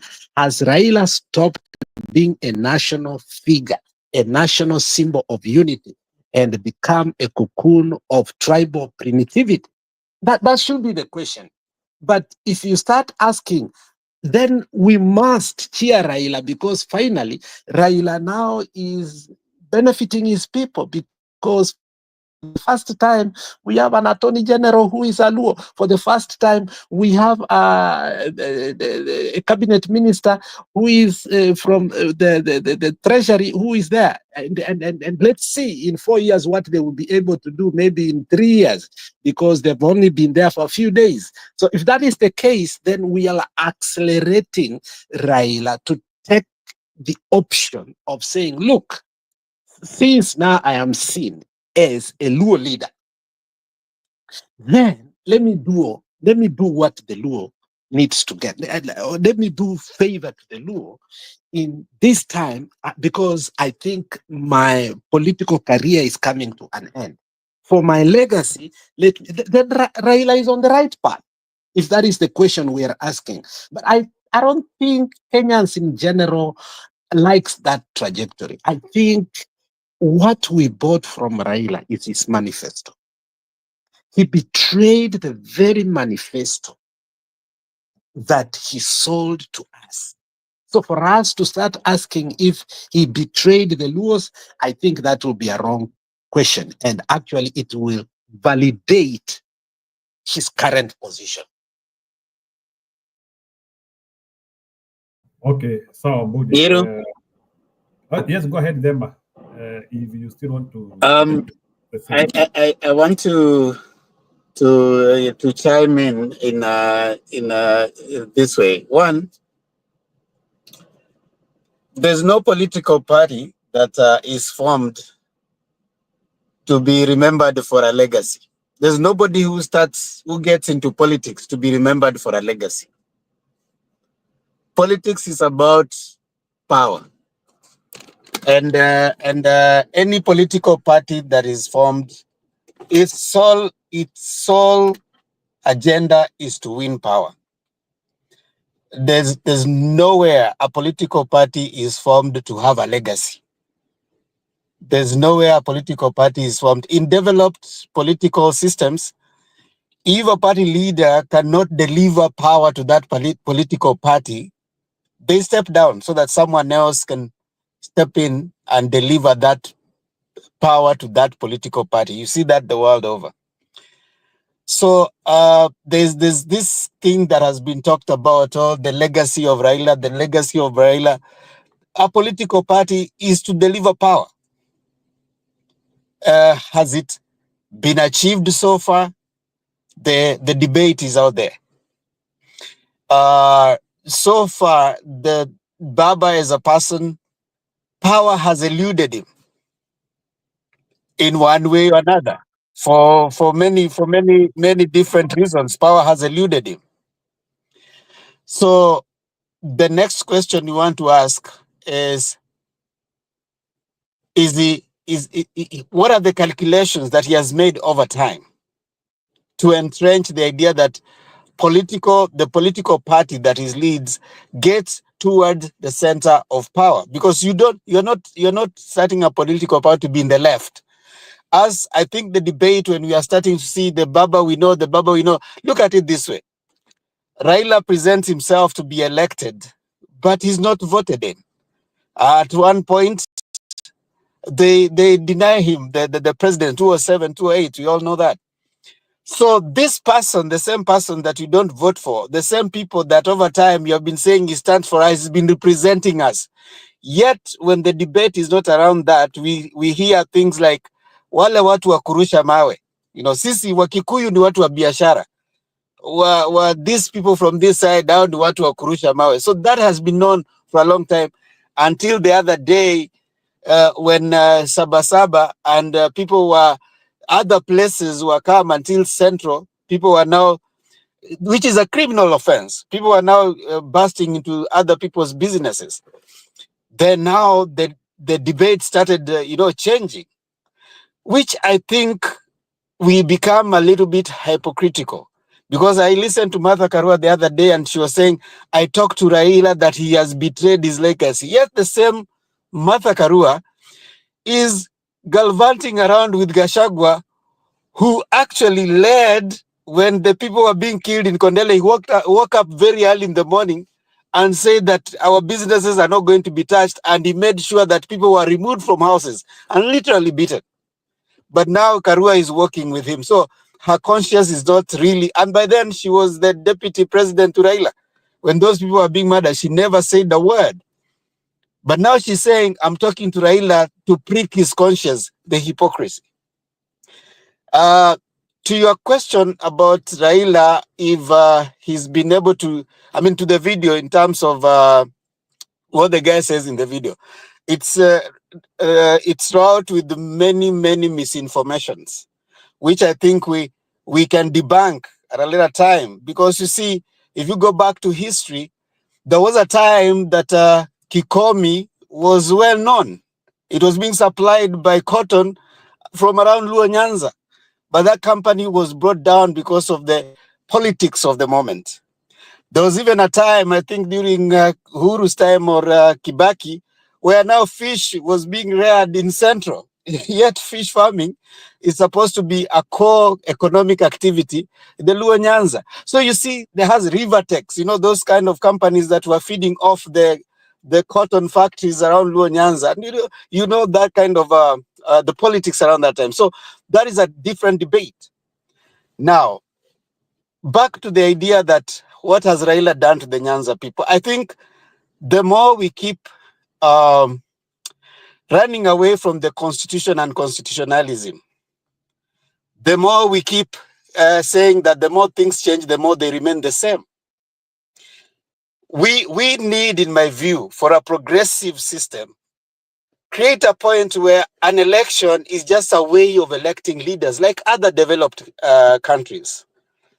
It is not a way to determine how you are going to survive or what you're going to get from a government. Once a president has been elected, at that particular moment, they start serving the whole of the country. That means anybody who is paying a tax deserves a service from that government. So we do not wake up and then start saying, do the people of the Luo follow Raila? Is he going to do? No, the organization around getting leaders should not be a determinant of what service you're going to get from a government. Your tax should be a determinant of what service you're going to get from a government. And if we can progress the debate so that we can enlighten the people that we talk to, that, hey, your constitutional right is that whether you elect Raila, whether you elect Gachagua, whoever you elect, as long as you pay tax, you have a right to demand the service from the government that has come to power, because you have a democracy and numbers determine the person who becomes the president. So as long as you have a president, whether you elected who or who, your tax should make you demand for the service that you're looking for. This idea of disenfranchising some people because you said these people voted for this person. If at some point we will progress the debate beyond the idea of the things we are talking about, we say we do not want tribal cocoons, we do not want this, but then we get back and you say, Raila has lost ground, so and so has lost ground. We talk around political organizations, but we get back and we say, Luos will be left behind. But then the constitution says that if you're paying taxes, it doesn't matter whom you vote for, So should we also progress the idea that because we didn't vote for this government, then we should stop paying taxes to that government? Because they're saying, if you voted this side, it's the same thing that led Gachagua to being impeached. Because we're saying they are shareholders. Every taxpayer in Kenya, in my view, deserves a service from a government. And it is retrogressive for us to keep progressing the debate around these political figures.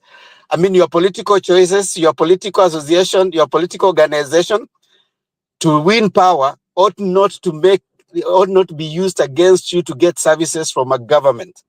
That is what I want. So whether Raila is gaining popularity, whether he's not gaining popularity, those are political organizations, which are debates that are bound to continue.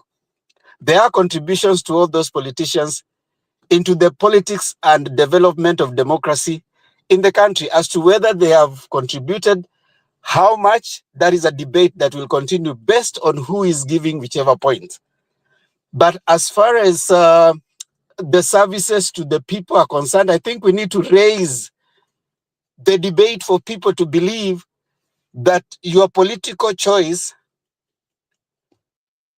whatever political party that you choose, should not decide whether you're going to get development or not. Just like it happens elsewhere, like where some of you are. It doesn't matter whether Democrats or Republican. Services will be offered to every American. Once a president has been elected, that's it. You serve the people. So I think if we are going to say that we want to be progressive, to get out of the tribal and the idea of different people, serving according to what they think is best, then I think we need to up our debate a little bit and maybe do more of civic education to let people know that your political choice, the political party you choose, should not be a reason why you do not get development. And it is wrong that even right now we are still having a debate that the people of Luo Nyanza had not developed because they were supporting Raila. That is even in the first place wrong, because there was a government. So why wouldn't you develop Luo Nyanza? Simply because we had a different political choice. So you are trying to manipulate my political decision. But I still pay tax to that same government. Were there taxes being collected? Yes. From Nyanza, yes. So I think that the things, in my view, I could be wrong, that should be progressed in the debates of Zemba, let me ask progress. you a question. Zemba, nataka tu kukuuliza tu swali kidogo. You know, the government is, we agree the government is supposed to develop everywhere. So can you then explain to me what is the legitimacy of a handshake? The connotation which we are always told is that greetings are part of taking development to our place. And if the pretext or the thinking which we are having is that the government is naturally supposed to develop to us, whether you support them or not, then what is the importance of a dialogue? What is the importance of a conclave? What is the importance of all those things, kuunganisha? What is the importance of all those connotations which Mr. Gwambo is the professor of them, if the government is supposed to organically develop? That's a good question, Njiro, because number one, constitutionally, that is what is supposed to be provided constitutionally. But now the realities of the politics of the day now play out. Because if you had Orengo at some point, Orengo's diversion, Orengo's position, you opine that you deserve development whichever government is in power. Because once Ruto has been elected as the president of Kenya, he's not the president of UDA. He's the president to the Republic of Kenya, right? So our hang up, what you're seeing right now is our, should I say, our traumatic experience with the Moi regime. So we haven't completely let ourselves off that traumatic experience. Moi did that, and even after Constitution 2010, we are stuck up in that. Even as a country, in our psyche, we still believe that the closer you are to power, the better. You know, the closer you are to the, even after we have a devolved constitution, we still believe the presidency is everything. Even the Gen Zs in their argument, they believe that the presidency is a thing, and yet the constitution gives a devolved government. We have 47 devolved governments. So there's a hang up. I think we are trauma bonded to the way the single party and the way Moi used to work. So that even in our debate, even as Gen Z are saying, we just want the presidency, we just want this. Once Ruto goes, now we are able to do the things we are doing. It shows you a sense of lack of moving away from the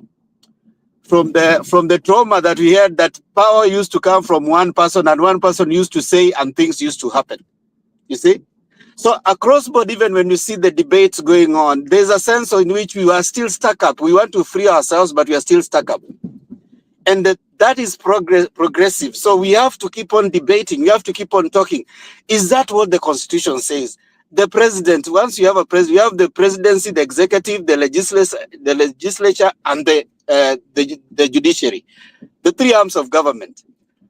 Once you have had a government, a parliament is parliament. Parliament is not, you don't hear there's majority and minority side. There's no parties in parliament. Okay? There's majority and minority side.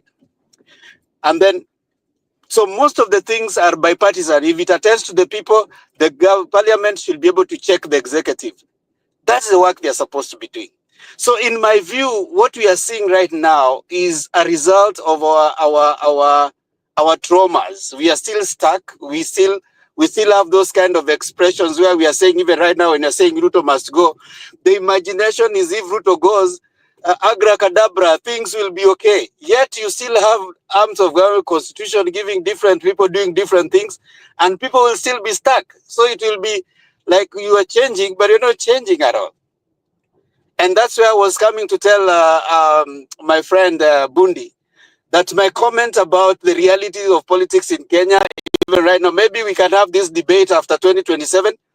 Whoever, and if you hear even Gachagua saying, he was saying that Matiang'i will go, look, whatever he brings on the table, we see whoever, Kalonzo will look, whatever he brings on the table. It's not what you bring on the table.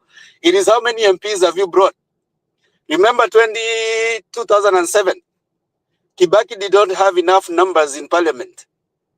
They were now struggling to see how do we work this out. You know, we mean that we have already been sworn in, but how do we work out? We don't have enough parliamentarians to make our things push on. Kalonzo gave him the numbers, and he was given the the vice president. So that's how politics work, the reality of it. And the reality of it is politics is about numbers. And that's why you heard about Mutai Ngugi talking about tyranny of numbers. You may not like the numbers, but numbers are tyrannical. If you don't have numbers, there's nothing you can say in politics, even in Kenya. Even Gen Z, if they don't raise the numbers, they will not have a say, you know? So that is how it works. Democracy works unless we have a different form of government. You change the thing the way it is. So, Njiru, back to your question about why we are still having handshakes is because we are still stuck up. We are still stuck up that way. If you are not closer to the presidency, certain things are not coming to you simply because of economic marginalization. So some things are going, you hear parliamentarians telling you that I have to go lobby. Even after doing this, I have to go and say that this has to pass this side, which I think it's supposed to be the role of the executive, especially the things they're supposed to be doing. So that is where we are still stuck in some I want to submit, we are still unwell. Moi era for 24 years spoiled us, spoiled our parents, spoiled us, and then it has also spoiled our children. So even the Gen Zs, when I try and tell them tribeless and all, they are still going back to the same debate. They are still saying that Ruto must go, and they're thinking that if we remove Ruto, and that's what someone here is saying, that as long as Ruto goes, we don't care what happens after that. That's a very interesting discussion in my view, because there's voting against and there's voting for. What are you voting for? Ruto has gone. What are you voting for? You have a constitution that gives different roles to different parts of our government. So I submit that we are still stuck. The arguments are still stuck in the tribalism that we want to run away from. We are still saying, oh, Raila, do you think Luo Nyanza is still following you? Yet we want to run away from tribalism. We are still saying, oh, Gachagua is controlling Central Kenya, yet we want to run away from tribalism. We are still saying Kalonzo is controlling CG, whatever, this other side, Eastern, but we still want to run away from tribalism, you know?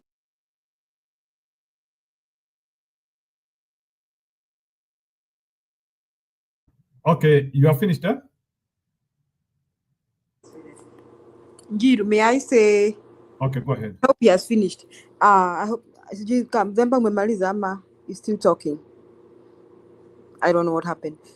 So Zemba, are you still coming? Okay. Yes, go ahead and finish. So no political party is formed to create a legacy. And I think what has been Baba legacy, Baba legacy that people are talking about is about watu wa Nyanza kuwa watu wa kutupa mawe. Yeye mtu wa kulia ameshindwa. That's a legacy that we still think that Baba is letting off. Ameacha legacy yake. This thing of sijui anatetea watu, amekuwa mtetezi wa watu. Kama ingekuwa ni mtetezi wa watu,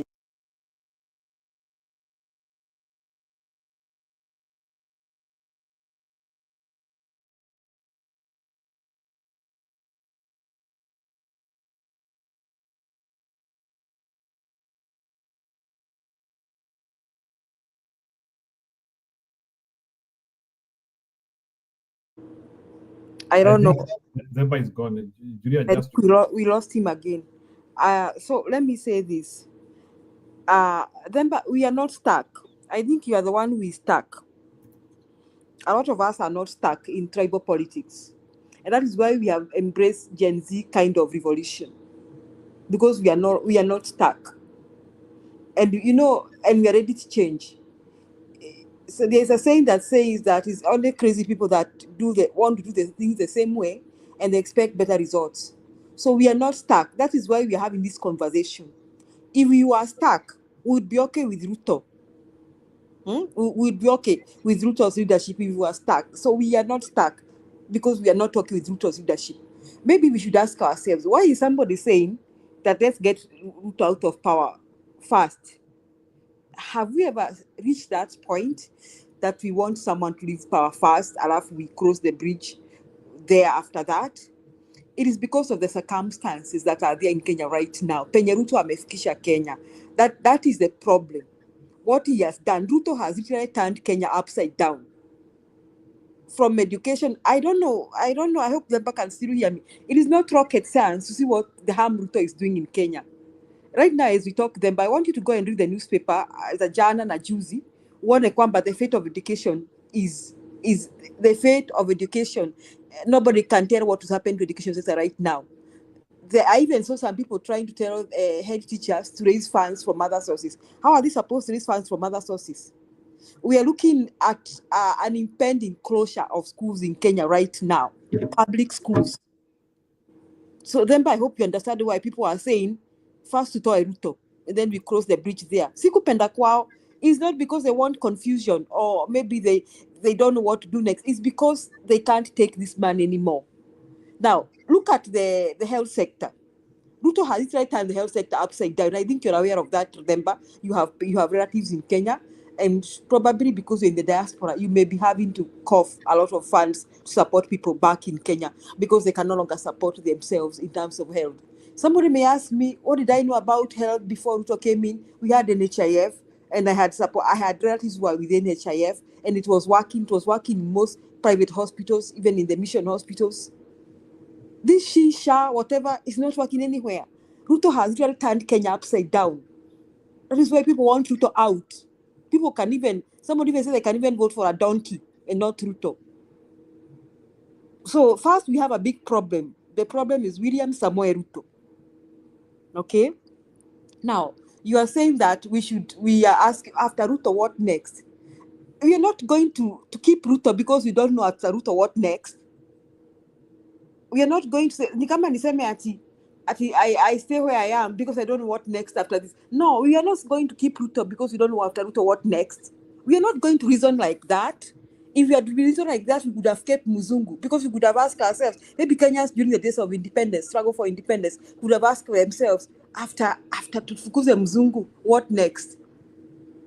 We are not going to keep Ruto. We are not going to keep our status quo because we don't know what next. So I think what we need to accept that we have a problem. In fact, Ruto is a disease in Kenya. He's a disease. He's a disease in Kenya. Saizi. So if you hear people saying that afadhali watoe Ruto alafu wajue what next, it is because it is called a choice of not. I mean, that is the best choice they can make because they don't even want to hear him talk on TV. Because everything he says is lying. He's lying. If you talk to the civil servants, mshahara yao imefinywa. They have been forced to pay more NSSF. They have been forced to pay for the housing that Uhuru was not even charging them to pay.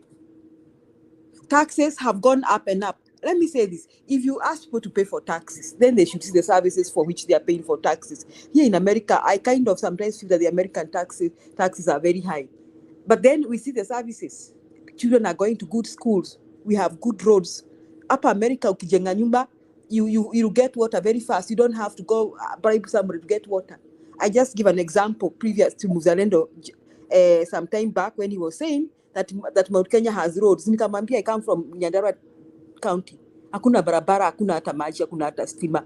Wacha hiyo mnasema Mount Kenya. Nyandarua is in Mount Kenya.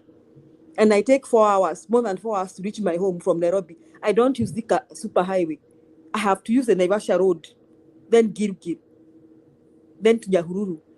And then I have to branch inside Nyandarua. The white people are even shocked here that there are people using donkeys in Nyandarua County. Sikupenda kwao. So if we talk about why do people want Ruto out, we are done. We can't take, we have tolerated him for 2 years. And then to add insult to injury, what has Ruto done? Killed our children. Hey, hata tu kama tunasema ati people died in the days of Kibaki and Uhuru. This guy has continued to abduct and kill these young people. Mpaka leo tunasema, we are talking about somebody who was abducted in Tanzania. A man was found dumped at the Tanzania-Kenya border, I think last night. We're talking about killings left and right. I mean, then are we still asking ourselves why we want Ruto out? We just want Ruto out fast. You see, when Burkina Faso had Traore for presidency, it's not that they want somebody, a military man for presidency. I mean, I think all democratic countries in the world would not want to transit to military power. I think that would be the last option that they may have. Si kupenda kwao, ni penye walifika, wakajipata kwamba, if Traore can save us, then let's go Traore way. So Kenya, we are at that point that really we just want somebody to save Kenya right now. Some people cannot even imagine that Ruto will go for 5 years with the mayhem that is there right now in Kenya. I mean, the abuse of our democratic space. Kama leo, why did the police have to attack people because we are going to hold rallies in Muranga? Is that law and order? Come on, we cannot be asking us questions. It is not rocket science when people want Ruto out. It is clear even to people in Wakokwayu, even to the Kalenjins and the Luos, why Kenyans want Ruto out. It is not like it is rocket science. So if remember you are asking why people want Ruto out without an option, it's because they can no longer take Ruto. So about where we go after that, I can say like those Kenyans, we shall cross the bridge. Now, why shall we cross the bridge? Because we have come from far. Now, when Kenyans were fighting for multi-party democracy, it is not that they had settled on the next presidency. And even then, after multi-party democracy, after Section 2A was scrapped from our constitution, Moi still became president. But we were better because now we had multi-party. Moi still managed to come back, but I think we had improved on our democratic space. And now Moi could tolerate criticism. He was no longer taking people to Nyayo House after 1992. He stopped. I think the likes of Matiba and Rubia were the last groups of people who were arrested and detained without trial. After that, Moi stopped. Because why? Kenyans struggled. So if Kenyans had been fighting in 1990 and 1989, saying, alafu tuanze kusema vile unasema ati after Moi goes, what next? We will not be here. And then we see ourselves with Kibaki Tosha movement, and then we find ourselves with a new constitution. If we didn't try even to amend the constitution, and then we are saying after we amended the constitution, who then takes power? We will not be having some of the rights and the benefits we are in fight by the way, because we fought for our democratic space. That is why even Ruto, after abducting people, Kenyans can still go on and continue fighting and fighting. Yani Ruto abduct watu, he has killed the Gen Z, he has murdered and assassinated a lot of them, but still Kenyans are still fighting because Kenyans now believe in their democratic space, and neither Ruto nor any other person will take it away from them. So me, what I'm trying, I would like to say that I don't know who becomes president in 2027. That remains to be seen because of two things: whom Kenyans will prefer to vote for. Secondly, on whether we shall have a free and fair election. Depends on those two things. Now, but irrespective of that, whoever becomes president will be put on their toes. Because right now we have made another milestone. That you can no longer go there and pass your financial bill and get away with it. So that is how I would like to put it. That irrespective of who becomes president in 2027, we're not at status quo then, but we are not. We are not even in our tribal cocoons. That is why some of us can even here talk about people like Matian, people like Maraga, people like Kukia Mtata, because we are no longer in our tribal cocoons. I kind of feel, and I will say here without fear of contradiction, the Raila Odinga affiliated people are the people who still believe that we can play tribal politics. But I think they are out for a big surprise. Even Gachagua has learned the hard way. He has to. After Gachagua mwenyewe, he has learned the hard way. I believe he's smart enough. He realizes that the tribal agenda may not sell so much in Kenya right now. That's my take, Njiru. Okay, sawa Julia. Thank you, Julia. I think one of the most unfortunate things we do on this channel is sometimes we comment on issue without bringing evidence of how did we get to Ruto must go. Jiru, when we put a petition in the Supreme Court, in a certain way, we were saying Ruto must go. When we started our demonstrations, open the server, we were saying in a certain way, Ruto must go. Last year, that was on 24th, if I'm forgotten, March, when the same man called and said, our day with destiny, our plan and the itinerary of the day, we were going to status to get Ruto out and take power. In a certain way, we were saying Ruto must go. In all the demonstrations we did before he left us, in every aspect, in every way, from Jacaranda, remember how we started our first Jacaranda rally? We were saying Ruto must go. Where did the problem of Ruto must go stop? Let me tell you where the problem started. If you are awake, when the intelligence was aware that, you see, where we have reached, I guess the possibility of Ruto going is 100%, but we are not prepared who will take next. At that particular time, Gachagua made a mistake and he differed with his boss.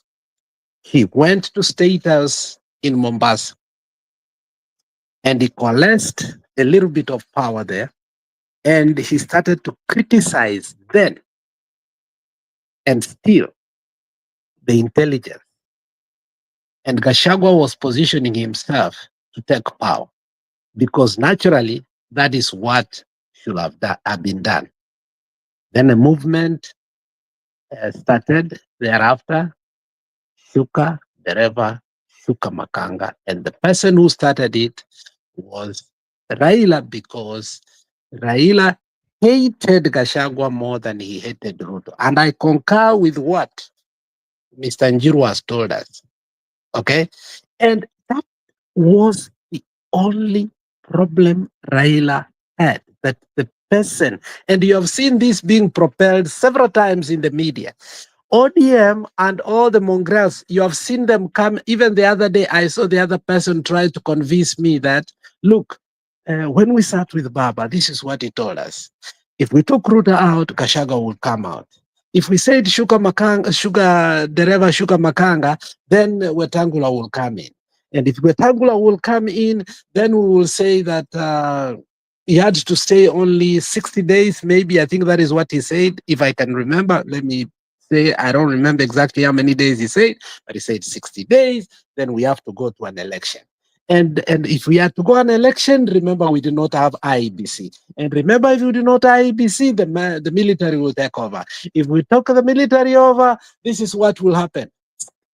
You know, that's scare tactics. Bro, let me ask you, when Raila started Ruto must go, didn't he know whose deputy was? Didn't he know who the speaker was? Didn't he know the Cherera 4 had gone? My friend, Raila is playing theatrics here, and some of his people are coming here.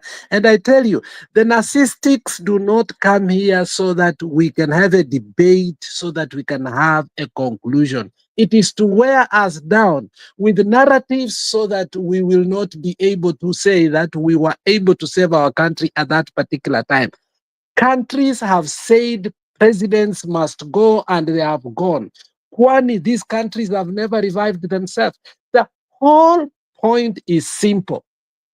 The system must fall. Don't bring democracy where it has never worked. Don't bring systems that have never worked, that have rigged us throughout the years. Don't bring structures that will never work for us that are working for those in power. The truth is that whatever now excuses that are being brought in regard to the reason why we negated our earlier position of Ruto must go, and you are propeller, you are trailblazers of all these semantics of Ruto must go. You even created one that was even more dangerous, our day with destiny, which meant today we will die, but we will take our country back.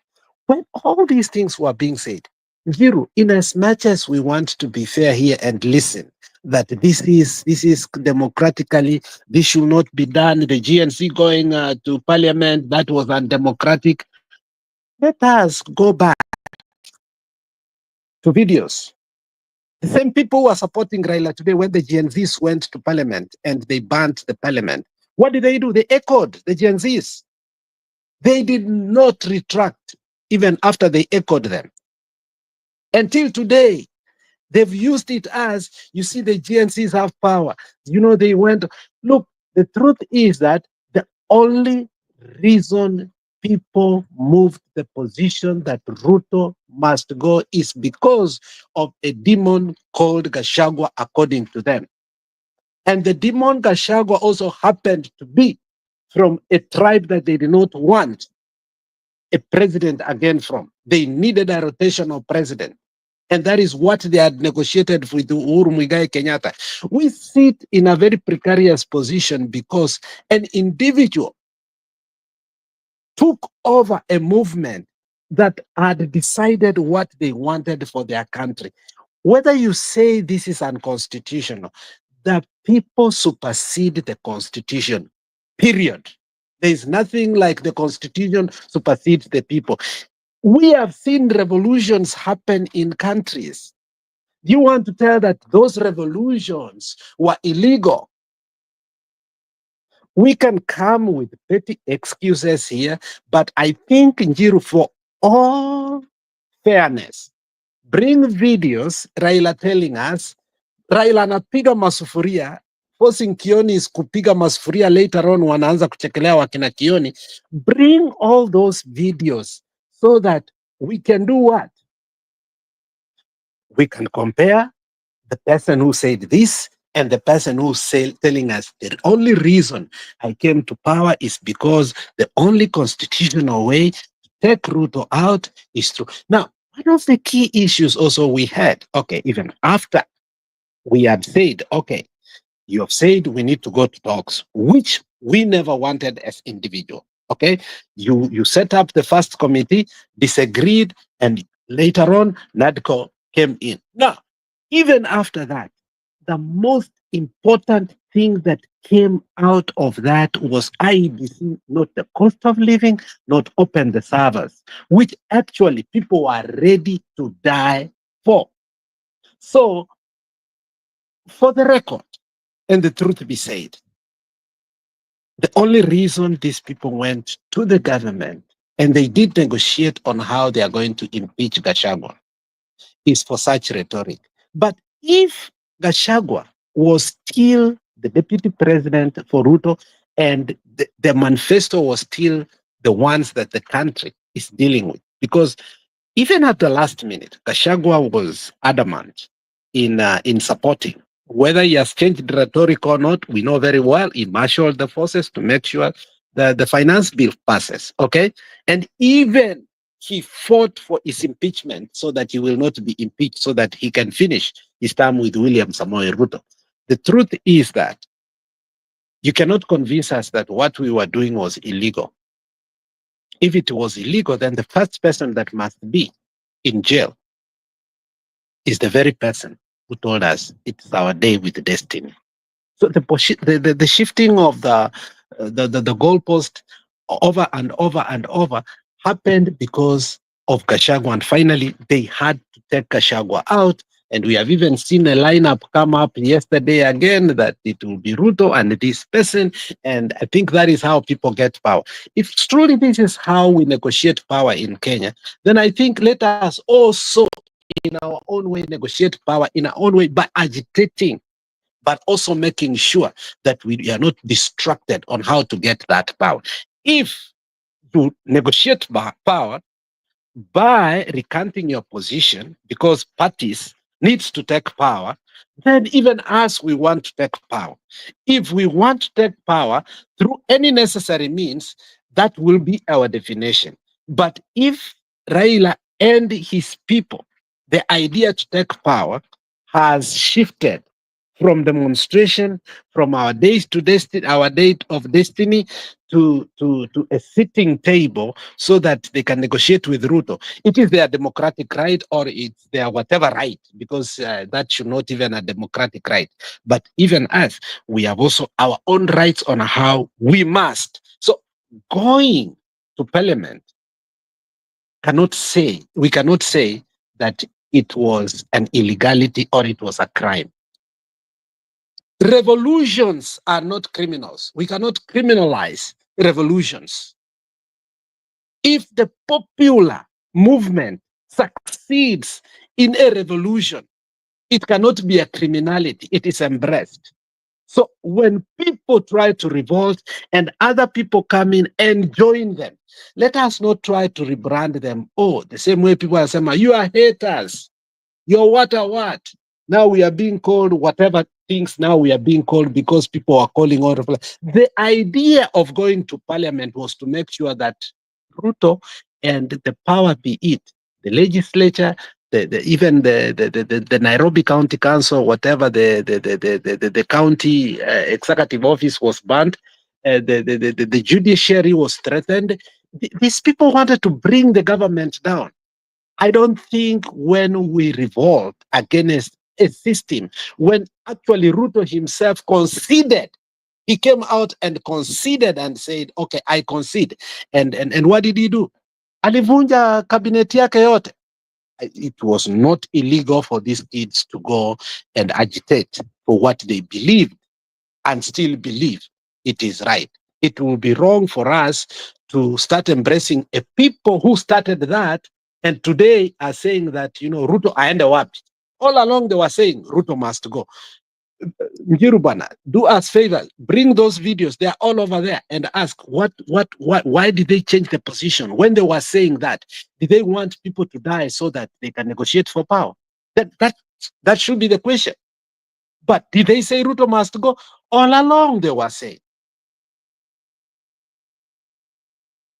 Jero, 1 minute. Again, politics is not static, it's dynamic. Your position today might change tomorrow. Like they say, in politics, interests are permanent, not positions. Secondly, I don't think it's factual to suggest that Constitution is not supreme. The Constitution is what unites us as a country. In fact, even when people are going to take power, they're taking it because the Constitution says that the power belongs to the people. Now, what Bundi is suggesting that, when you're having a revolt, now, whenever there's a revolution, the Constitution is suspended. You suspend the Constitution. Now, once the Constitution has been suspended, now nobody is subject to that particular Constitution. So as a suspension of a Constitution, for me, I'm talking in an environment where the Constitution is still supreme. But when you talk about revolt and anarchy, that's a place where Constitution has been suspended. And anything can happen when a Constitution has been suspended. There are many cases to that effect that you can point out. In places, some cases where the military has come in and has taken over power and has restored, the military has taken the military rule, and then later they restore it back to the civilian power. So it's good for us to be factual in the way that we approach, the debate. Facts, we can say populist things that we feel good about, but facts will be facts. If a constitution has been suspended, I'm not talking in a scenario where constitution is suspended. Anarchy, revolutions happen in an environment where the constitution is suspended. And so at that point, anything goes. And once that happens, you might think that this is what you wanted, but you never know what many other situations may arise as scenarios, just like South Sudan, Somalia, and stuff like that. Because at some point when that happens, it takes different forms. So in a situation where the constitution is still supreme, the constitution unites all of us. So we quote the constitution. Like, for example, we are saying that Article 1, we say the power belongs to the people. That's the exercise. And we can exercise it through our representative. So some institutions that unite us, the state, the presidency, parliament, we look at those things. So sometimes, as much as we may be excited about some things happening, it is important that we inform our information with some facts around it. I agree with you that people should be able to agitate whichever way they demand, because political systems are pushed. Political leaders have to be pushed. I'm not in any way saying that it is wrong to agitate. I'm also not saying it is wrong to differ. We should have as many views as they come. As much as you may not agree with me, I may not agree with you, but as someone says that I might not agree with you, but I will defend your right to say what you have to say. So that is constitution, that is democracy. That you may not agree with me, I may not agree with you, but are you saying what you want to say? That's what I needed to point out. Though I agree with the agitation, I agree with the pushing the boundaries, I agree with going for what you think is right, saying what you think is right, because that's the democracy in the constitution that all of us passed 2010. But if that is suspended, then that brings a different debate. Thank you. Okay, and Themba, thank you for saying that. And there is a process before it is suspended. It doesn't just come like that. So the people agitate and they push it. And in the pushing, you don't just push to test the litmus paper. You push it because you know you have to win and it has to be suspended.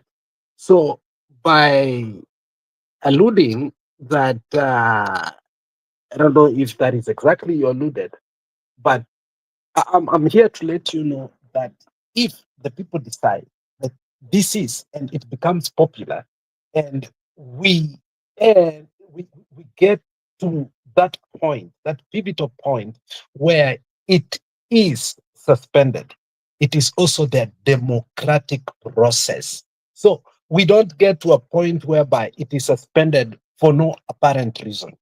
The people push it, and there are events that make that happen. You don't just go and sit somewhere and start singing songs, maybe some digest for 10 days, and expect that constitution to be suspended.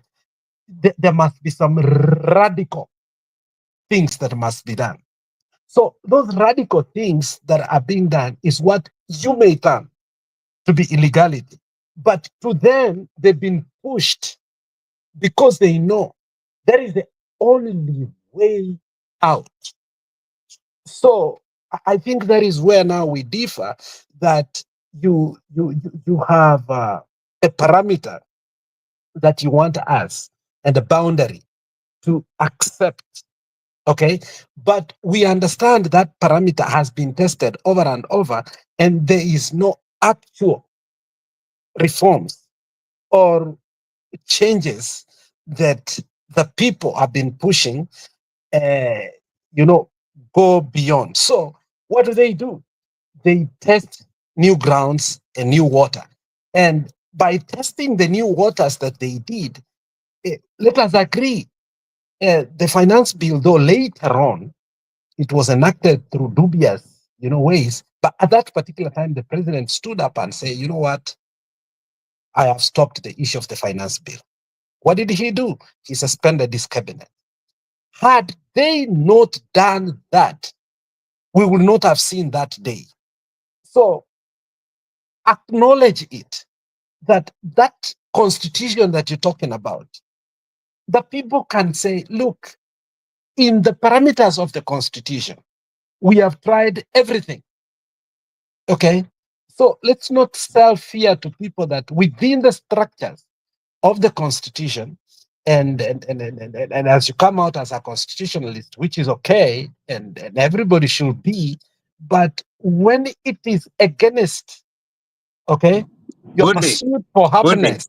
Bundi, I'm finishing. do When you it is, understand the suspension of a constitution? I think you may define it so that you can scare me, but it doesn't matter. At that particular time, No, I'm not the scaring you. I just wanted to Constitution, be on the same page. Do you the understand Constitution, suspension of the very much, because you made me go read about it as you were talking. And in as much as the Constitution, you may say, is the supreme law of the land, but the people supersede. When majority of the people see that it has become a burden to live under this constitution, and the ruling class are using it to their advantage, I think I go with the popular movement, because in areas whereby the monarchies have been taken out of power, like the French Revolution, I think people had to defy the order of the day. And for us to see the young people push it there and start saying it was Rigathi who was for them, I think we are not putting the pain of the people of Kenya, fuel, school fees, food, rent, and all those things, we are not putting them into factor. We are thinking that it was just politicking. It was the pain, the taxes. People are pushed beyond them. It was not just political. It was the pain they were feeling in their daily lives.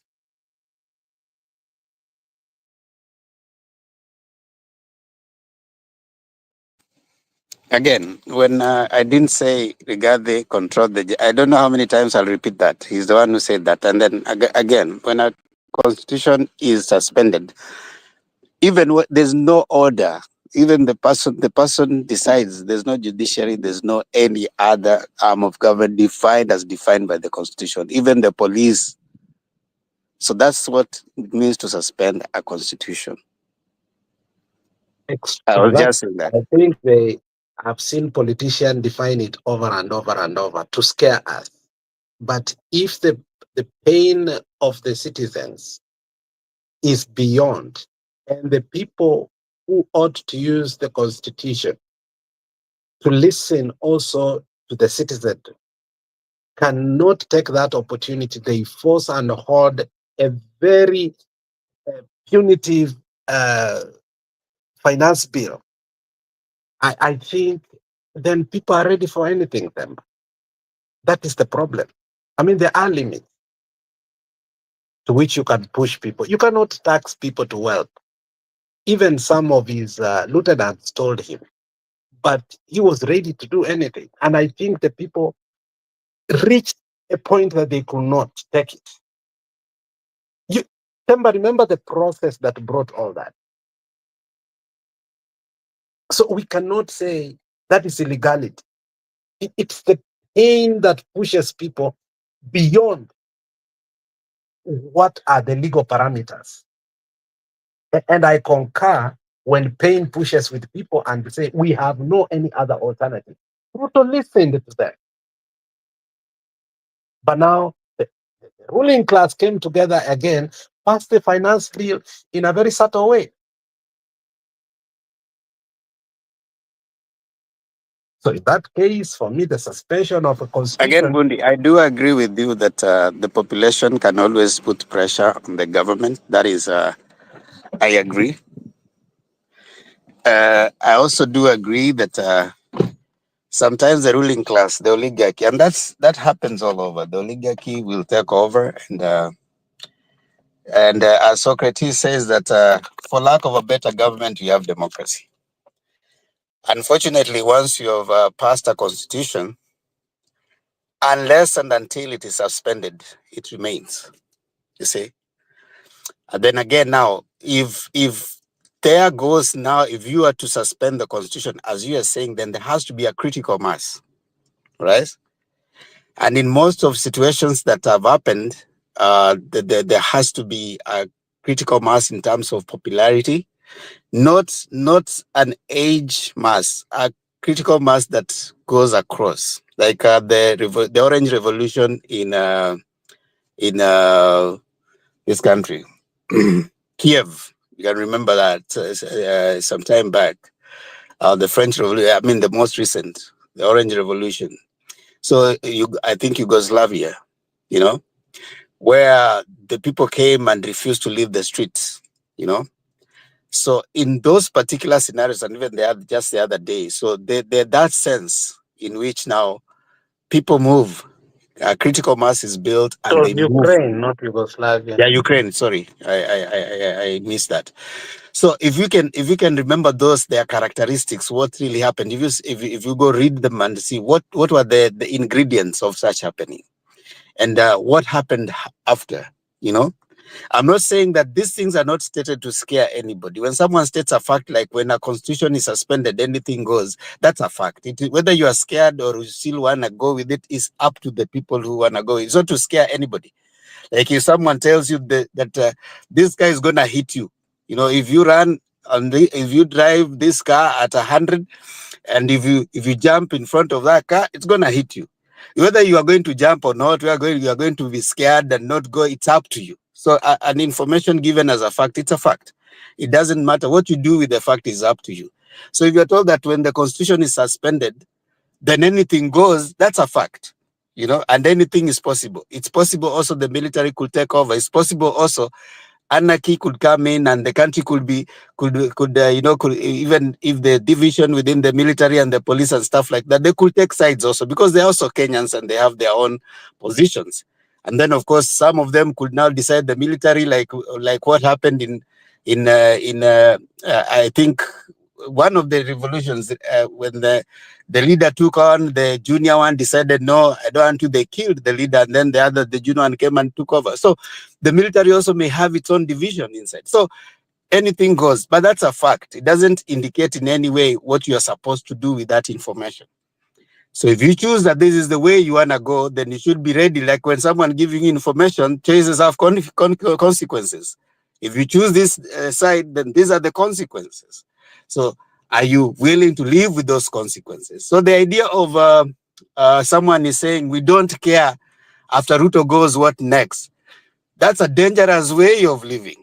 You see, if in most cases, people are telling you what happens when you do this. I mean, you need to have a plan. You need to have, okay, what goes. It's not just running a country is not something you do in your house. You're going to run a country over 50 million Kenyans. 50 million Kenyans do not want to wake up and then they do not have root and they don't know who. There are two ways of going into a vote. You can go into a vote to vote for or to vote against. What happens in some situations, people are told more against, so they do not know what they are voting for. Whatever you're voting for could be worse than what you have. You can be coming from the frying pan to the fire. So in my submission, yes, there are those people saying after Ruto goes, we'll decide what happens. You might not even have room to decide. There might not be even a country for you to decide after that. So in my submission, yes, I respect everybody's view in terms of what they're progressing. But I also would like us to appreciate the realities. Realities do not, facts do not necessarily determine what you're going to do with the information. It's up to you. If you want to progress this particular one, that's okay. If you want to progress another, because that's democracy within our country. That's what I can say, Bundi. Themba, if Ruto goes, I mean it, Zalendo. If Ruto goes, the most real thing is that we have an election in 2027. So is that rocket science that we can elect another person?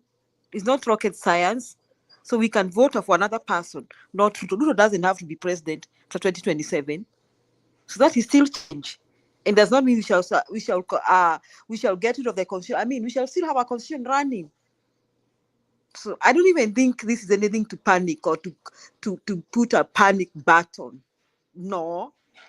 The fact that we are saying Ruto must go and saying Ruto must go, it may also mean Ruto must go through an election like 2027. And that is constitutional. And nobody's breaking the law there. So I guess we shouldn't. I feel like them by you really like. If Ruto goes, what we shall vote for another candidate. We are about over 50 million Kenyans, so we shall vote another person and try them and see are they going to make our country better. We don't have to have Ruto as the next president. So Ruto, if Ruto goes in 2027, we shall have another person as president. And maybe we shall have solved our problems. So we can't say that we don't know what happens. For example, you can't say we don't know what happens if Julia becomes president. Now we cannot vote for her. You see, we are so afraid if Ruto goes and have Julia as president, what will happen to Kenya? You have not tried Julia to be president and see what will happen. That's my take. So the song Ruto must go does not mean we are asking for a coup or a coup d'etat. We are saying Ruto should go, and Ruto can also go through constitutional means, like a general election in 2027. Mzalendo, sorry, come in. And there's somebody who wants to say, Annie, somebody, I think, to Yes. make, yes, Anna. Okay, Sana. I think this scare tactics of people in power that when they're seeing something that is going to kick them out of a system or to destabilize the status quo, then they are scared. There is no constitutional crisis or that would have happened if the Gen Zs would have forced Ruto to resign, then because we would not have suspended the constitution. However, if Ruto refused to resign, then there's a military action. He would order the military in the streets, and that would have easily happened also. And he would have continued to rule. So these imaginations that that Themba is bringing is just to scare people that this could be an eventuality. We have seen countries that have transitioned very peacefully. Sudan in 2019. We have also Burkina Faso as a good example of revolts by the youth, and after some time they organized their elections. So we would have Ruto would have simply resigned, and the constitution would have kicked in, and Rigathi Gachagua would have been declared, would have been sworn in, and the president, and the elections would have been held in 90 days for everybody else to plan and go for the election. That is how it works. But Zalendo, that's not true. That is true. That is what the constitution The of only Kenya says. time it can be called after 90 He days had to is finish. if He it has is to the finish the speaker. term. When He it had, is called after 90 days is if it is the speaker, not the deputy. the deputy will have to finish his term, and that's why I'm saying the reason why Gachagua went to Mombasa was to prepare. Unfortunately, he did not galvanize enough support. The intelligence could not allow him. And Gachagua was his biggest enemy at that particular time. The transfer of power goes to the deputy, and the deputy finishes. That's why we started the movement, Kufa Dereva, Kufa Makanga.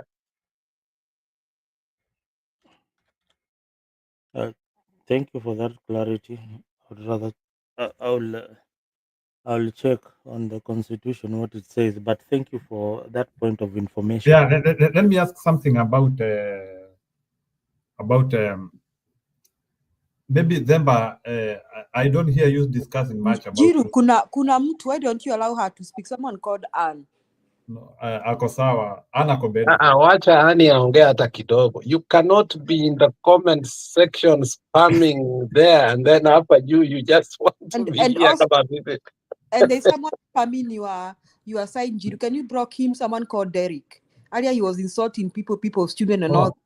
And then he's sending like 10 messages. The same. If somebody sends like 10 messages to your site, it can spam your site. You didn't know that, so because he's trying to do that, I think you shouldn't be so lenient. Okay. Sawa. So nyi mtulia, ana kwa bedroom, ana kwa usingizi. Bwana Mbudi, sijui kwa nini. Ukisema ako bedroom, kwani unajua penye ako bedroom? Mbudi. No, si Are you Now, I wondering? told you the other day Njiru is making babies. Mkafikiria ni uongo. Unajua, Njiru, are you now wondering what Njiru, Alex, are you wondering what Njiru is saying? Can you believe that's what Njiru is saying here live on TV? Now, let's go on with the debate. I think, Njiru tumekuacha. We are not complaining. Yeah. you know, but Emma is bringing Yeah. a very good point here that, but the way the ruling elites are bringing out the whole idea is not because they care about us, Pemba. It's because they know they will be the biggest losers. Trust me, if that country was to declare, you know, the suspension of the constitution and the security and the properties of the people who have made us suffer for years, Themba, I think it will take a few minutes for Kenyans to revenge. And I don't think that is what we are agitating for, but they understand. You saw what happened to was it the Naivasha member of parliament during the GNC demonstration, not this year, the last year, and the pain, you know, our people, you know, are having in terms of the rhetoric that some of these people come out without thinking. For instance, Themba, right now, if we will get a chance, and you have seen it even in the social media, when Beatrice Elachi's son died, we don't know the circumstances that led exactly to his death. We know it was an accident, but we literally lynched the woman until today. She keeps on talking that she has been she's been lynched by Kenyans in the social media, and she has never forgotten that. Okay, and at least she's not the new kid on the block. If today anything was to happen, and what were party pasaris, and I'm not saying it because I want to scare anybody. It cannot be that a party that was built from demonstration. Remember from the days when Michuki said, if you rattle a snake, you'll be, you know, beaten by it. You'll be rattled by it.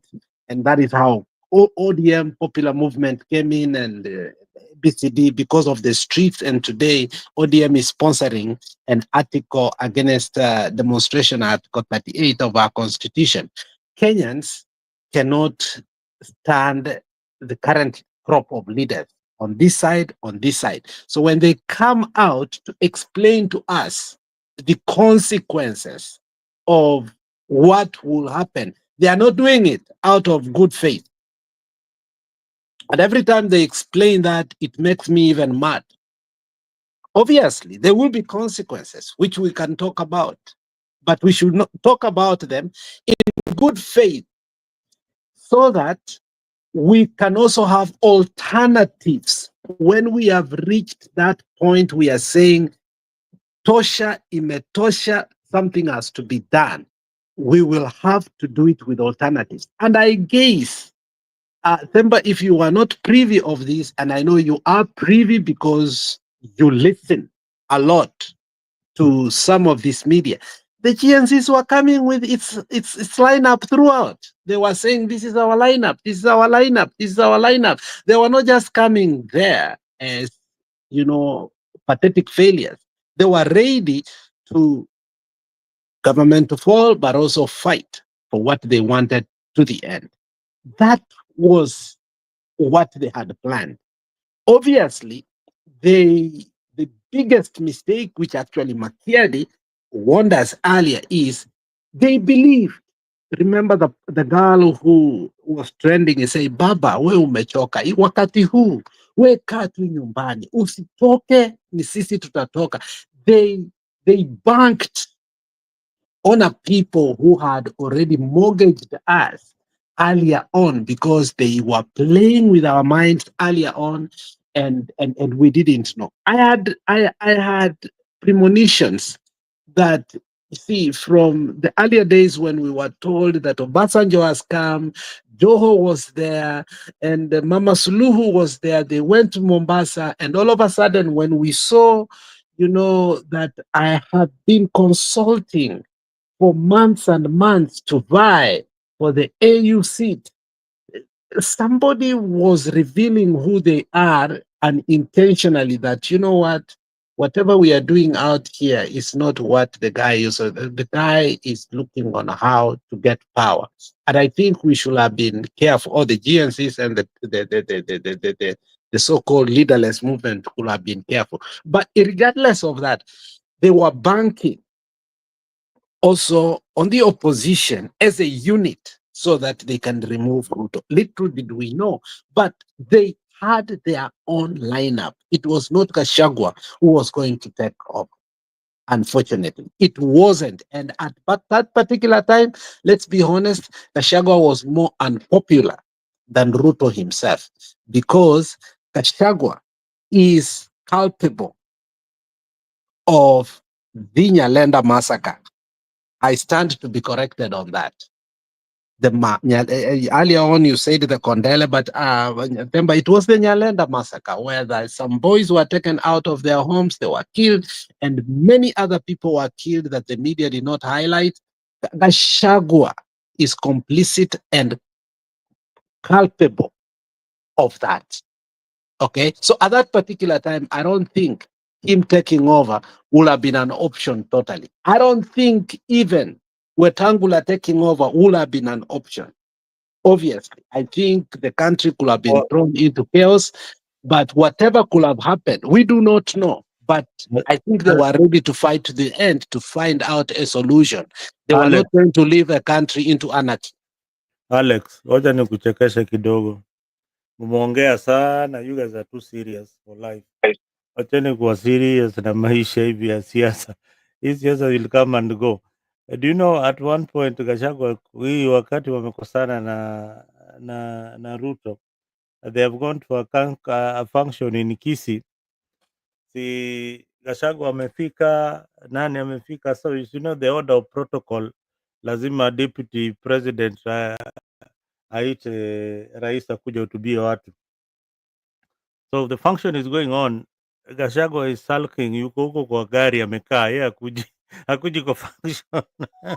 Sasa anaitwa hey, ni aje, ni wakati wako wa kuongea. Anaenda anaongea, anasema mambo matatu, Your Excellency, come and address your people. Then he goes back to his car. This guy, but anyway, Gachagua So, is... Bundi, let me say something up. Now, you're talking about them having a lineup, right? Now, that lineup of MPs or ministers that you want to have, according to the constitution, you cannot have cabinet ministers before they pass through parliament.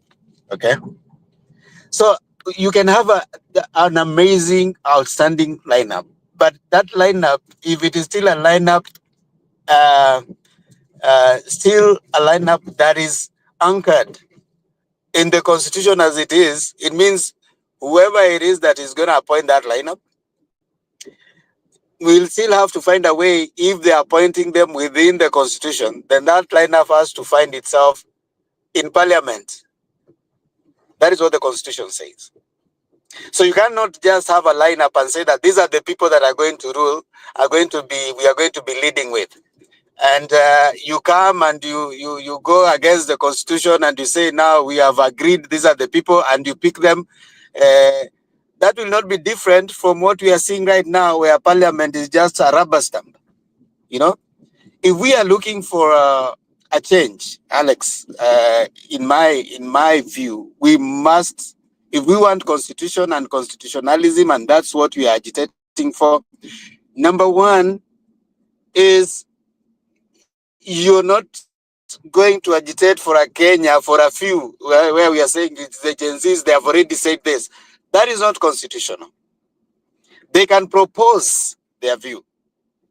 then that view has to be put in the test of the Kenyan. It has to be tested through an election. It has to be tested through popular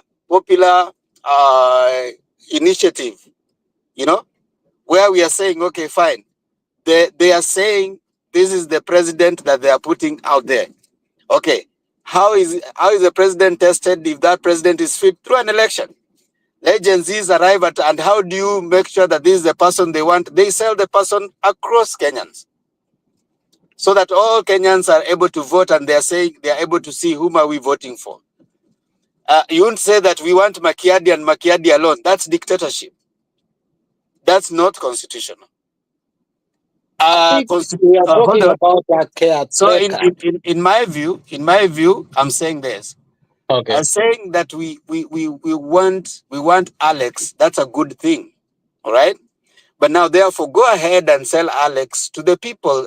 People who are going to vote are people who are 18-year-old, 32-year-old, 80-year-old. All these people are going to vote for Alex. So tell these people, what is this person going to do to them that is the alternative to the leadership they have right now, all right? Then let the people decide. Let them make that choice, because you're saying it's the voice of the people, all right? Then the constitution kicks in. You want a cabinet, it has to go through parliament. You get what I mean? So you can want anything. There's nothing wrong in that constitutionally, to want something as a people, as a generation, as a status of a particular strata of the society. You can want particular person, but in a popular democracy like ours, the person has to be put to test. There's nothing wrong in wanting. They have a problem with the idea that saying that they do not want these old and tired people. They only want this. That's okay. But sometimes the popular view, if it comes and so passes, what are you going to do about it? And there was a question that I think Njiru asked Mzalendo, that at the start, where Njiru asked Mzalendo, assuming it is 2027, and they wanted Ruto out. But the popular vote, how he arrives into that now is a different thing, but Ruto comes in. What are the Gen Zs going to do? You see, that was the other question that I think Zalendo didn't answer. And in my view is, if you're going to come with someone that you are thinking memficha mahali, mtokeleze 2027, and nasema ndio huyu, definitely you don't expect that person to win. Surely, even if you are saying that, okay, now to memficha, to take interference, already the government machinery know whoever it is. When will that person campaign? When will the person reach to the villages to even tell them that this is what I'm going to do next to you? For you, other than the person that you want to vote for. So, that's even, in my view, an idea that is dead on arrival. We are thinking that we want to hide the person, so that the person we only unleash the person during the election time, you know. So I want to submit. Mutaua huyo mtu bwana. Wewe wachana na huyo mtu, ajifiche tu. Mnaweza ua. Ati nini? Hii serikali inaweza ua huyo mtu bwana. Wewe tafadhali wachana na huyo mtu, ajifiche mpaka last. I am mficheni. It's up to you what you are. I'm just saying the reality. Nyinyi mficheni, muweke mahali mtamweka, ile siku itafika mumtoe, mwende coronation ifanyike. But I am just submitting that is already, in my view. I could be wrong. It could be you are defeating yourself, you are setting yourself up for failure. Finally, what Mzalendo said. Mzalendo, you said I'm saying, scare tactics. I don't say to scare anyone. In any case, ukiambia mtu ile moto iko pale itakuchoma, you're not scaring them. You're telling them kuna moto. Now, what they do with that information, if they choose to be scared or not, it's up to them. Now, once you suspend a constitution, Bundi, I didn't say that, the president resigning, those are provided for in the constitution. But once you suspend the constitution, means that every other thing that is in that constitution doesn't suffice. Inaenda. Unaona? So whether that's where military rule comes in, and when military takes over, unasikianga kama during the attempted coup 1982, walipoenda kutangaza, Leonard Mambo Mbotela aliambiwa jeshi ilipochukua aseme askari wote ni kama raia, you know. So everything else goes and the military takes over. So it's military rule that takes over. Now, in a situation where the military refuses to take off for one reason or another, now militia, like Haiti, what is taking place now, different places are controlled with different people who have a different allegiance, you know? So at that point now, you are trying to restore to the rule, but now the militias are controlling different pockets of the places they are in, and even the Congo and stuff like that. So in my point, I'm just trying to point out the facts as they are. I'm not scaring anyone, Mzalendo.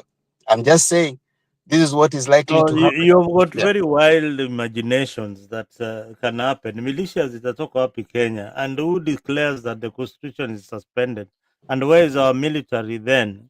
No, nobody declares. Okay, hold on, Zalendo. There's a okay. Now that you are saying that, nobody declares the constitution is suspended. When Yes. we suspend the constitution, Mhm. it means that everything that is within. You know why is a constitution constitution? Because we are agreeing. For example, you have a president. All of us agree wherever he goes. But you see, once you have refused to acknowledge that you have recognized that president, already the constitution has been suspended. Nobody suspended. There's no process of suspending a constitution. Anarchy suspends a constitution. Once you go into a case of anarchy, everybody decides to rule depending with what they think is right. And you know those countries. How many militias do we have in the country? Go and read the Kenya National Human Rights report that was written some time back. We have over, 400 militias in our country. And all of them are used differently by different politicians. You know that, Mzalendo. That is Anyway, if the Gen Zs went all the way and ensured that Ruto is kicked out of power in whatever way, then we have a military that would have restored law and order. And it Mzalendo, does not mean that our constitution was going to be suspended at that particular point. So Mzalendo, just a quick one. if Ruto resigned, for instance, Mzalendo, if the military takes over, the constitution is suspended. The military rule Right now, takes over. The constitution is suspended. Right now, the constitution has been suspended. Right now, as we speak, because we've got a rogue so-called president that is doing everything alongside the old constitution. Isn't that true, Mzalendo? At the moment, the constitution has been suspended, where marching orders are coming from the executive down to the legislation, down to the judiciary, where corruption has taken over the constitution. So you are going to the extreme way of thinking of how the constitution has been suspended. The constitution has been suspended when Uhuru and Ruto took over in 2013, because this constitution has never been implemented fully. Raila Amolo Odinga should have won the election in 2013, but because we suspended the constitution and put in the wrong people in power, thus the constitution has been suspended. You are looking through other countries. We are not other countries. We are not Haiti.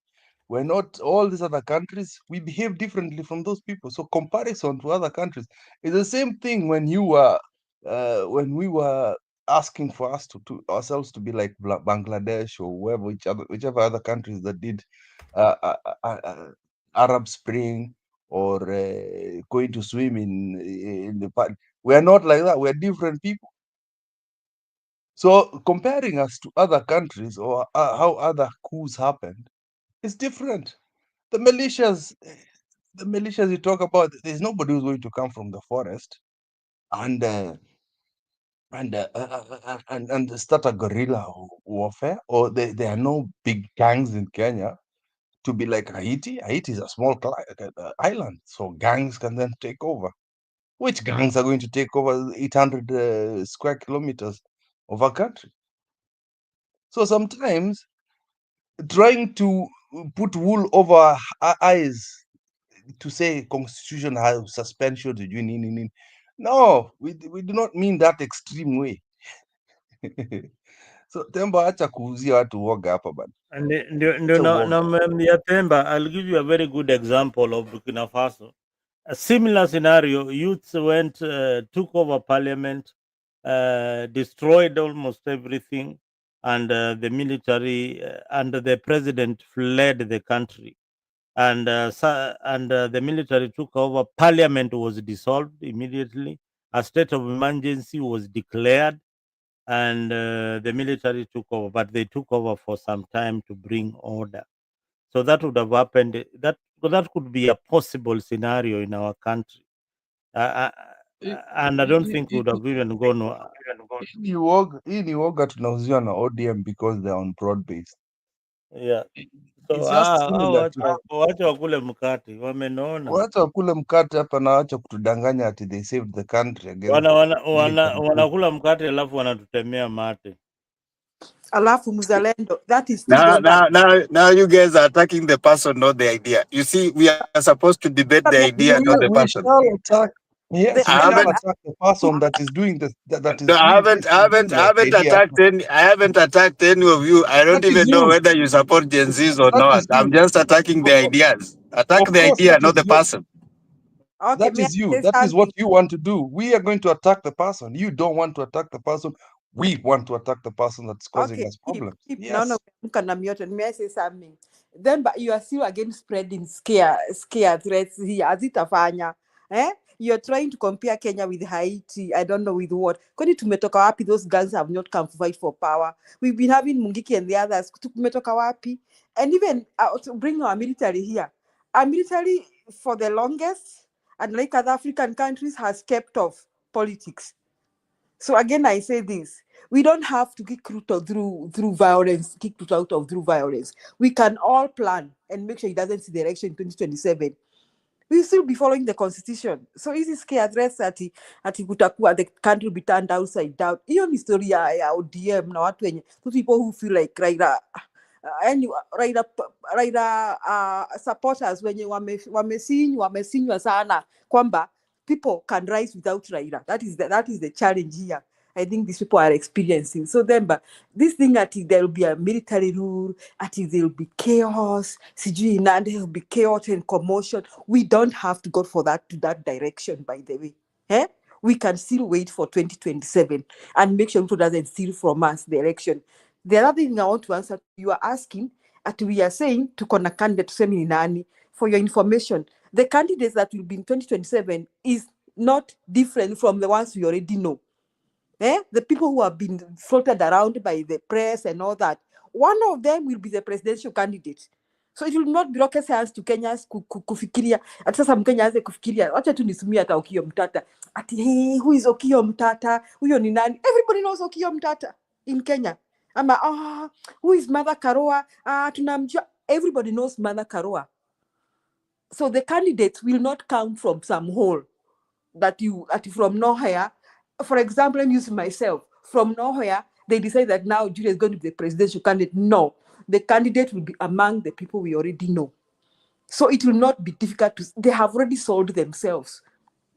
It is very easy to sell them. To kusema kwamba to make Brenda this was presidential candidate. So the candidate will be somebody who is already known. So saying that we are setting ourselves for failure, no.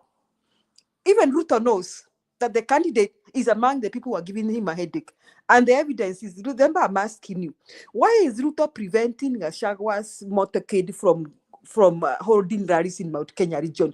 Earlier you said that Ruto is in the best place right now. Ruto is in the worst place.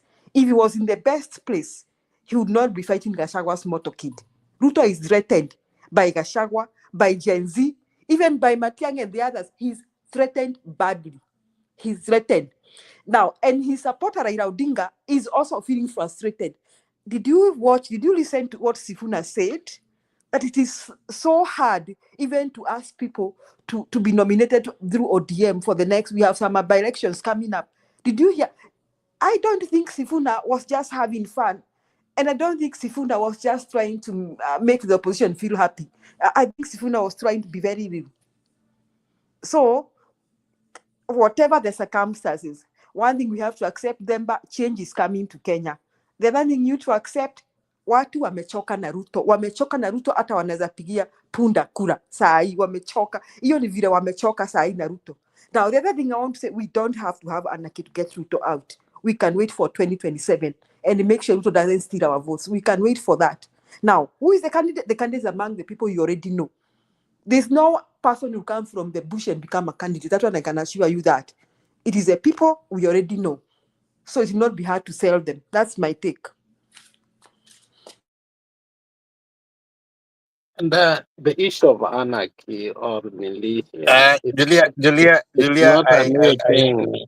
It's not a new thing in Kenya. The issue of okay, Bundia. yeah, you respond them about both things.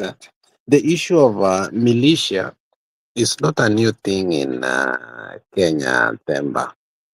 Yesterday we were discussing something here, and I think it's RB who brought it.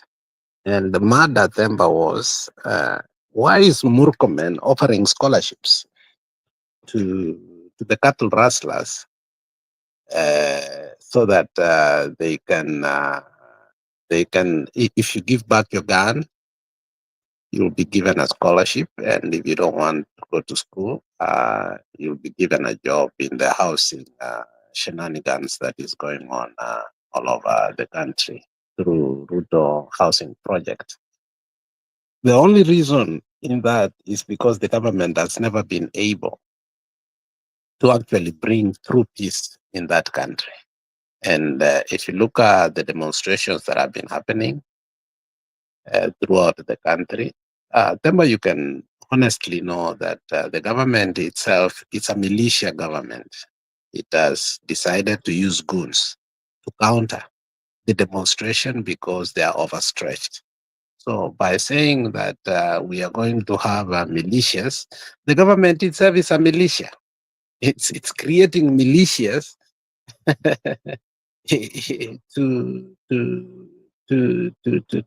to actually disrupt the popular movement, because even within the police force, even within the army, even within the security agencies, I think it has come to a point Ruto cannot trust them anymore. You are not going to dissolve everything openly like that, because obviously you will be making a point that you no longer trust anybody. You only want to hire your own people.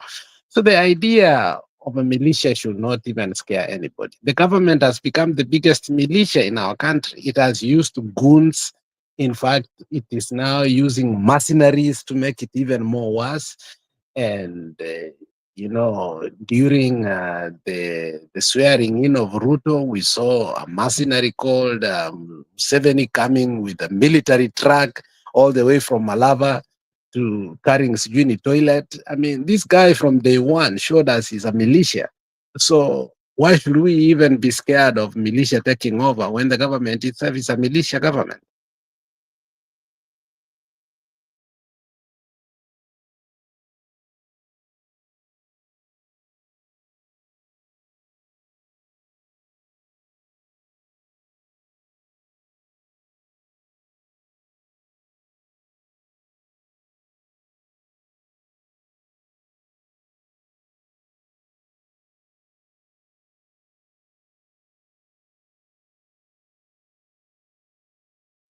I guess I was asking Themba that, and it looks like Themba has gone because he brought out the issue of, apart from the military taking over, the militia will take over. So that was a question to him. Why should we be scared of militia if the government cannot use, legal means of, law and order, which is the hired enforcement security?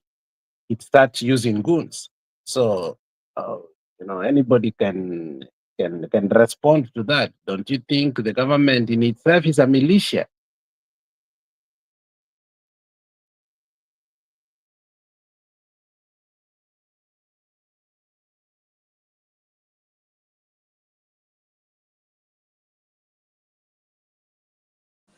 Yes, Alex, the government itself is a militia. So history ati unajua me, when I hear them speaking, I remember Raila Odinga asking that you want Ruto to go, then what? Mnakumbuka hiyo statement? Every time I hear him saying ati hatuna mpango ya kuwa na who is the next, who is going to be a presidential candidate. I just remember Raila Odinga saying that he wants Ruto to go. Then what? It is like we are stuck on Raila Odinga and Ruto, and there's nothing we can do about it right now. Even you, Alex, you can vie for presidency. Come on, how do we keep asking that when you have over 50 million people? So Ruto mwenyewe ni militia. So hii story ya kutuscare, Ruto has done the worst things in a president can do that even military governments have not done. Kenyans have gone through worse things than people under military rule. That's my take. Njiru, nimeenda kulala. Good night. Hapo utapata Njiru ameenda, because hapa tutapaki tu studio kama jana, so siasa tupigiana tu kwa heri because Njiru is not here. I think so. Njiru is asleep, but boss, funga studio. Yeah, but we have had a good debate, from both Yeah. aisles. I think listening to the other side point of view is important in as much as we will disagree. And Themba needs to know the reason they put Kindiki there, because it was a safe pair of hands for them in case anything happens. But at the same time, they knew that Kindiki is not that aggressive Njiru is telling me to. Njiru Amelala is telling me to hold the show. How do I even switch off the show? But anyway, I think we've had a good discussion this evening. We've looked at all the perspectives of our politics. I think it started on a very good note, but probably we need to end it by giving Kenyan hope that there is some light beyond that tunnel, that the opposition will get its act together. Otherwise, I don't know whether you guys also feel scared that the opposition will be dismantled by William Ruto. I don't know, Alex, do you Yeah, feel? the people, I don't think the people are ready for that. You see, the problem is previous tactics that have been used may have worked. The problem with Ruto is that people have suffered under his regime in many, many ways. I think one of the strategies of Ruto is divide and rule, and you have seen it. You have seen him do it in every stage of our democratic process. From taking his deputy president, from having mkuu wa majeshi, for the DG, the police commissioner, the new police commissioner, to like Ruto single-handedly has everything on his chest that he can visibly have in order to control power. But the problem is this, that even so, after all that, Mzalendo, Ruto has never had peace. Imagine which president has had the luxury that Ruto has had, including buying Raila to his side, totally, completely with all his MPs, and silencing the leadership and the opposition. The judiciary is semi-quiet. The police, the military put a new man, kila kitu, but Ruto is not at peace. Can you imagine? Why is he not at peace? Because his intelligence tells him that you are extremely unpopular, nobody likes you, and if you like it or not, if elections were to be held free and fair, and even the stealing mode that he must use in order to outrightly maneuver the electorate has become problematic to him. So, as Gachagua said earlier, anybody who will diss the opposition or betray, including him, I think the ground will have called him out. And I believe we have reached that time. I guess we can be scared of that. But for me, I'm not scared. Even if you like a politician so much, don't give them your whole heart. I think in the end, as Sifuna said, if our biggest national agenda is to take Ruto out and we stick by it and other things we can do later, let that be the one and only agenda we have. Yeah, I agree. I agree with you that there's a possibility of the opposition sticking together. Uh, do you see a scenario where somebody like Kalonzo is left out as a presidential candidate? He could be easily be poached by William Ruto to join side. I've seen I've heard Raila Odinga talking very highly of Kalonzo Musyoka and saying that they are in talks with Kalonzo, probably on a weekly or a daily basis. They touch base with Kalonzo. Is if there is a scenario whereby Kalonzo is not chosen as the presidential candidate or the running mate to the presidential candidate, do you think that he will still be in the opposition? Forget about what Gachagua is saying. Do you think that he'll still be in the position? And take in regard that these leaders have a political base that is tribal and are pushing the tribal agenda in their regions. So somebody like Raila is in government, and now is going to stick in government. Maybe he doesn't want to be in government, but there are people like Gladys Wanga and everybody else who are pushing him that this is where you need to be. So if there is that kind of scenario, what do you guys think would happen to the opposition? I don't think that would be a good question to them. Because... I can comment on that. Okay. Temba, go on. Number one, if Kalonzo is not the choice in the so-called united opposition, that's the end of Kalonzo with the united opposition. Because I don't think there's any other position Kalonzo can take in the united opposition other than the flag bearer. That one for me, I think is we might push the idea that we just want Ruto out. Ruto must go is not the running call.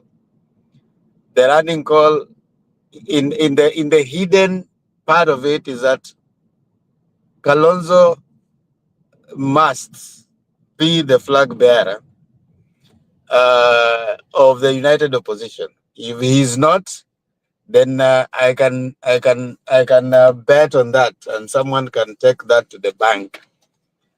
The opposition, united opposition, will not hold because he's not going to stick there. What position can they? He has been a vice president. He's been a candidate. He had vowed not to support Raila because he wanted to be the candidate, and he probably age-wise he cannot wait any further. So I to that part one I answer that it is a done deal that if he's not the candidate, then the united opposition as it is now. I mean, it's too early. Like I said, in politics, a day is too long. It's too early to even predict what's going to happen in 2027. There's going to be a lot of movement, a lot of shifting. All right, Thempa, thank you for your response. Maybe the same question to Just a second. Yeah. I needed to chime in. I dropped out, but I wanted to chime in on what Bundi said about Sifuna.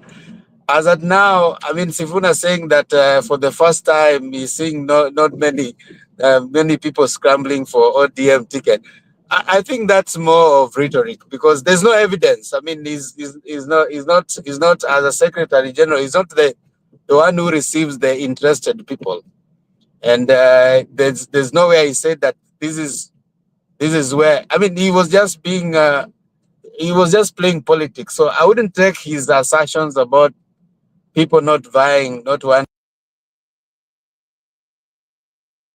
I think, Themba, in your last point, you are absolutely wrong, because this is the Secretary General of the party, and he sits in many meetings where he has seen many, many times how people approach the Orange Democratic Movement offices to look for party tickets and all that. So he knows what he's talking about. And Nyakairu, can you answer this particular question that we are asking this evening? Should Kalonzo Musyoka fail to get the presidential ticket, or the deputy president, will he still be in the opposition? Thank you, Mzalendo. And my question is, Kalonzo, is it do or die that you have to vie and you must get it? It's not. Everybody who vies to see it, looking forward to win. But if you don't, you go home.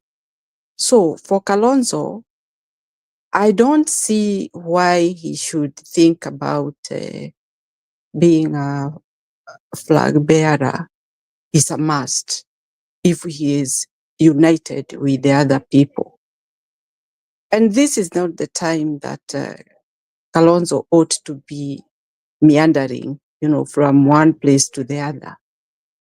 This is about the country that they always claim that Kenya is bigger than anyone.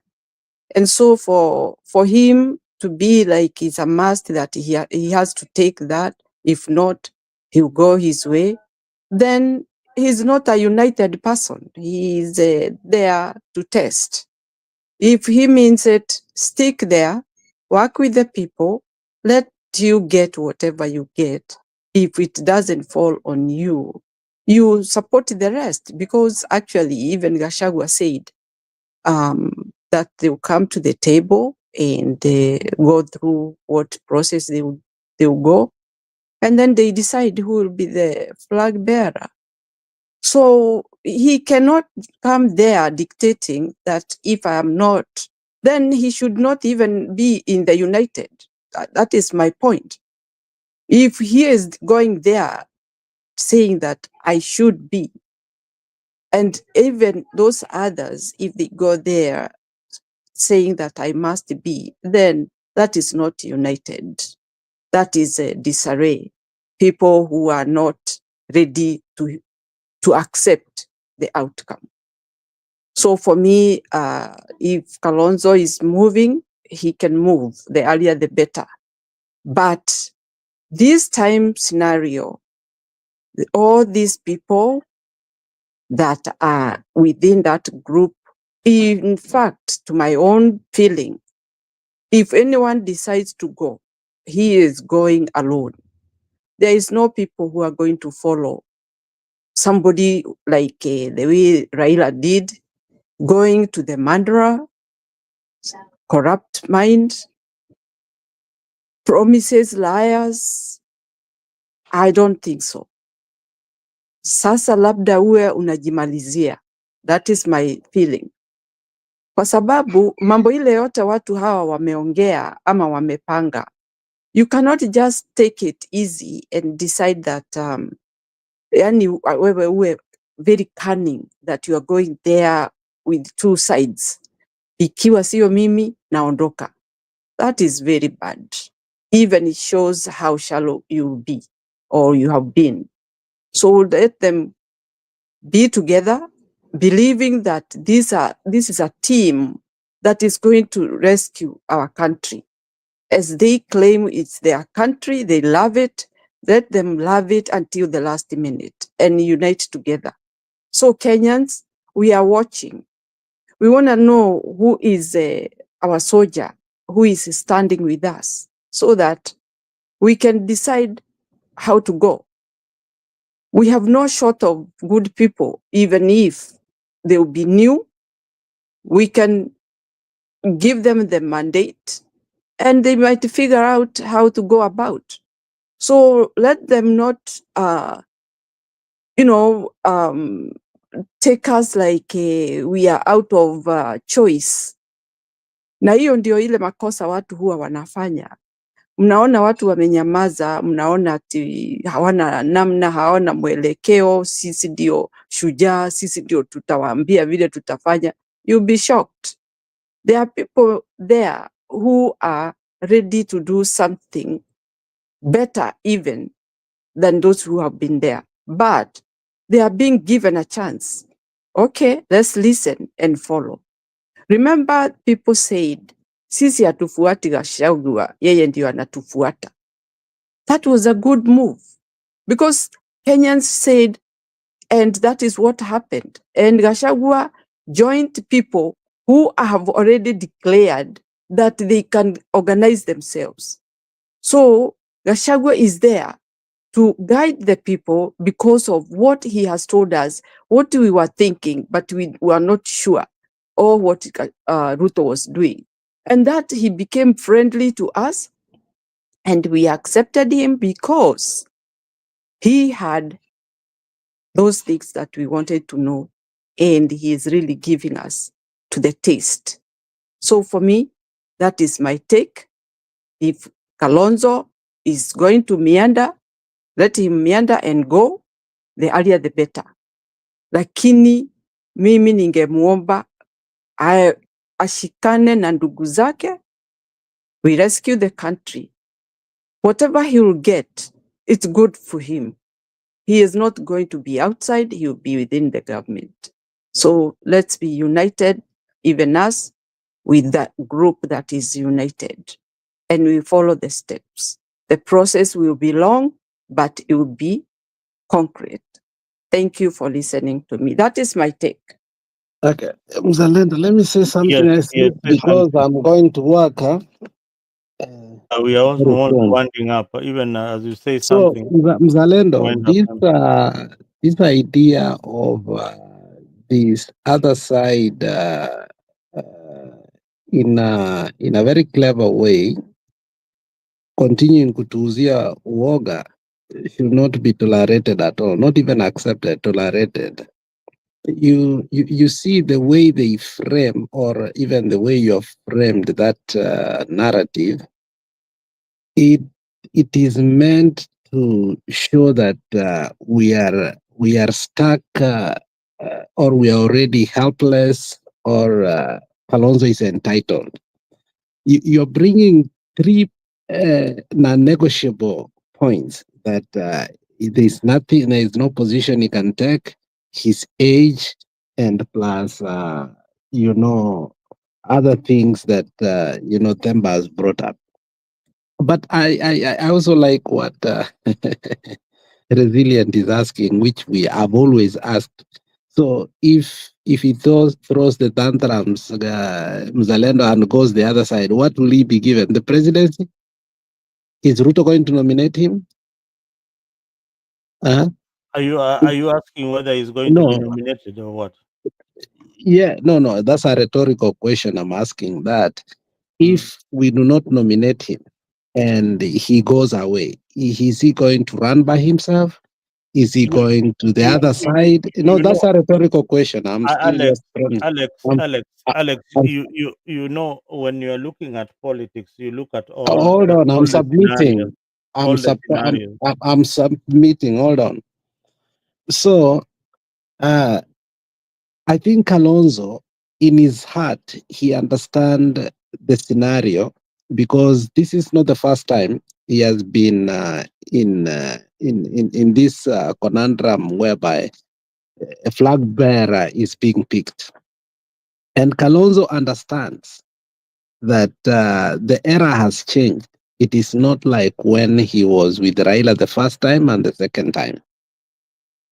He knows that the coalition that is being made for the next election is even more competitive than it was before. And the demographics have also changed. It is not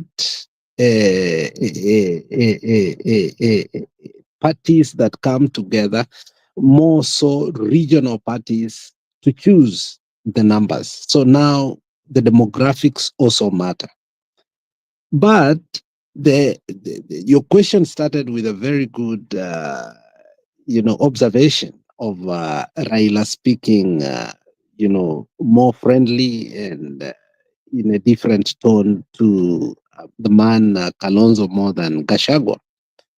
And if you see the last elections when Kalonzo stuck with Raila, who he basically used was the man Makau Mutua.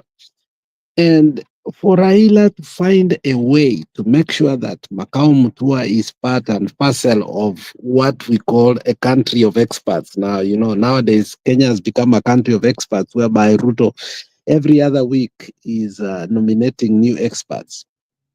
Makau Mutua nomination to be part of the president, advisors and experts in State House was one that was very interesting. It was a long shot and a long haul to let you understand the coming scenarios. And when Makau Mutua accepted that, let me tell you, Mr. Mzalendo, I almost came to the conclusion that Kalonzo is not with us. So for those like Resilient who believe that Kalonzo is going to be with us to the very end, I think you are in for your big surprise. For me, it's not a surprise. There is something about Kalonzo and Makau Mutua that basically that you will not find Mudama and seeing eye to eye with Kalonzo anymore. When I saw Mudama, was it in Siaya or where? I think if you remember a few months, even if it's not a month or 2 months ago, Makau Mutua, no, not Makau Mutua, Mudama resurfaced and made a statement. You can see a preparation of Kalonzo to actually go and support Ruto. And not even to be a running mate of Ruto. He wants to be in the government by all necessary means. And this one has been projected by, Farouk Kibet going to Ukambani and, openly saying that, Kalonzo is ours to take. And Kalonzo never refuted that.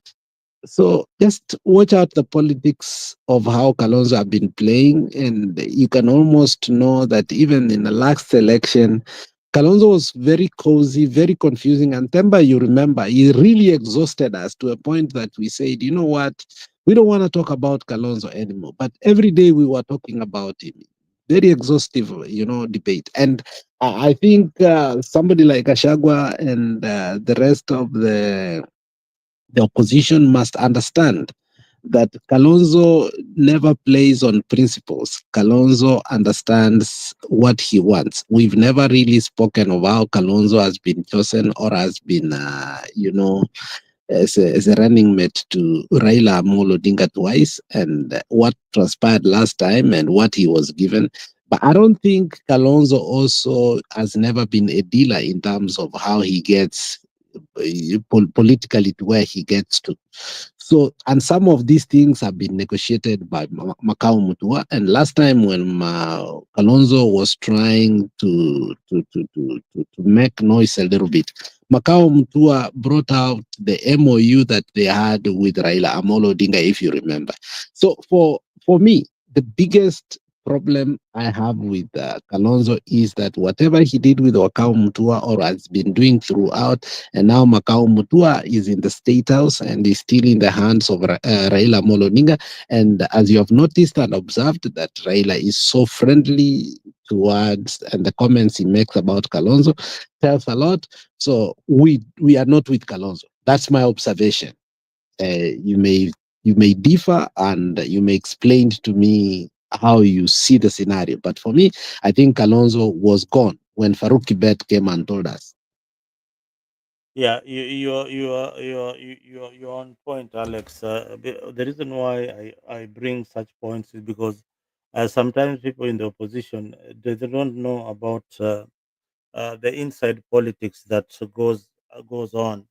What you see politicians talking on camera is not what they talk behind closed doors. Behind closed doors, there's a lot of negotiations going on. and their supporters also who are pushing them to this other side. Uh, this is the scenario how the opposition is being held currently. The opposition is being held by Gachagua and Kalonzo, and Kalonzo has got the numbers which are intact. The Wiper Party, normally how he does it, but let's give him credit. He has managed to talk to the Kamba people each and every time. The majority that come from that region are from his political party. Uh, that has been his bargaining chip. That has been his bargaining chip. This government neglected. He thought that something that would come out of NADCO, which didn't happen. But Ruto had enticed him many times, and he refused to join Ruto's government then. Now, do they feel, when you look at the cabinet composition currently, how many Kambas do we have in the cabinet of William Ruto that you know of? Then you find that these are guys who have been used to being in cabinet, apart from this other guy who was the governor. These are guys who have been used to be in cabinet and to be in government, and they are Alfred Mutua. Alfred Mutua. It's only Alfred Mutua that we know of. The rest we don't really know of them. So this is the guy that will give Ruto power. I'm sorry to say that. This is the guy that Ruto will spend everything that he has to ensure that he's on his side. He looks like he's the most likely candidate that will give him the numbers, and that is the number that Ruto needs to go full stretch and win the election. Should that happen, that he jumps on the other side, you'll find that the opposition, they don't have anybody who is strong in Cumberland. Should Kalonzo jump on the other side, just like in Nyanza, Luo Nyanza, there's nobody who is very strong who will challenge Raila Odinga and his position. There, although yeah, Babu Owino is coming up, so that gives the opposition an edge. If the Babu decides to stick with what he believes in, then he's coming with another chunk of votes that the opposition will enjoy when he's in the opposition side. Same to Western. Western, there the numbers, they're countless. People who are opposing Ruto's government. So Western is taken care of well by the opposition. In Kisii, I can't even talk. Kisii, we have got kuna dume wawili, one Matiangi and one Maraga. Is can Matiangi easily be compromised? I've not seen Matiangi in that particular position. This is the first time he's vying for the presidency. I don't know the kind of principles that he holds, but I think this is the guy that has conviction. Convictions meaning that when he decides to do something, he can decide that tomorrow that is becoming the deputy president of William Ruto, and you will say nothing about it. He will go there, and he will not care whatever, and he will justify why he went there. So those are the scenarios I'm seeing in our politics, unless somebody has got something to say. Naona mtoto wa Nzamba wa Nzambe ameingia, mtoto wa Nzambe. Okay. Can you say something? Before I say, if you realize the the original Azimio after the election, those the remnants, those who are left. I want you to help me here, Mzalendo and Themba. While the other parties are left openly as Mio, and they started working with Ruto, I think I had a problem with Wiper Party. Kalonzo remained in Azimio, but all his governors outrightly, Mutula Kilonzo, Maroba Maninani, all of them started working with Ruto. There was a beehive of activities whereby developments and so on and so forth, they started working so close with Ruto. And people like Mutula Kilonzo were very proud at that particular time, even warning Raila in regard to, they had a wiper party. I think Raila did go to that meeting, but after elections, I remember. But you could see most of them gravitating towards the UDA agenda, not even Kenya Kwanza, the UDA agenda. And the rhetoric that was coming from the Wiper Party, from the outside, Kalonzo was with us, but sizable, which was more than 3/4 of his, except for the senators, Mutua and the other one, Maazo. If you remember very well, or you still remember up to date, these were the only people who you could see Kalonzo mostly with in the activities of Azimio. The rest, unlike others within the Azimio coalition, were intact with us. What makes you think that, and the idea, I can't buy, I may be right or wrong, what actually made us start talking with the UDA is when we started the demonstration. Actually, Kalonzo distanced himself at the beginning and says there is need for talk. And when others refused, Kalonzo, when others refused, Kalonzo said there is need for talk. And actually, Baba nominated him and said, okay, then you go and talk on our behalf. And he took that role happily. And we were so mad at him. So what makes you think? And you have already alluded here that in the NADCO report, when he went in terms of negotiation with the government, one of the key issues was the two positions, which was unconstitutional. The opposition leader in the Senate and in the House, which respectively one was to go to Kalonzo, one was to go to Martha Karua. Martha Karua said a capital NO with capital letters anyway, NO with the capital letters. But Kalonzo embraced that idea. What makes you think still, Mzalendo, that Kalonzo was not bought then? He's still just here. Temporarily.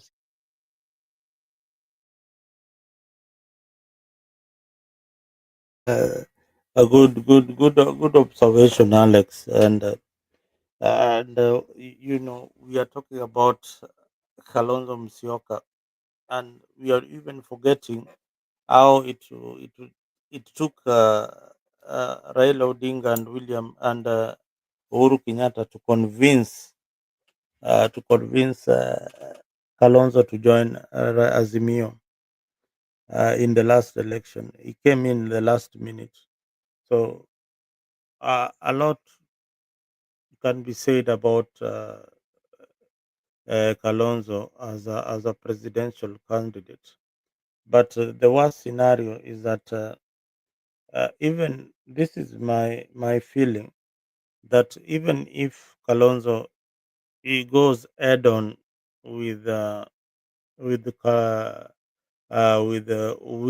Samoei Ruto, he might lose in the first stage, and that is in the debate stage. With William Samoei Ruto, he might lose in that debate stage. So William Ruto as much as he has done all these atrocities, he has got some edge over the opposition candidates that are being affronted. And one on one, some of them, he can floor them.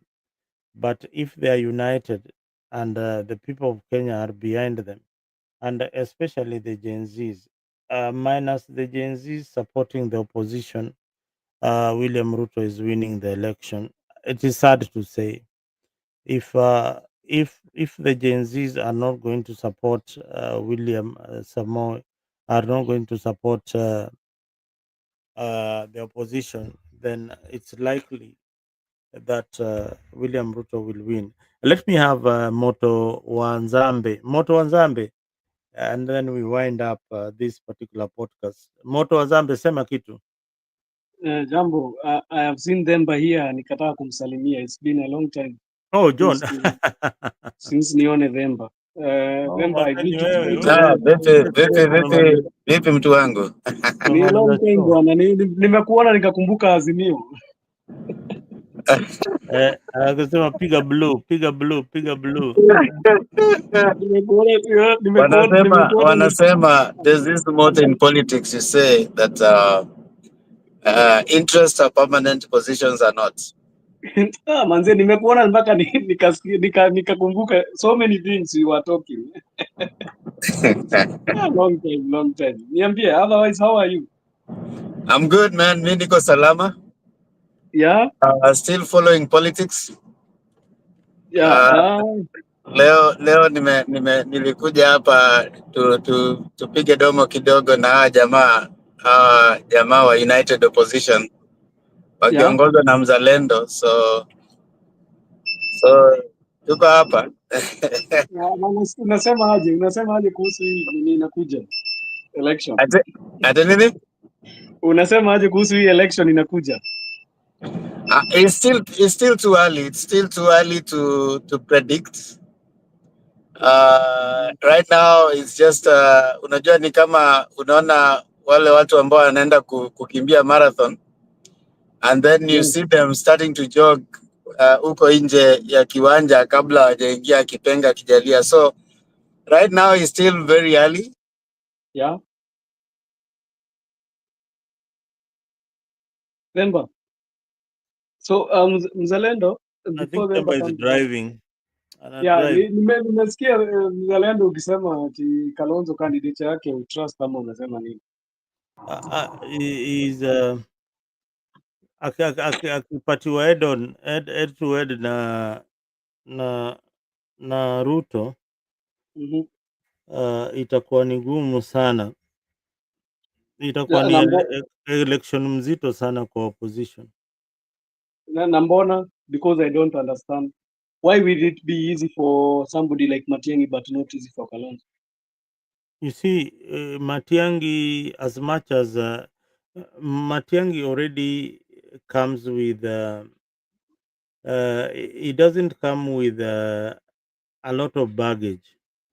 You understand? It comes with a track record. It comes with a track record. That one gives him an edge already, and you can hear from the corridors, from people you talk to, that they are either whispering Matiang'i or Maraga. So those are the you need to listen to what people are saying when you float these names of presidential candidates. So the names that always are coming up is Matiang'i or Maraga, but Maraga is above them all. So Maraga is topping. If an opinion poll is held today, I can tell you Maraga will be number one. And what has Maraga done to top that? What has he done? Because I don't understand. You know, people keep on saying. Yeah, what Maraga did first of all is to overturn the elections. That was a very big score for him in Africa, in African region, and it was the first one. Number two, Maraga is known for the reforms in the judiciary. Number three, Maraga has not been caught with any corruption, despite being a judge in the judiciary, and he has been there for the longest time. Started serving in one of the most corrupt places, that is Mombasa, and nobody has come up with any dossier that Macharaga took money from me or something. So what we are looking for, or what majority of Kenyans who are on my side are looking for, is a candidate who is going to enforce the law. And the candidates who are able to do that at the moment is between Maraga and Matiang'i. And what about Kalonzo? Because I've heard you saying about Yeah, corruption. I've not heard Kalonzo, with any corruption cases. Kalonzo is the Yatta land case. Kalonzo has been in the system for a long time. So his Kalonzo, problem is to be the system, not to be corrupt, because I don't understand. Is he been in the system, but he has not? I've not heard any cases of Kalonzo being corrupt. That's for sure. You've not heard, eh? Yeah, I've not heard. You don't. Maybe You didn't somebody hear can of come the and tell me. Yatta land case that involved Kalonzo? But did not materialize to anything. Yeah, Did just not like materialize to anything. But you know, Matiang'i, you know, Matiang'i cannot. Zalendo. Mm-hmm. I beg to differ with you in terms of Kalonzo and his candidature. And the reason is this. I don't differ. I differ in terms of the reasons you're giving for him not being a viable candidate. Is for me, Kalonzo's candidature will be a walkover for Ruto because he's not a master mobilizer. Other than mobilizing Ukambani, where if he has a critical following, I don't think he's a master mobilizer. You know, and that for me is already an undoing. All right. The other candidates like Matiang'i, I mean those I don't see. First of all, Matiang'i faces a uphill task for identifying the party that he's gonna go with, because Jubilee, as it is right now, Jubilee is a central Kenya party. They don't have any candidates from the Kisii region, right?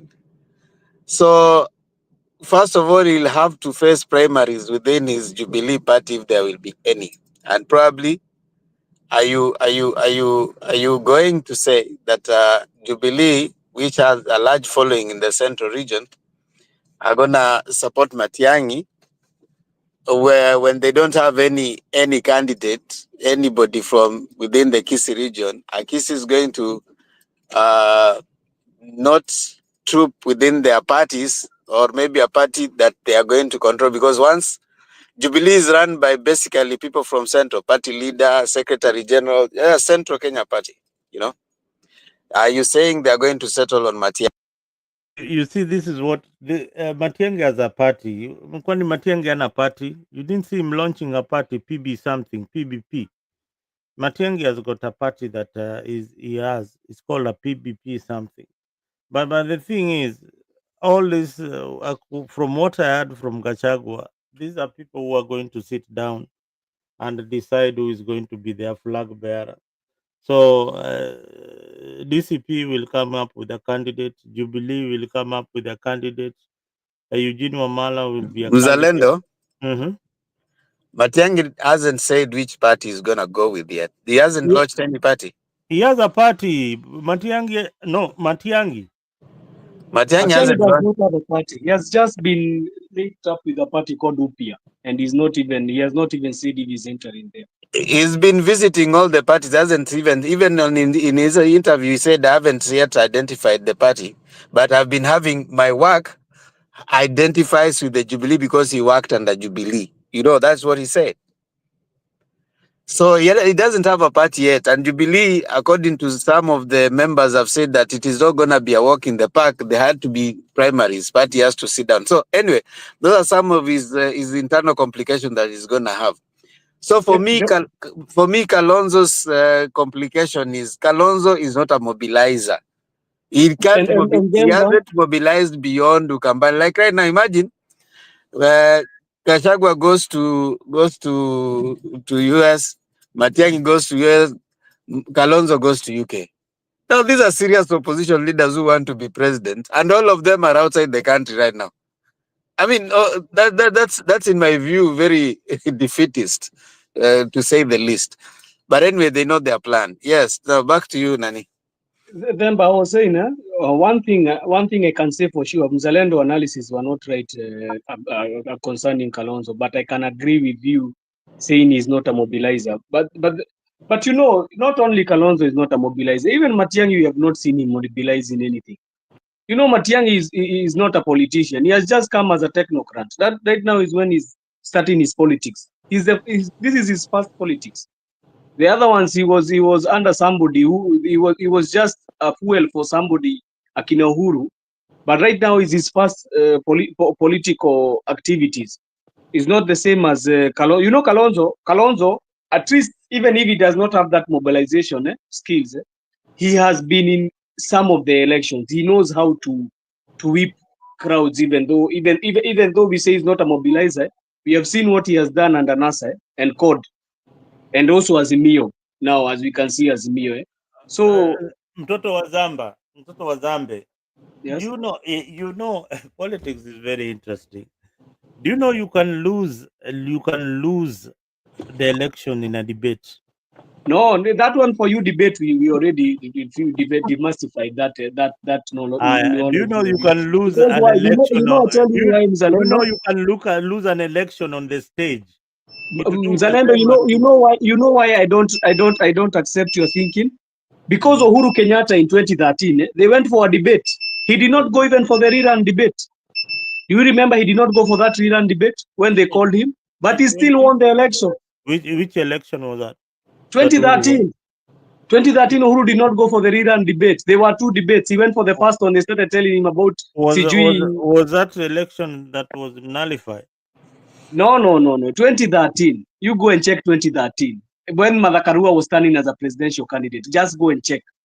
Uhuru aliingililiwa na hao watu wote. Hata Raila ni yeye alikuwa anamtetea kidogo. Go to 2013 and Uhuru did not come back for that debate and he still won the election. So you saying that you can win in Kenya, it's very hard, but in the US you can say okay, debates can win you in the US. In Kenya debates, nobody care about the debates. Leo utafanya debate, kesho usikie watu wameanza kwa streets watu watawasahau. Kenyans they forget very fast. That is what they do. They not even, the debates comes maybe 1 month before or 2 months before, 1 month or 2 months. Mimi nakwambia the presidential candidate for the position is Kalonzo Musyoka, my friend. The opposition is in big trouble.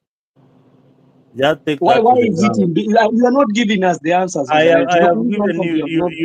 You know, election is it's how you present yourself.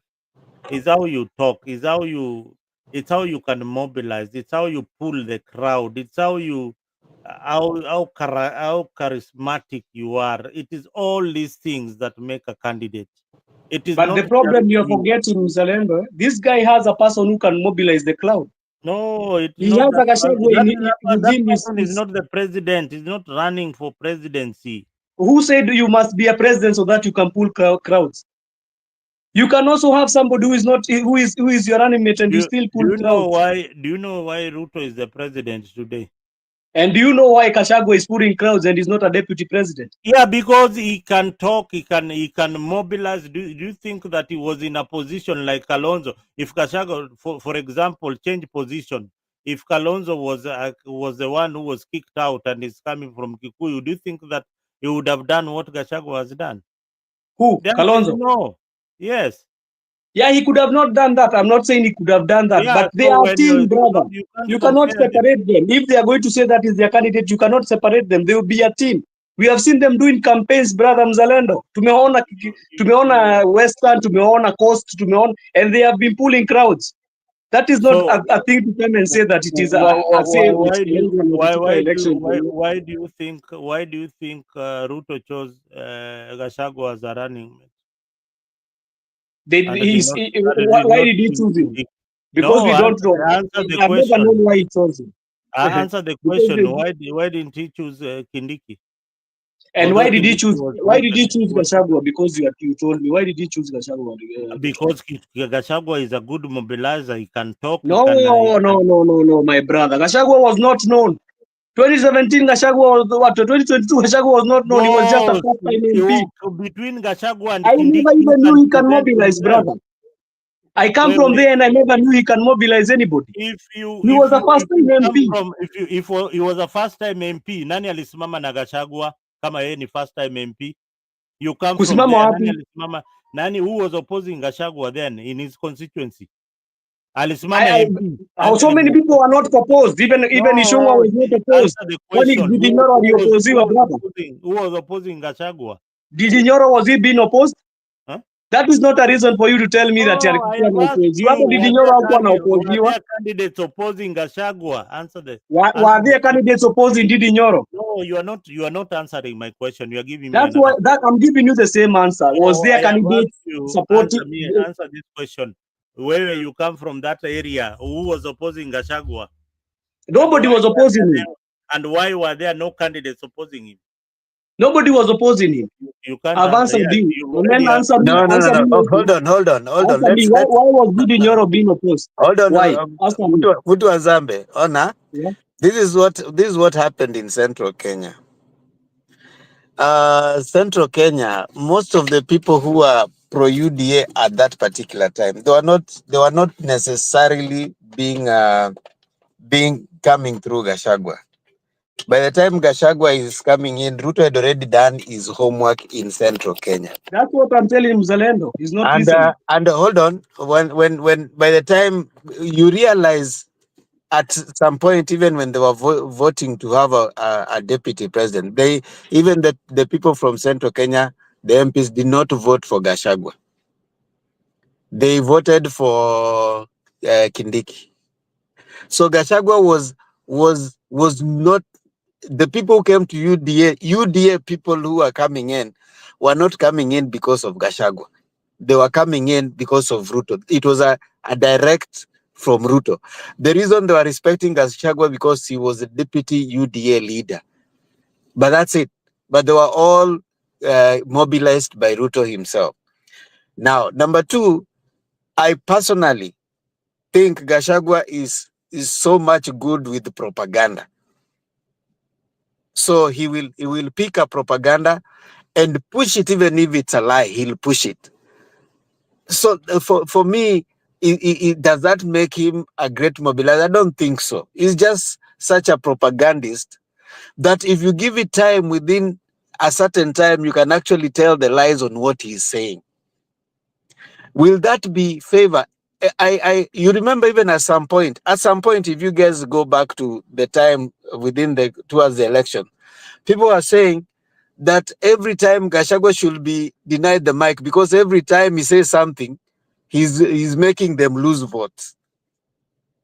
And that is exactly what is happening right now. Every time Gachagua wakes to speak, he says something, people start telling him to go slow on certain things because some of them come out outright lies. Because a propaganda can work within a very short time if the election is like 3 months to time. But 2 years to have a propaganda, that's too long because people will debunk it, So that, in my view, I don't think it's a so-called mobilization we are saying. He's brought a lot of propaganda that he has pushed, but with time, those propagandas are being debunked. So he has to come up and say something else. Right now, in my own view, I propose, as opposed to people saying that, he's such a mobilizer. I don't think he is. I think he's just too much of a propagandist. Can it stand up to 2027? I don't know how much of that, because much of what he was saying that he was going to say has been debunked with time. So I don't know if he's going to come up with something else. And even right now, you see even the so-called Gen Zs are starting to ask him questions. But that could only hold if an election is like maybe a month or so away, because people will not have time to debunk what you're saying. That's what them. Yeah, go ahead. That's what I was saying. This election even might not be about mobilization the way you are saying. People are angry. It's not even about somebody to be told what is happening. People know what is happening. They have seen with their eyes. I don't think anybody needs to be told, to be mobilized, to be told that there is no free primary education. Does it need mobilization for you to become and be told there is no? Election is anger, emotions in an election. That one I can it's just whatever. Emotions in an election work when it is too close to an election. You have 2 years to an But the election. problem, this guy is catching on goals every day. So Even many after 2 years so we are many waiting, we things still catch so many so on many goals. things can happen. Like even today you had Ruto saying that free primary education for primary and secondary. I mean, he said that education, free primary and secondary education is guaranteed to every child. You already debunked that, even as people are talking. But the problem is he debunked it from a CS who came and told us. So it means also they have started a wrangle there. Hold on. Two years is going on. We Even don't that know one, the behind even that one, the CS came and said he went and talked to Parliament. And he told the Parliament that yes, the budgeting was being done at 22,000, but that 22,000 was not being released. So there are schools that, in spite of having a budget of 22,000, they are running in debts. You see. So he came and said he didn't say that it was going to be scrapped. If you listen to his latest after leaving Parliament, and he clarified, he said that free primary education and secondary education is guaranteed, but he was telling them the reality of the money available. Because listen, I've given you into Azambe, I've told you you are entitled to 20,000. Then you do 22,200. hold on. I tell you are entitled. I'm just giving a hypothetical situation. You're entitled to 20,000, but every time that time comes, I give you 10,000. So every time you're running on a deficit of 10,000. So as much as in your mind there's 20,000 that is up to you, but you're running on a deficit of 10,000 every month. So most schools and most principals, you realize the last time they're saying that they are running on debts. Schools are running on debts in spite of them being budgeted for. So it was just being factored that the actual money that can be released is 17. But we are going to see with the Parliament, because Parliament is the one that decides, do we allocate money to this place? So Parliament has to allocate money. So you cannot. Let me finish. Let me finish. You cannot say the Parliament that is supposed to be allocating every money that is spent by government. It's Parliament that allocates. You know that. But who brings the budget? No, when you bring a budget, and then Parliament is supposed. That's why you have a Parliament's Accounts Committee, which are supposed to say this is the money that we can give you. Any money that is spent by Ruto has to come from Parliament, has to action. The question is still, Demba. You know, you have come here and you have told us it's going to reduce from 26. He's telling us the truth. So, in telling us the truth, what is he remedying? Because I don't understand. You have come and told us the truth. What are you remedying? No, I've come and told you. Because I don't see the solution. Hold on, boss. I've come and told you that the money that the government and previous governments have been budgeting 22,000, but give me a day in which 22,000 was remitted to those schools. I don't know, because I don't hold the accounts committee. I don't know. I can never know. No. That's what they are saying. That's what you were saying. That is why I listen from them, brother. I don't know. Even so that can be his lying to us. Nobody can be his truth. No, he was addressing Parliament, and Parliaments are your representatives, and he was saying this. He said, yes, every child has been budgeted 22,000, but there's no time that 22,000 was released to the school. But I'm wondering, is this the first time that we are hearing about this? Why did we not hear it in the previous Parliament? Exactly. Now the question is, it doesn't matter. You see, they say that it doesn't matter when you hear it, but if the fact is being brought out, then you need to understand it from that point in time. So if it has been budgeted 22,000 and only 10,000 or 20,000 or 15,000 has been released, how about you correct that anomaly and we say, hey, you guys, you have been budgeting 22,000, but only 17,000 has been released. Can you guys raise this to 22,000 so that no child is being left home, no school is running on debt? That is the fact he was bringing.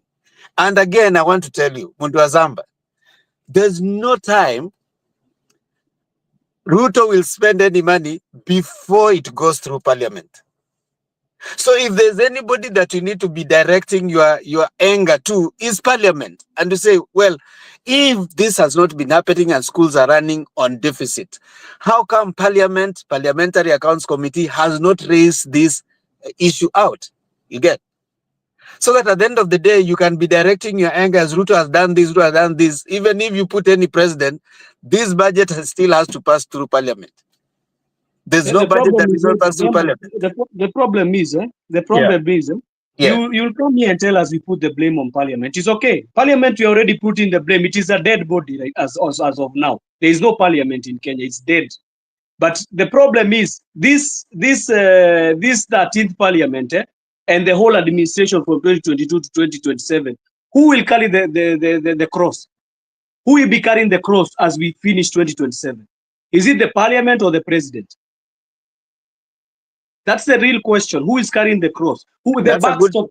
That's a good question, because that's where I was telling you, and I was telling before maybe you came, and I was telling Akina Mzalendo that, you see, if we try and reflect first of all on how the constitution works, we might think we are solving the problem, but we are still mark timing on the same thing, on the same place. Number one, Ruto cannot spend before Parliament passes, right?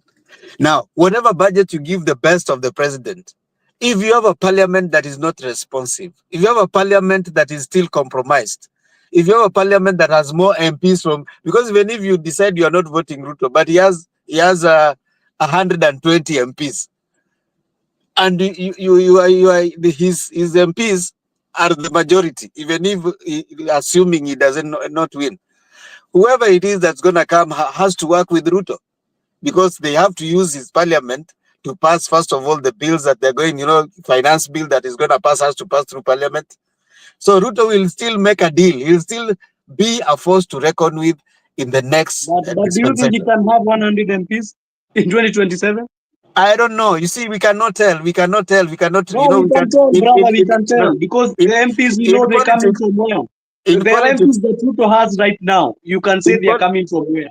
The MPs that are backing him, if the ODM MPs, the MPs that are backing Ruto, you can say they are coming from where. You can even it's easy mathematics, not even hard for class 1 to understand that he cannot be having all those members of parliament. In politics, politics are about numbers, and the politics, like I said, that day is too much. We have too much time before the election, and anything can happen between now and 27th August. So we cannot say Ruto might not get all of them, because it's just right now. I know from Mount Kenya is not going to get MPs. That I'm sure. That's why I've told you that. Maybe not. Maybe not. We can only. I'm sure. 100. That only I can bet with it. I cannot be so sure about that. Personally, I'm not in politics. I don't bet with things, because you can bet. You remember we are here with you during the 2022 election when we were talking about elections, and if you remember so well, before we left the debate in the evening as we were going, I said this to people. I said, yes, we are looking forward to an Azimio win, but also get prepared just in case Raila doesn't win. Some people didn't like my comment. In fact, some of them chased me and said that you get out of here. We are so ready for this thing. But remember, one thing you have come to know, Raila did not want to win the elections. He has not been wanting to win the elections. He's not even serious about winning elections. There is people you see, they always want to win elections. You cannot come and tell us that tunagojea ati to be. You come and say I'm going to form the next government. You are starting to come and tell us you want wakishindwa watakubali. You don't come with that attitude, brother. You come with an attitude nashinda hii election. I'm going with it. That is the attitude Ruto had. That's why he had the upper hand with Raila. Do you think even if Raila won, Ruto could have accepted the outcome? That's the question I always ask myself. Kama Raila ndiye angekuwa president, could Ruto have accepted that outcome? Well, that's not a reality right now. The reality is the president. How many MPs are from Central? 60. Central Province. Yeah. Not Central Province, from Mount Kenya. From central regions, from from even diaspora of Mount Kenya, of the people from Mount Kenya. So you can do your calculations. That's why I'm telling you. You can go and check again. So Central And 40 Kenya, of them right now are saying it is hard for them to go and do campaigns. Central Kenya. When you talk about Central Kenya, you are talking about which constituencies? Kiambu, Nyeri. You know the constituency: Kiambu, Nyeri, Murang'a, Laikipia, all those you're saying, all of them. Kirinyaga, Embu, and Tharaka Nithi. Yeah. They have 34 MPs. I've told you with diaspora. Kwani diaspora wanapigaga tofauti na vile watu wa Mount Kenya wanapiga? Diaspora ya wapi? Kwani Nakuru iko wapi? They vote. MPs in Nakuru, how are they voted for? Nakuru wako na MPs wangapi? Let me ask you a question. Yes, just the other day you saw KJ talking on behalf of Mount Kenya. KJ is an MP for where? Huh? KJ ni MP wa wapi? But he's not supporting Gachagua. No, it's no longer if he's supporting Gachagua or not. He was speaking as an MP from where? They spoke as MPs from Mount Kenya. Or what are they speaking of? No, they had formed a pool of MPs of. I can wish we play that video again here. What he was saying. He was saying. He was reading the statement on behalf of Mount Kenya MPs. Or what was he speaking on? So he was is an MP in Nairobi and is reading a statement in behalf of Mount Kenya region. Yes, because Mount Kenya MPs, they all hold a carcass and say they are Mount Kenya MPs. You understand? That is what they do. But does that also tell you that all the MPs in Central are not necessarily going to be in the opposition? Who? How? Which opposition? KJ is not in the opposition. Who? KJ? Yeah. We are waiting for him. We are waiting for him. Let him try to do that shit he's doing in 2027. He's already done it. He's already on the other side. Now, my friend, you can see even MPs in Kikuyu, they have started voting. Those 34 MPs you are saying, some of them even have said they cannot be able to spread that gospel. Today I was laughing when I saw Kururia talking about how Raila naangalia the numbers. You know, it's always good to go with numbers other than just to guess that you ought to go so many now. Ukiangalia in reality, the numbers that the numbers don't really add up to whatever that we are imagining. So even if they pull all the MPs to be on the opposition side, which is impossible, unapata Kenya Kwanza bado Ruto bado ako na or maybe over 80 MPs minus those who are coming from ODM. Do you see that scenario? The question is, we have three parties. We have three parties that are major. Even there are four in parliament. We have only four parties which are major in parliament. And I can tell you, starting with UDA, going to ODM, then Wiper. I think Jubilee, then Wiper. Those are the four parties in parliament. And the first party called UDA is split up. That one is split. You cannot even come and argue about that. It is split not, already. It is not. The thing is, it is not split. You know, I was thinking that Jubilee, the Kenya Kwanza party is split into half. So don't have this imagination that Kenya Kwanza is split into half. I just want how you cannot have imaginations and you can see members of parliament are saying they are not supporting the agenda of the of UDA.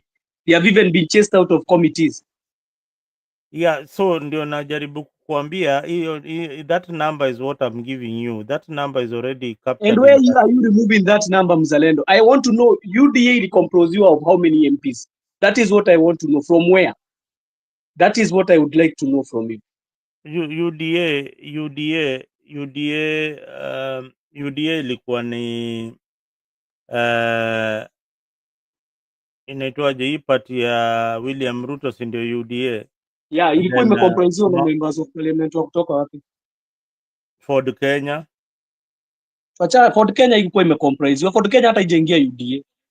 ANC hata ndio imeingia UDA And juzi. I'm asking you about UDA. UDA ile ilikuwa ya kwanza when before we went to when we were going for 2022 election. Wachana ya saizi hata Msali ameingia. Msali even has only 5 members of parliament. So I'm asking you how many members of parliament are in UDA and how comprisation yao iko aje? out of what I know of, I don't know the political parties. Maybe I've forgotten that that formed the UDA. But I know So many were not relevant. There was the service party ya Kuria, haikuwa mpaka na MP. There was one thing I can tell you that Kenya Kwanza iko now around 165 MPs. 165. And those 165 sio si UDA mzalendo. Unijibu wewe unasema Kenya Kwanza. I'm asking you UDA. Ninakwambia mambo ya Kenya Kwanza, si mimi nataka UDA, sitaki Kenya Kwanza. UDA is the first. Ngoja niseme kitu. This is a good debate, especially in looking at the numbers. Kabla nitoke, nataka kutoka sasa. The reality is ikifika 2027 mundo wa Zambe. The political terrain between now and 2020, kwanza by 2020 next year, by a time like this, you will have seen lots of movement. Even the way you are thinking it is working right now might not even be what is pertaining in 6 months' time. So I think the only way that you can manage the disappointment is to leave options open. Right now, the reality is anything like Mzalendo is saying, you can be left in a bubble, imagining that this is what is happening. But by the time you reach a certain time, politics is about interest. Exactly. I'm just waiting. Me, I'm not waiting for next year. You know, I'm waiting for what? I don't know if it is next year. I'm waiting for the by-election. Those ones are going to tell the real picture. Una by-election then unaona ukienda kuangalia by-election ya Mbeere South. I want you to look at the by-election for Mbeere South. I'm in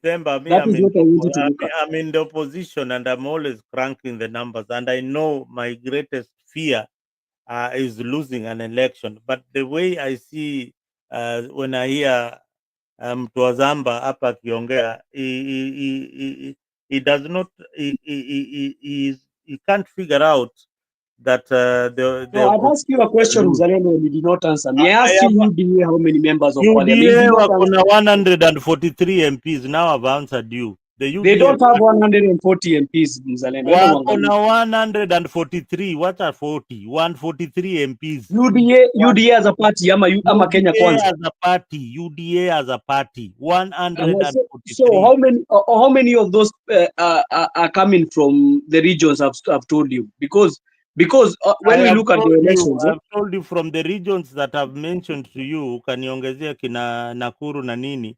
I have told you like hizo Nyeri, Kiambu, nani, blah blah. There are only 34 MPs that are coming from that particular region. So ukiongezea Nakuru, they could be maybe 40, or give them 50.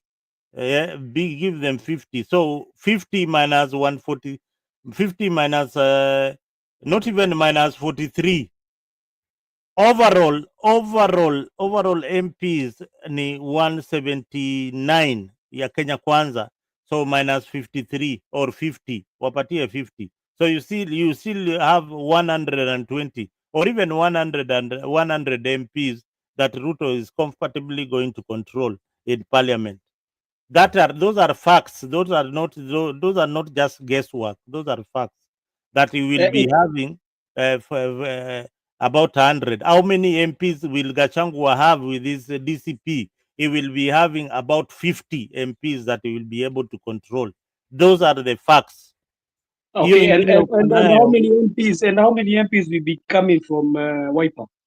Wiper, how many MPs do they have? Currently kuna ma MPs wangapi? I think hata zipiti 18. Let me confirm. And then as for Wiper, so Coast wapi? Coast ujue ni kwa opposition. Na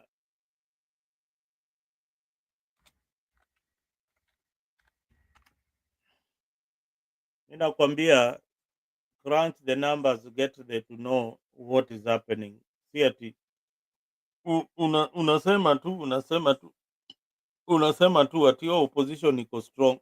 But now ukirudi kwa the numbers itself. Umesema 50 MPs lakini uondoi kwa Ruto. I wonder kwani Ruto ni kugain na gain. Akiondolewa 50 MPs bado atabakia na 130 MPs.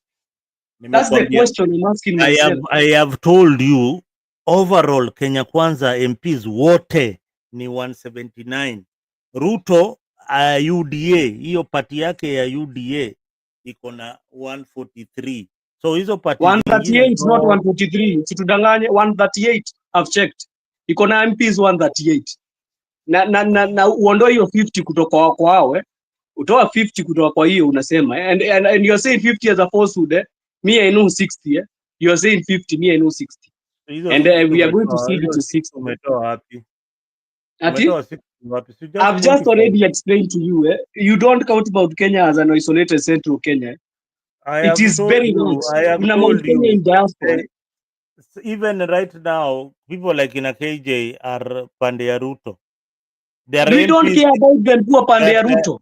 That is their own union. Me, I'm talking about 2027 election. Like Kipia who are supporting William Ruto. Whether they that's their own problem. That is an individual. You cannot come and tell us if an MP is supporting his tunasema. It's not us. Mbona tunahesabu tungoje tu kura basi. Si tunahesabu hiyo namba juu tulikuwa tunahesabu mambo ya 2027. Unasikia? Hatuko tunahesabu juu ya 2022. These are MPs allied like nikikwambia MPs in Luo Nyanza who are allied to Raila Odinga. Those are MPs who are likely going to vote for Raila.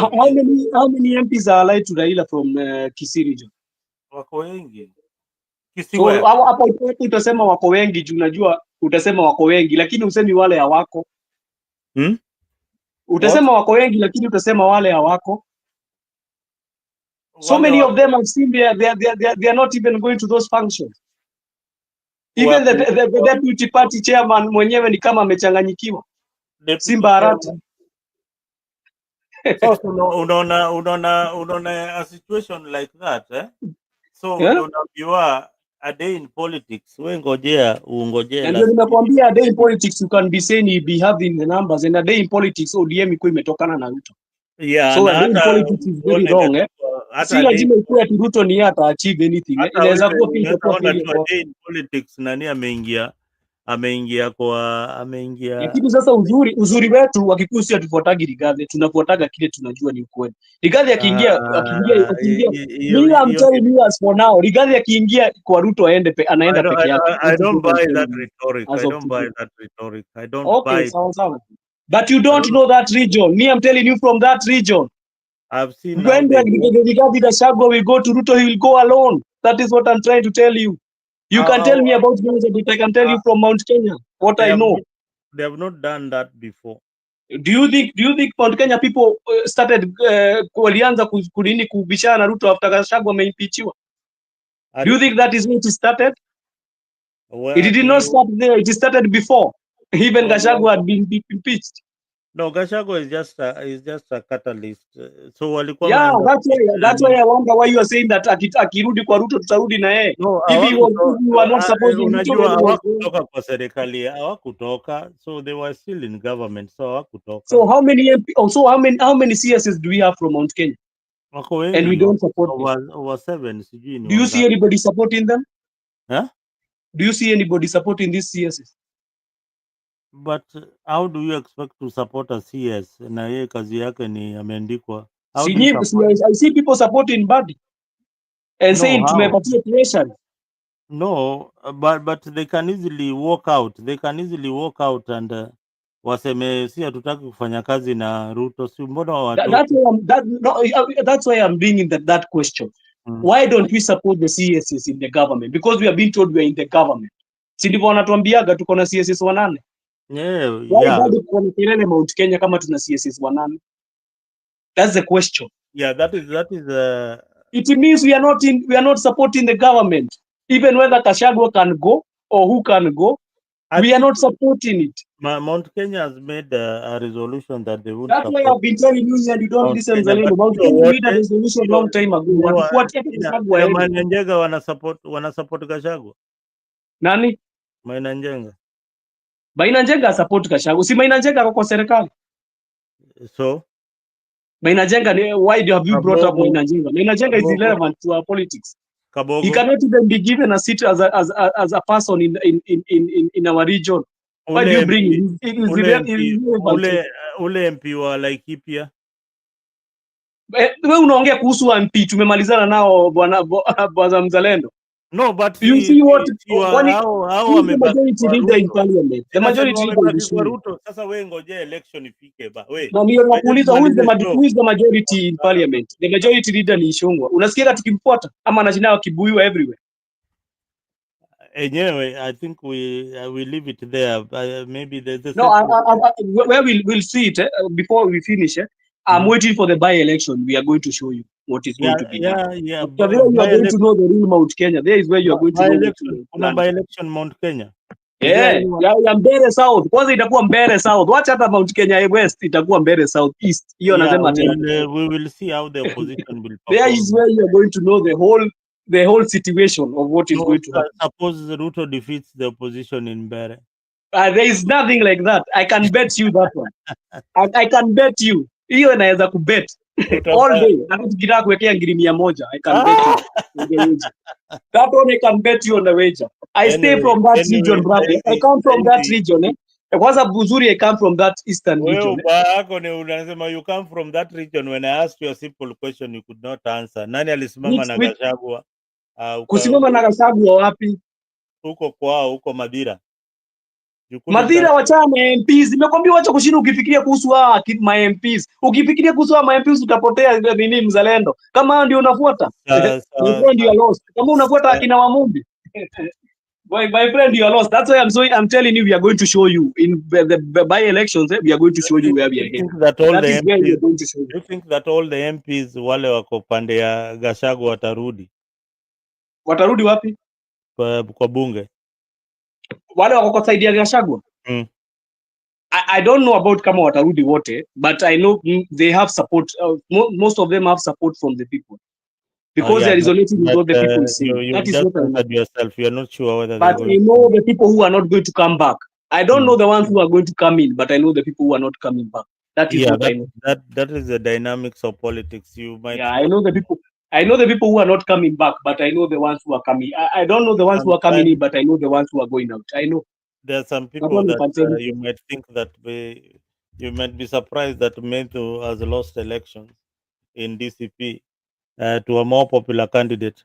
Anyway, that's not the issue. It may be lost or does not lose as long as yuko kwa Ruto. That's the whole game plan. Mount Kenya imesema as long as uko kwa Ruto, that's the game plan. If kama utaelewa hiyo game plan, sasa utaelewa Mount Kenya. If you don't understand that, but you're waiting for by-elections. We'll be here with you. I'll come here. We will be here. We'll be here. Njiru, kuja ufunge show bwana. Tumepiga 2 hours. Njiru, kuja bwana.